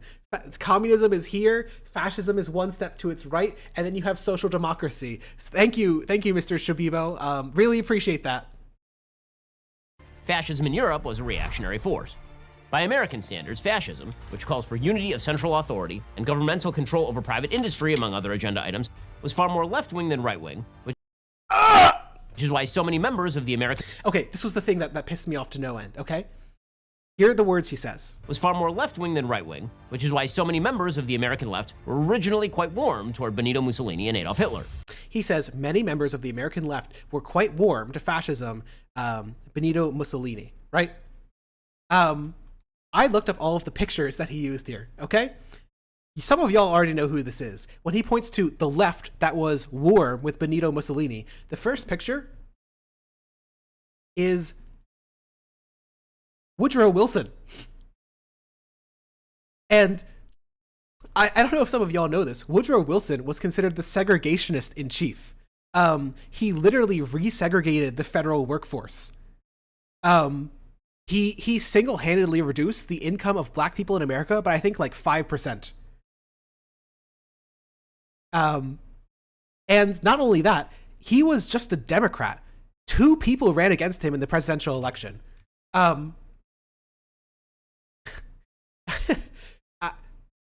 So I want to be clear.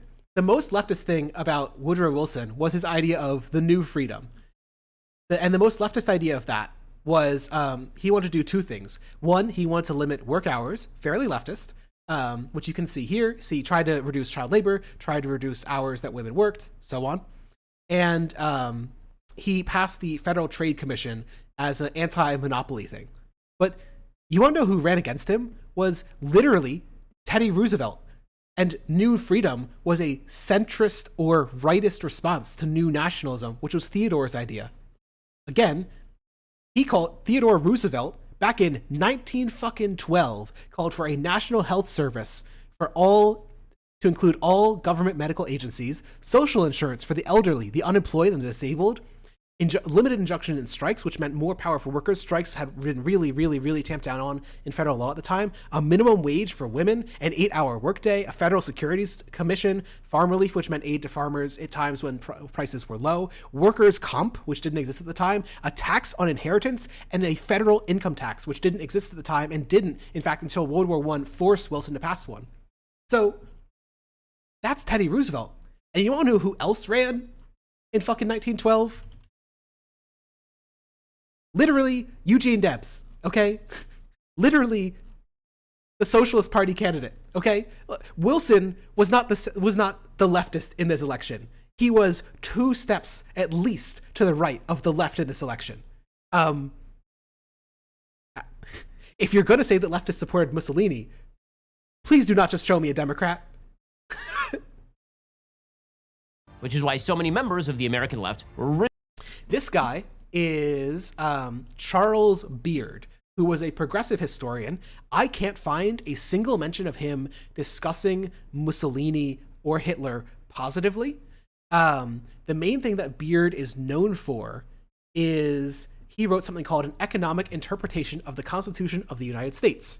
That argued that the revolution was not a broad-based popular revolution for democracy away from the British, but it was actually the capitalist elite of America, the extractive, slave-dominated elite of America that built a pro-bourgeois capitalist system, and that's why the Constitution is as it is. Which, is he wrong?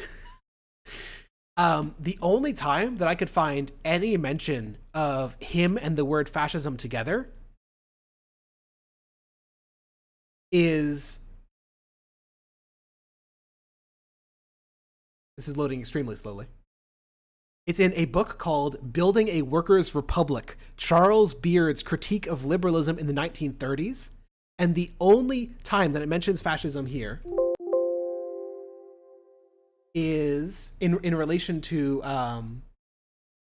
Beard's ideology, reads as such. Claims that Beard, remember a progressive who wrote a constitution is actually created by the capitalist document, claims that Beard was a proponent of corporate liberalism, state capitalism, or even corporate fascism are all equally misguided because they failed to recognize the elements in Beard's blueprint that synthesized Bernsteinian socialism, which was a type of reformist socialism advocated by the right wing of the German Socialist Party, with syndicalism, which is the idea that workers should control their unions, workers should and those unions should control industries, and those unions should work together to organize the whole economy to some degree. In short, failed to recognize Beard's blueprint that synthesized Bernsteinian socialism with syndicalism into a unique type of economic republicanism. This guy is just a Voschite. I don't know how else to describe it. This guy is literally Vosch, okay? He is the right wing of the Vosch chat. He was a big fan of reformist socialism, and he was a big fan of union control. This guy is not a fascist. Okay, so those are our 2 leftists that were warm to Mussolini. Robert, still for the television, is asking about Debs. Didn't Debs run from prison? Yes, Debs literally ran from prison because he was opposing World War I. That's the reason he was in prison. He was opposing the war that Woodrow Wilson got us into, by the way, that socialists opposed. And you want to know who else opposed World War I? The foundation of the ACLU. The ACLU got smeared as socialists because they were founded in part to defend socialists who were opposing the war that Woodrow Wilson got us into.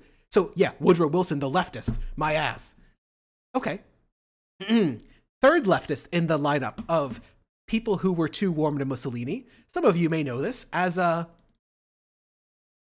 Du Bois. Sorry, I always pronounce it the French way first, and then I realized I was fucking wrong. Look, I don't know how else to say this, but W.E. Du Bois, yes, it sounds like that. He's a black Marxist historian. He hated Mussolini. He supported the Soviet fucking Union.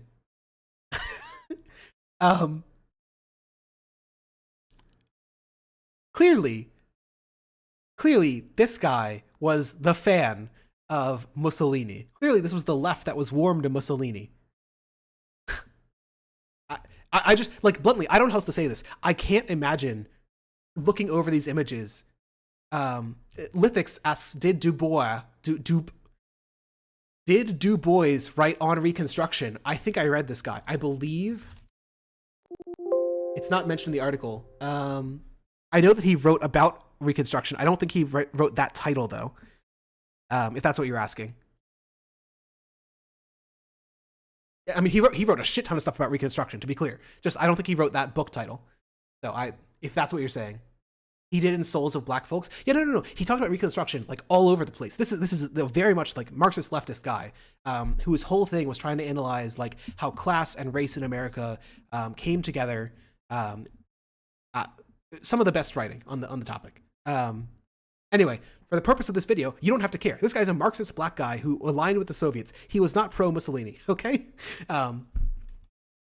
fucking great academic, not a Mussolini fan. Originally quite warm toward Benito Mussolini. And just to round out the 4 leftists that aligned with Mussolini, all of you should know who this guy is. He's taught in fucking high school textbooks. It's Father Coughlin. Coughlin was basically an American Nazbol. He liked some of FDR's economic policies. He didn't like when we gave up control of the money system because he thought a certain people controlled the money system and they were using it for bad ends. And he really, really, really hated Jewish people. And he despised FDR for recognizing the Soviet Union. Wow, what a surprise. Recognizing the Soviet Union got this guy really, really, really mad. So, our list of 4 leftists are segregationist Woodrow Wilson, who might have supported Mussolini, but is he a leftist? We have Charles Beard, who didn't say a word about Mussolini and was basically like a market socialist type. We have Marxist historian W.E.B. Du Bois. No good words to find out Mussolini in that man's writing. And a fascist. So, like,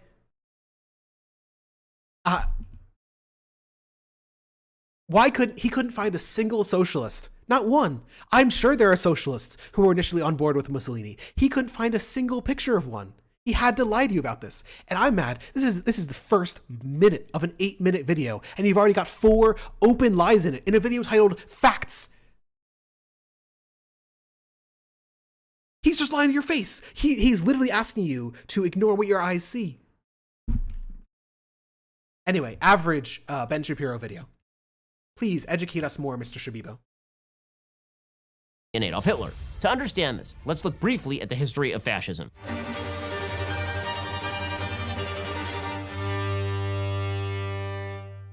I forgot how pretentious the intro is.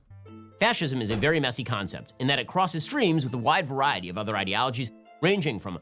Okay, I didn't want to go over all those pictures because I would lose my mind, but suffice it to say that he has included someone of every ideology except republicanism. Not republicanism, but the Republican Party. He's included like Antifa, like Muslim militants. He's included like Mao Zedong. He included Fauci. He included Antifa. These groups, like groups of people that would kill each other, are all under... I think he included Tojo in there. I might be wrong. Whatever. Just we have like it's like you just rolled a random die on Wikipedia for random historical figure. Marxism to religious integralism. Sorry, I interrupted him. Let's let him get the full statement out. Fascism is a very messy concept in that it crosses streams with a wide variety of other ideologies, ranging from Marxism to religious integralism. So what are the common features of fascism? The first fact, before his first fact, is that he says that it ranges from Marxism to integralism. So we've already started with the idea that fascism includes Marxism. That's before fact number 1.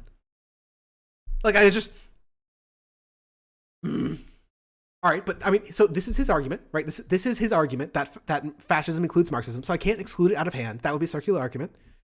What's his case? Fascism is characterized by a belief in the moral imperative of the centralized state. We can sense the roots of fascism going all the way back to Plato, who called for a philosopher king in a utopian state, although there are those who read Plato as satiric in this call. We can sense fascist themes in Jean-Jacques Rousseau, 1712 to 1778, who called for the dictatorship of the general will, a sort of miasmatic power emanating from the people but vested in a centralized authority in which all people would feel themselves members. This is why Robespierre, the author of The Reign of Terror, cited Rousseau as divine. George Frederick Hegel, 1770 through 1831, saw the power of the state as the apotheosis of mankind. Quote, the state consists in the march of God in the world. This means that fascism sees both economic and individual freedoms as antithetical to the good when they challenge the power of the state. Second, fascism... So, like, politely, one of the groups that he included is anarchists. Another group he included is Marxists, based on the inclusion of Antifa and based on his explicit inclusion of Marxists. Marxist ideology is literally, explicitly calls for the destruction of the state after workers take control. It's the argument that the state is in fact unnecessary and people can run it in a radically democratic fashion where everyone becomes sort of an administrator of the state. It's this sort of radical democratic view that you don't need a separate administrative class. Everyone can take turns running the state. Everyone can be an administrator. Like, that's sort of a utopian vision.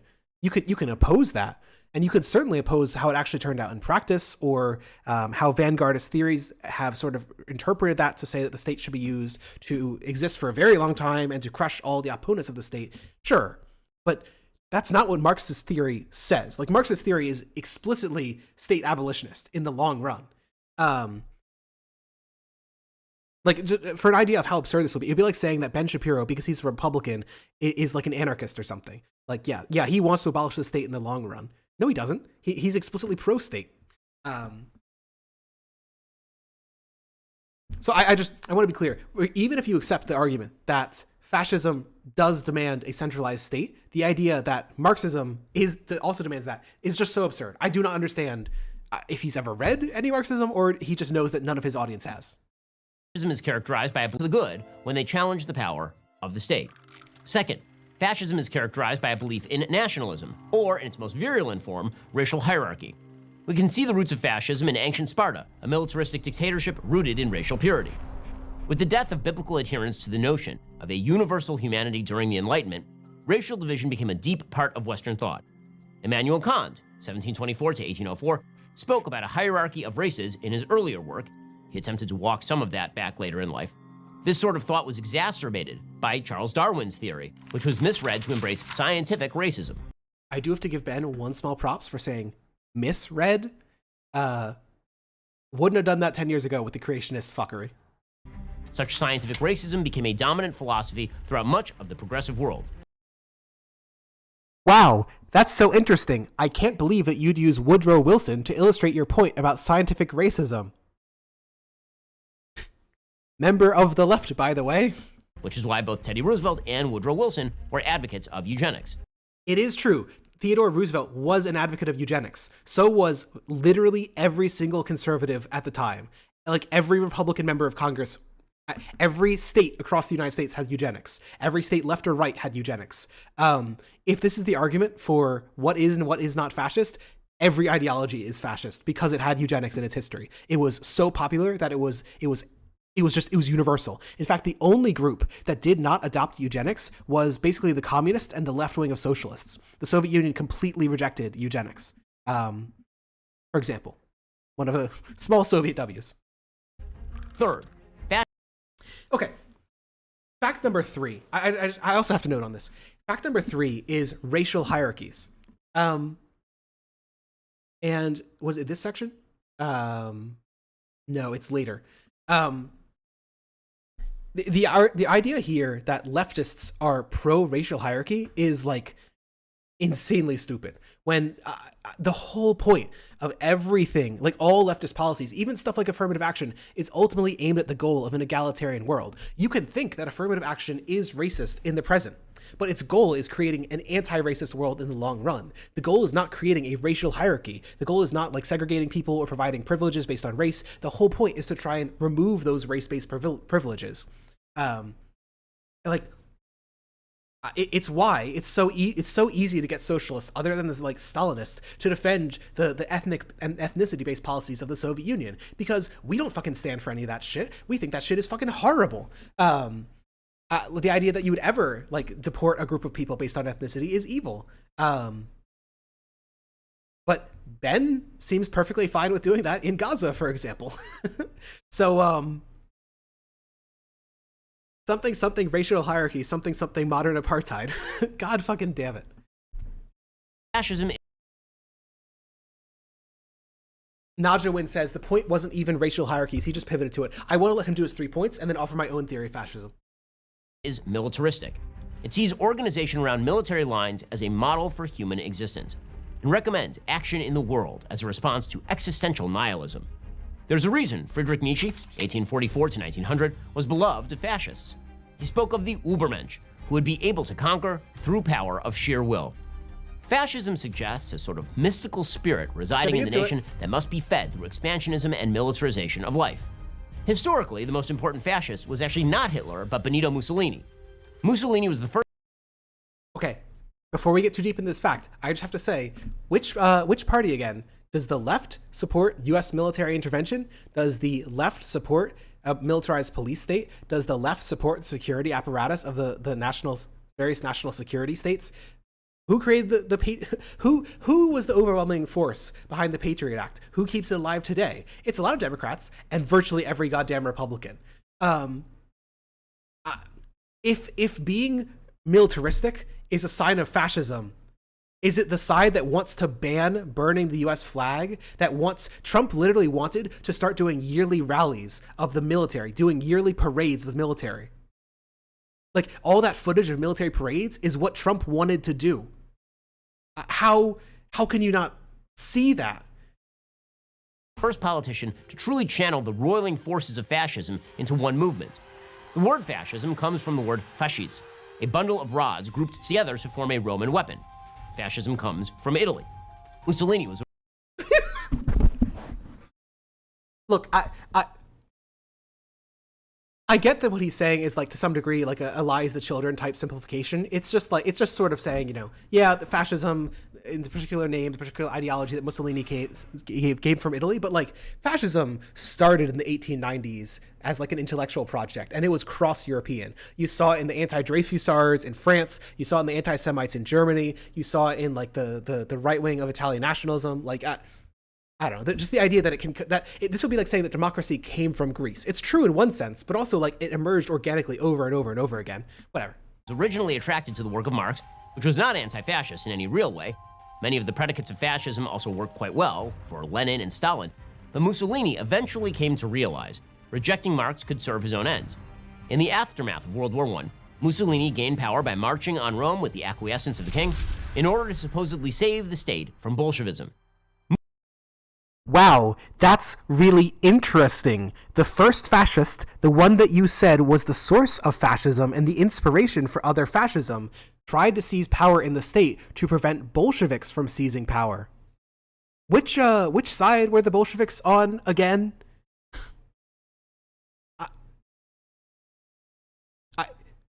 I don't know. Does he read his own script, or does he just say the words? Mussolini's philosophy was somewhat vague, but it carried all the central tenets of fascism. In 1927, Mussolini laid out the, quote, doctrine of fascism. He wrote, anti-individualistic, the fascist conception of life stresses the importance of the state and accepts the individual only insofar as his interests coincide with those of the state. This is just repeating the centralized point of the beginning, basically. Like, every fact that he's given about fascism is just fascism is racist, and fascism wants a strong, authoritarian, centralized state, and fascism wants military. Like, that's it. Those are the three things. And which party comes closer to wanting to maintain racial hierarchies? Which side of the aisle, the conservatives, the liberals, the leftists, the rightists, are more pro-racial hierarchy? Man, it's so easy to lie. It's so easy to lie when you're a Republican. This guy has 6.5 million subscribers. Mussolini wrote that fascism was a, quote, spiritual attitude. That spiritual attitude required outward expansion, quote. The state is not only authority which governs and confers legal form and spiritual value on individual wills.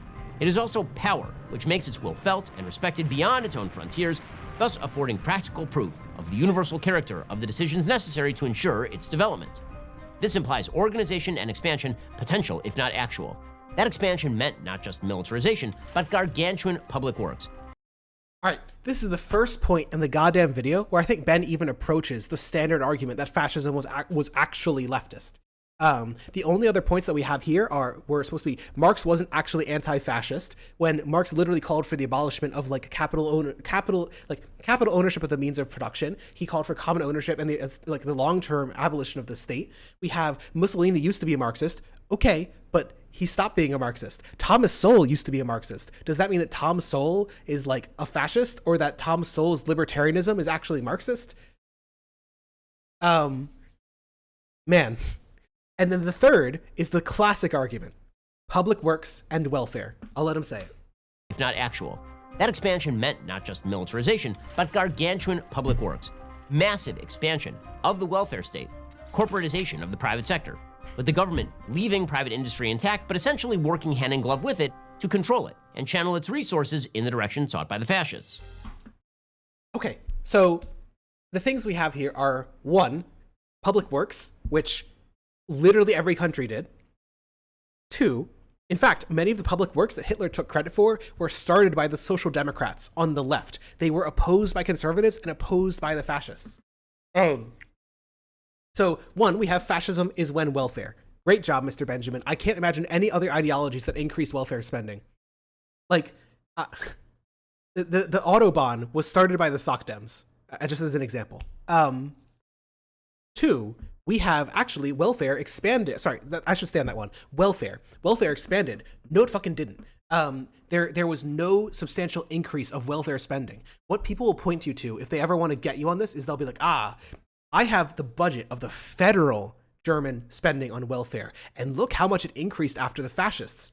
That's because the fascists in Germany,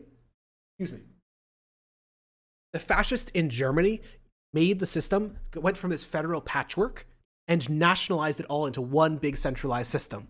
So yeah, federal spending on welfare went up, but it actually did not fucking change across the whole country. And even worse, the Nazis partially funded that welfare with a payroll tax, with a mandatory union due and a mandatory contribution from every worker. So they actually changed it from the SOCDEM funding, which was based on progressive income taxes, towards a more regressive form of welfare funding. An example of this is actually Volkswagen. Volkswagen was literally funded by imposing. Another thing the Nazis did, they abolished all of the unions. They merged them all into one gigantic Nazi union, which was actually used to push down workers' wages. Workers' wages in Nazi Germany in 1939 were the same as they were in 1932 when you adjust for inflation. Pro-worker, my ass. And those workers now had to pay mandatory dues to the single union, which controlled every workplace in the country that was unionized beforehand. And those dues were used to build Volkswagen. They weren't even used to fund workers' education programs like they were in the old ones. They weren't used to fund strikes, which were banned under the Nazi regime. They weren't used for any of the classic worker activities. They were only used to fund the projects that Hitler wanted. And what did Volkswagen actually do? Build tanks. So, yeah, classic leftist thing to do, tax union members to build tanks. It sounds like they would have liked the right to work. I can send you sources on this, Poggy, if you'd like, but that source I think comes from The Rise and Fall of the Third Reich by Scheirer, on the union dues. And speaking of that, I do have a nice graph. Since it's hard, I can't just read you the Scheirer stuff, but I can show you.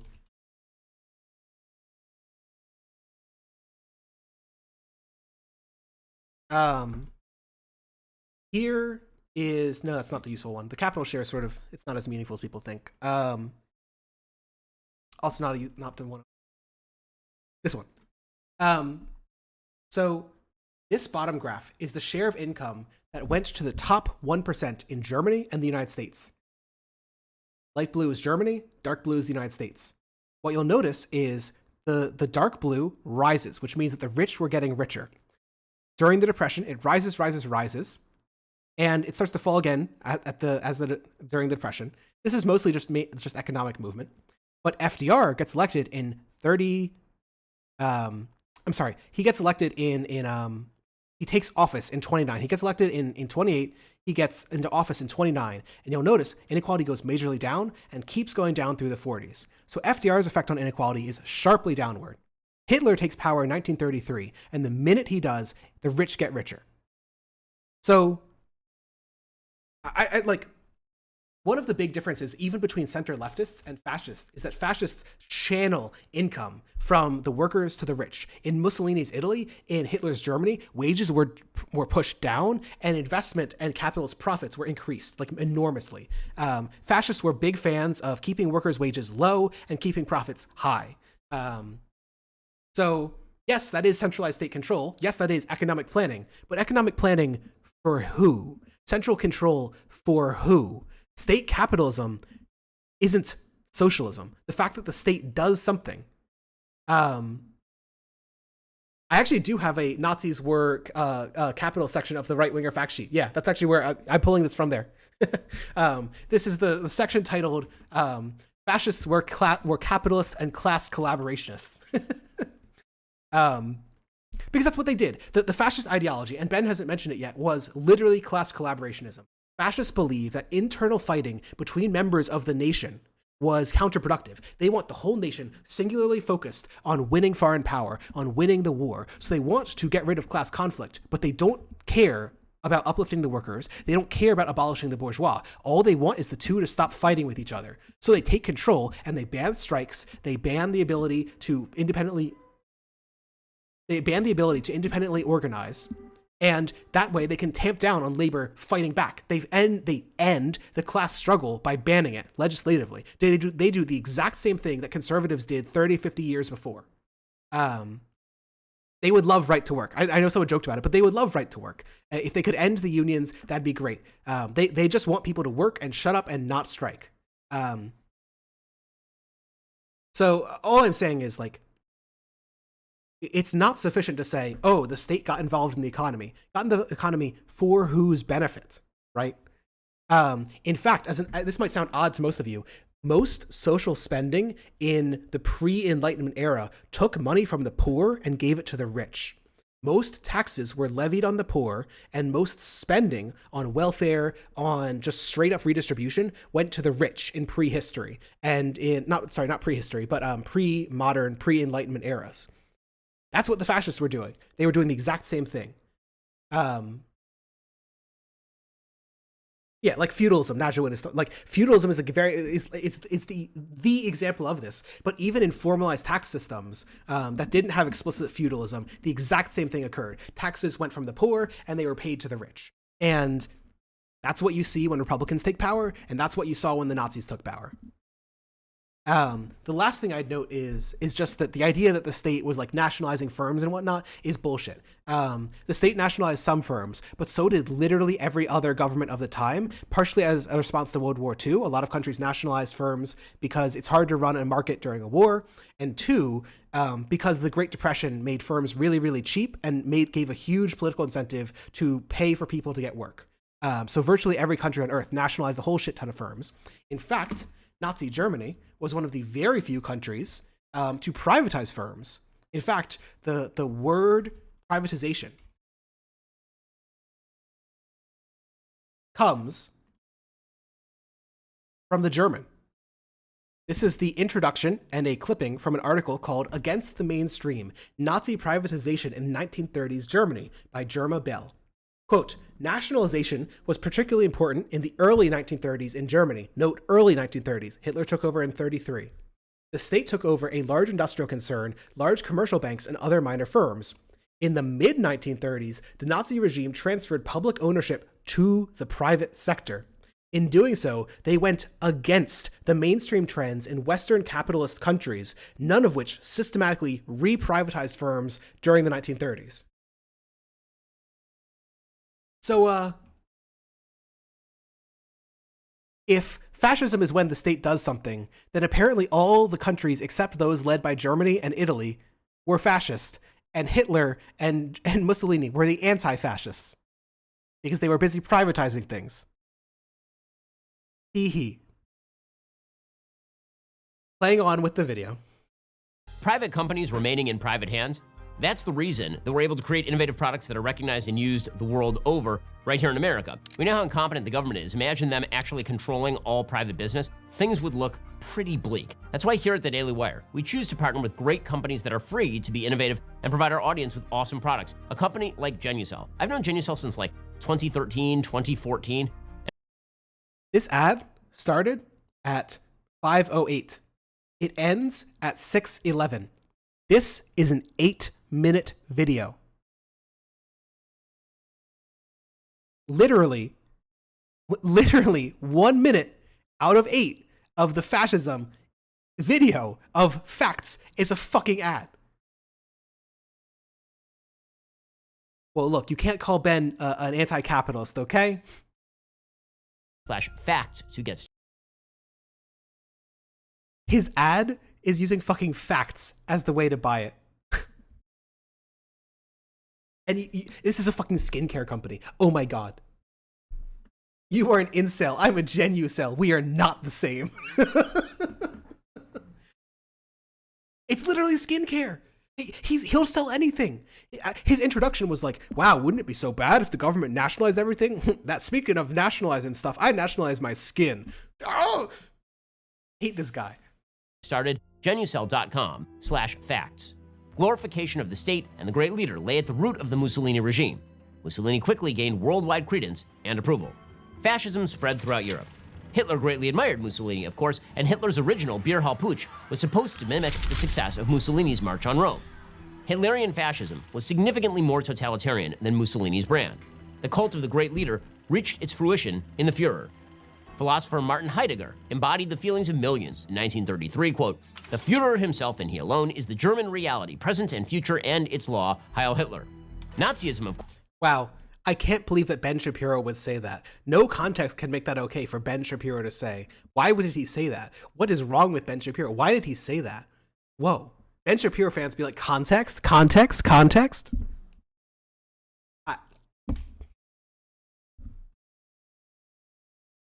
The whole part of this video is just, fascism is when personality cult. Which political party has a big personality cult, Mr. Ben? How many leftists are worshiping Joe Biden? How many people genuinely believe in Dark Brandon? Versus how many people literally follow Donald Trump around from rally to rally to sell merch with his face on it?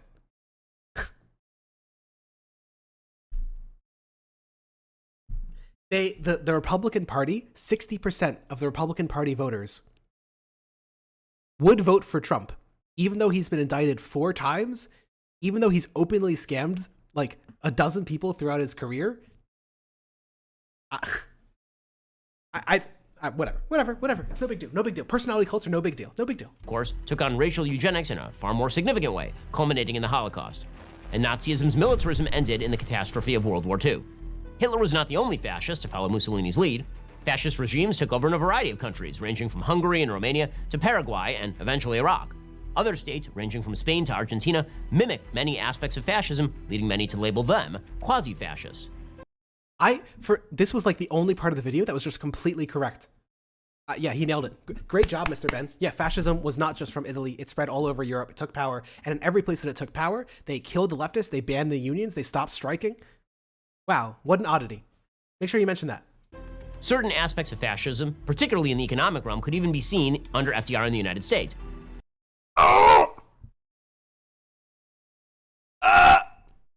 FDR's New Deal, complete with government resources directed at forcing economic conformity. Okay, I just gotta... FDR's New Deal focused on economic conformity. Conforming what? Conforming people to getting them a job during the greatest depression on Earth? What are we conforming? Conforming to what? In fact, one of the things that people hated about the New Deal is he paid a shit ton of money to artists who drew like modernist art that was completely out of line with the old forms of art. People fucking hated that. They wanted the conformity back. Forced labor making NFTs. Oh no. The modern FDR comes into power and he's a fucking crypto bro. Controlled huge swaths of American life, with FDR aide Harry Hopkins openly suggesting, quote, "We are not afraid of exploring anything within the law, and we have a lawyer who will declare anything you want to do to be legal." Extremely based Hopkins moment. Mr. Hopkins, my strongest soldier of social democracy. And this is why the term fascism is so attractive in political discourse. Everybody thinks of brown shirts and small mustaches when they invoke fascism, but there are a lot of aspects of fascism that survive in a variety of forms. Corporatism, government working hand in glove with industry, is a form of economic fascism. So his example of modern fascism is the government working hand in hand with oh my god, it's the vaccine. His example is the vaccine. Trump did the vaccine. Trump did the tight collaboration to get the vaccine out on an accelerated track. That's like he loves to take track for that. It was warp speed. It was his whole thing. So if fascism is when government does stuff, that's him. That's your guy. And take it like the government doing stuff is not fascism. I swear to fucking God, the government paying a private company to make vaccines is not fascism. Every country on earth has done this, from China to Russia to the United States. It's like, it's so cross ideological. You can't find a single country that hasn't done it, except those that don't have the money to do it. Racial hierarchies can be indicative. Oh my God, this one actually made me so mad. He's talking about racial hierarchies. Shirts and small mustaches when they invoke fascism, but there are a lot of aspects of fascism that survive fascism. Racial hierarchies can be indicative of fascist thinking, particularly when combined with differential treatment under law. His example of fascist thinking is Jamal Bowman in Congress pointing to a graph of wealth inequality by race. What racial hierarchy is Mr. Bowman fighting for here? I don't know how anyone can watch this video and be like, oh yeah, this seems really compelling. Mr. Bowman must be arguing for racial hierarchy because he has the word white and black on a screen. The whole point of Bowman's graph is that we live in a racial hierarchy. His whole argument is we should undo that. It is literally the anti-fascist argument in Ben's own logic. Ben's logic is racism is fascism. And Bowman is saying, wow, we live in racism, let's undo it. Militarism can be termed fascist, particularly when its resources are directed at domestic populations. Wow, militarism can be fascist. The only example he cites here? Few people will admit to being fascist. He doesn't show you a single example of police brutality. He shows you the arrest of Roger Stone, who is a Trump loyalist. So his idea of racial hierarchy is when you point out that that immense racial inequality exists. His idea of police brutality was the peaceful arrest of Roger Stone for being, I think it might have been that he was a foreign agent, but I can't fucking remember. He doesn't mention police brutality. He doesn't think that racial inequality is an example of hierarchy. And the vaccine. The vaccine is the third proof that America is fascist. Oh my God. Fascist today. It'd be far more useful for everybody to simply critique policies with reference to history, but without reference to the buzzword that poisons everyday discourse. We can have good and interesting conversations about the value of corporatism, for example, without invoking Hitler. We can talk about opposing the shortcomings of atomistic individualism without invoking the Holocaust. The truth is that nowadays, the term fascism tends to be a slur rather than a predicate to a useful conversation. As it turns out, everybody you don't like probably isn't Hitler. Ben Shapiro? Debunked. Also, I gotta play the outro.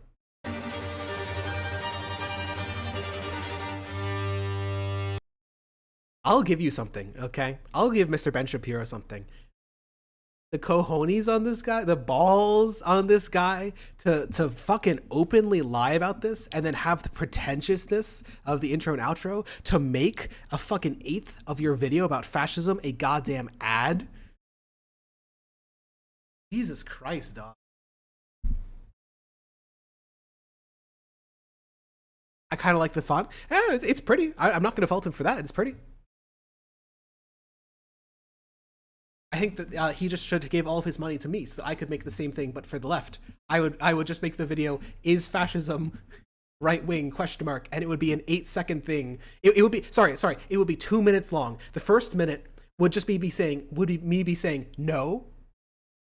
And then it would just be an extensive introduction where a whole bunch of fancy stuff flashes on screen, and then I come back and I do an advertisement for like some sort of dick pills. And that's the last minute and a half, and the video ends. Graphic designer W, Ben Shapiro L.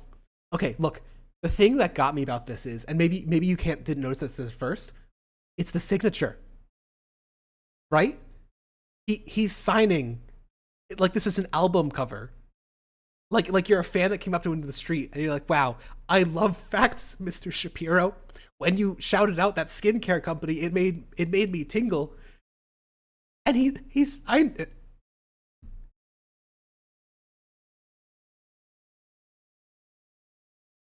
Oh my god, dog. You have to stretch it to 5 so I can get the good ad, the good ad revenue. Oh my god. Oh my god. These facts are signed off by Ben Shapiro. I guess as an end note, my view on what fascism is, I think most clearly hews towards. I always forget the guy who did it. Someone mentioned in chat that the Wikipedia article has a good summary of the various theories of fascism, and I agree. Wow, great spelling job. I really like. God, now it's just totally empty of my name too.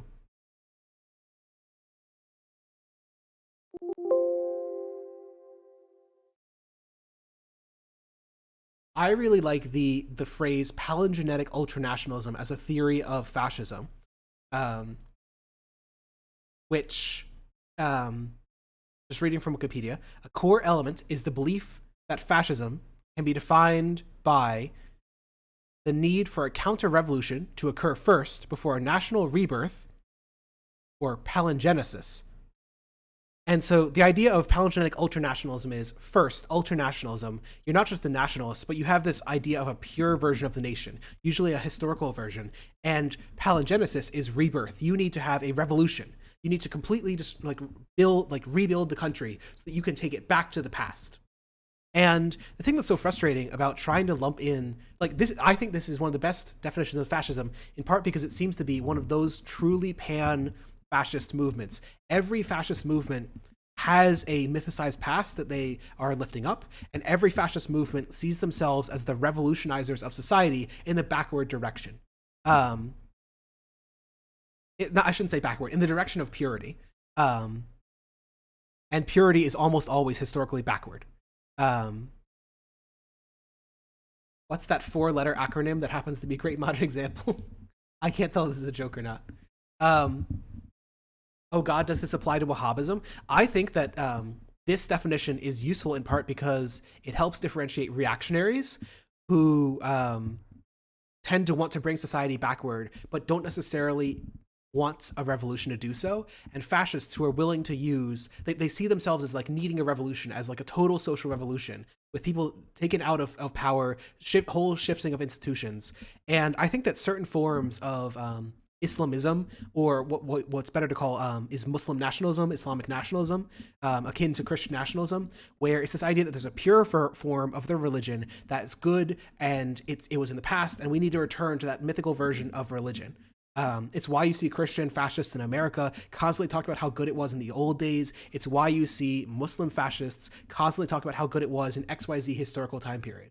I'm not going to say this is the perfect definition of fascism, but one of the reasons I like it is it also very clearly outlines why socialism has been so historically opposed to fascism. Socialists think that the future is where utopia lies. Socialists don't think that we can go back. They don't think that there's this perfect utopia where everyone worked together and greed was gone and man worked with man and money was no issue. We think that the history always sucked. People were either poor because they didn't have the material conditions. I'm going to say something dumb. My head is totally empty. People didn't have the technology, the material means of production, to uplift themselves. God, head totally empty right now. Point is, prehistory, people very poor, not a lot of capital, can't uplift themselves, can't live the good life. The future, the utopia that we're seeking for, is one with a lot of capital and one without an owning class. We want the working class to self-abolish. We want everyone to benefit from the fruits of that, from the fruits of that capital, and for the capital to be so abundant that work becomes increasingly voluntary to the point that nobody needs to work at all except as a choice. And that is an explicitly anti-past, an explicitly accelerationist, a future-looking view.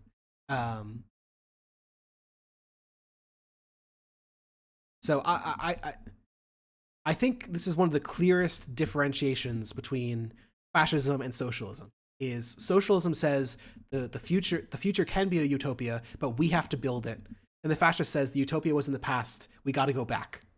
That's why return is a fascist meme. Anyway, that was Mr. Ben Shapiro's Facts, where we learned that Father Coughlin, the mega anti-Semite who hated Jews so bad that he got censored by FDR, was a leftist, where we learned that the government doing stuff is fascism, including the vaccine that Trump created, including saying that America has racial inequality, that this is fascism, and where we also learned that Mr. Shapiro loves a clean, smooth skin. I would say that Ben Shapiro is not just an incel, but a genucel.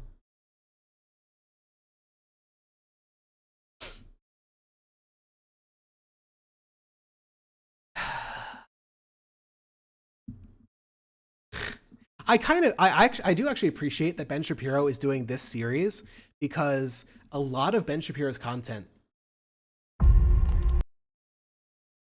is garbage.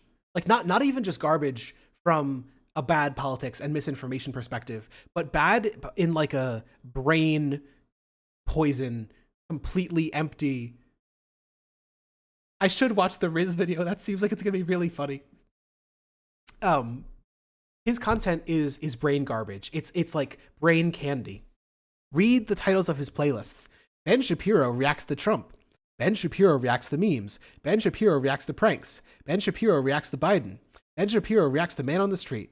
Ben Shapiro reacts to motivational speeches.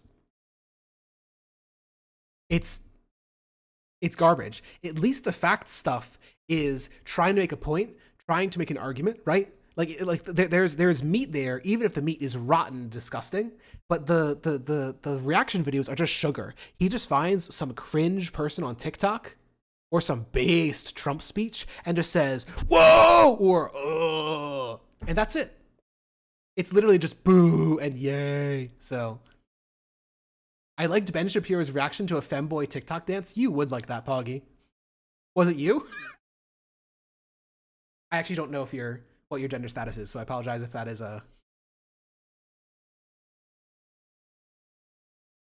unwanted. Do more of Shu's boyfriend's videos. Yeah, I liked for all the political disagreement I have with Shu's boyfriend, which is a lot. I do appreciate that he is making an argument, and often it's getting at an interesting idea. Even like the PragerU stuff is garbage in part because there's no interesting idea there, right? It's just, oh, fascism is actually left wing, and that's why, like, Ben Shapiro's whole argument was you shouldn't call people you don't like fascist, and that's why Joe Biden and Jamal Bowman are fascist. This is like the most tired shit I've ever heard. But at least the Shu's boyfriend and it's very hard to find thoughtful conservative influencers.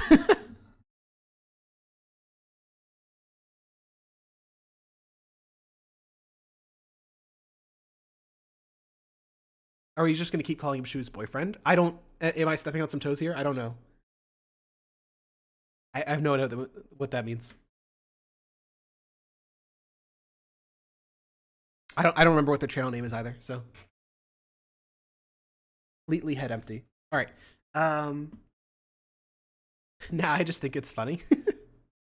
I mean, I think it can be a little demeaning when we only relate people in terms of their romantic relationships. I see it happen a lot with women online, but it does happen to men too, where we treat people as an extension of their partner rather than independent people. And I do find that a little demeaning, but I actually don't know what his channel is, so I can't. Eudaimonia is the channel? Yeah, sure. I can see if he's produced anything. I have to cut out that limits video that I did forever ago. I got to cut it out from the stream video. All right. It is 5 hours into the stream. It is 1 a.m. I am going to wrap up. I got to find someone who's live.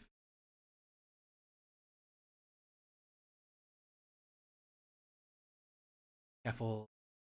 Not Shark. Not Conyer. Not Vosh. Well, it's Riverboat's here. Any recommendations beyond Riverboat? Jack, we got some jackers in chat. Getting jacked up.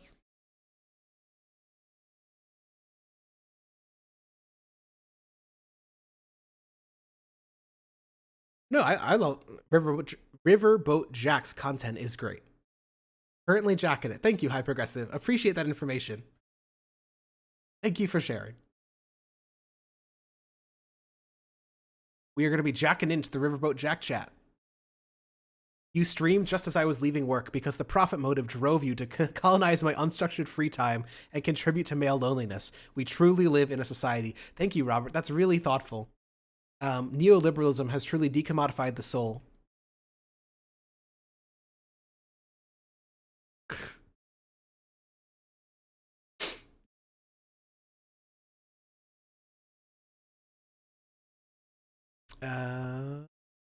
I don't think anyone else is online, so I will be going over.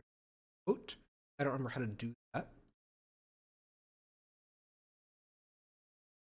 I'm going to post the link in YouTube chat, and I'm going to figure it out on the back end. I know how to do it, I just haven't done it in dashboard. All right. Oh, I should see. The last thing I should look at is donations. I hit them all stream. How do I? Hi, Progressive. Do you have any idea how I look at the oh, it's the feed, isn't it? Oh shit. Tyrnax subscribed tier 1 10 hours ago. Like, that be right? That can't be right. Stream was not on 10 hours ago. Must be some sort of timeline thing. Tyrnax subscribed tier 1. Thank you so much, Tyrnax. You will not be seeing this because you went to bed, but if you happen to be rewatching this, thank you so much for the tier 1 subscription. I really appreciate it. Glad you got the red name. And Eggle Hegel donated $5. I don't know if you're still in chat, Eggle Hegel, but they ask, do you have a source for U.S. labor's deal with capital policymakers on pulling back criticism of foreign policy in the case of Vietnam in favor of domestic policy concessions? I can't cite you a book offhand. I've been reading a lot of books about the history of the socialist movement in the United States, and it's in one of those, but I've literally looked through like 50 in the past half year, so they all blend together. If you DM me about it on Discord, I can look for it.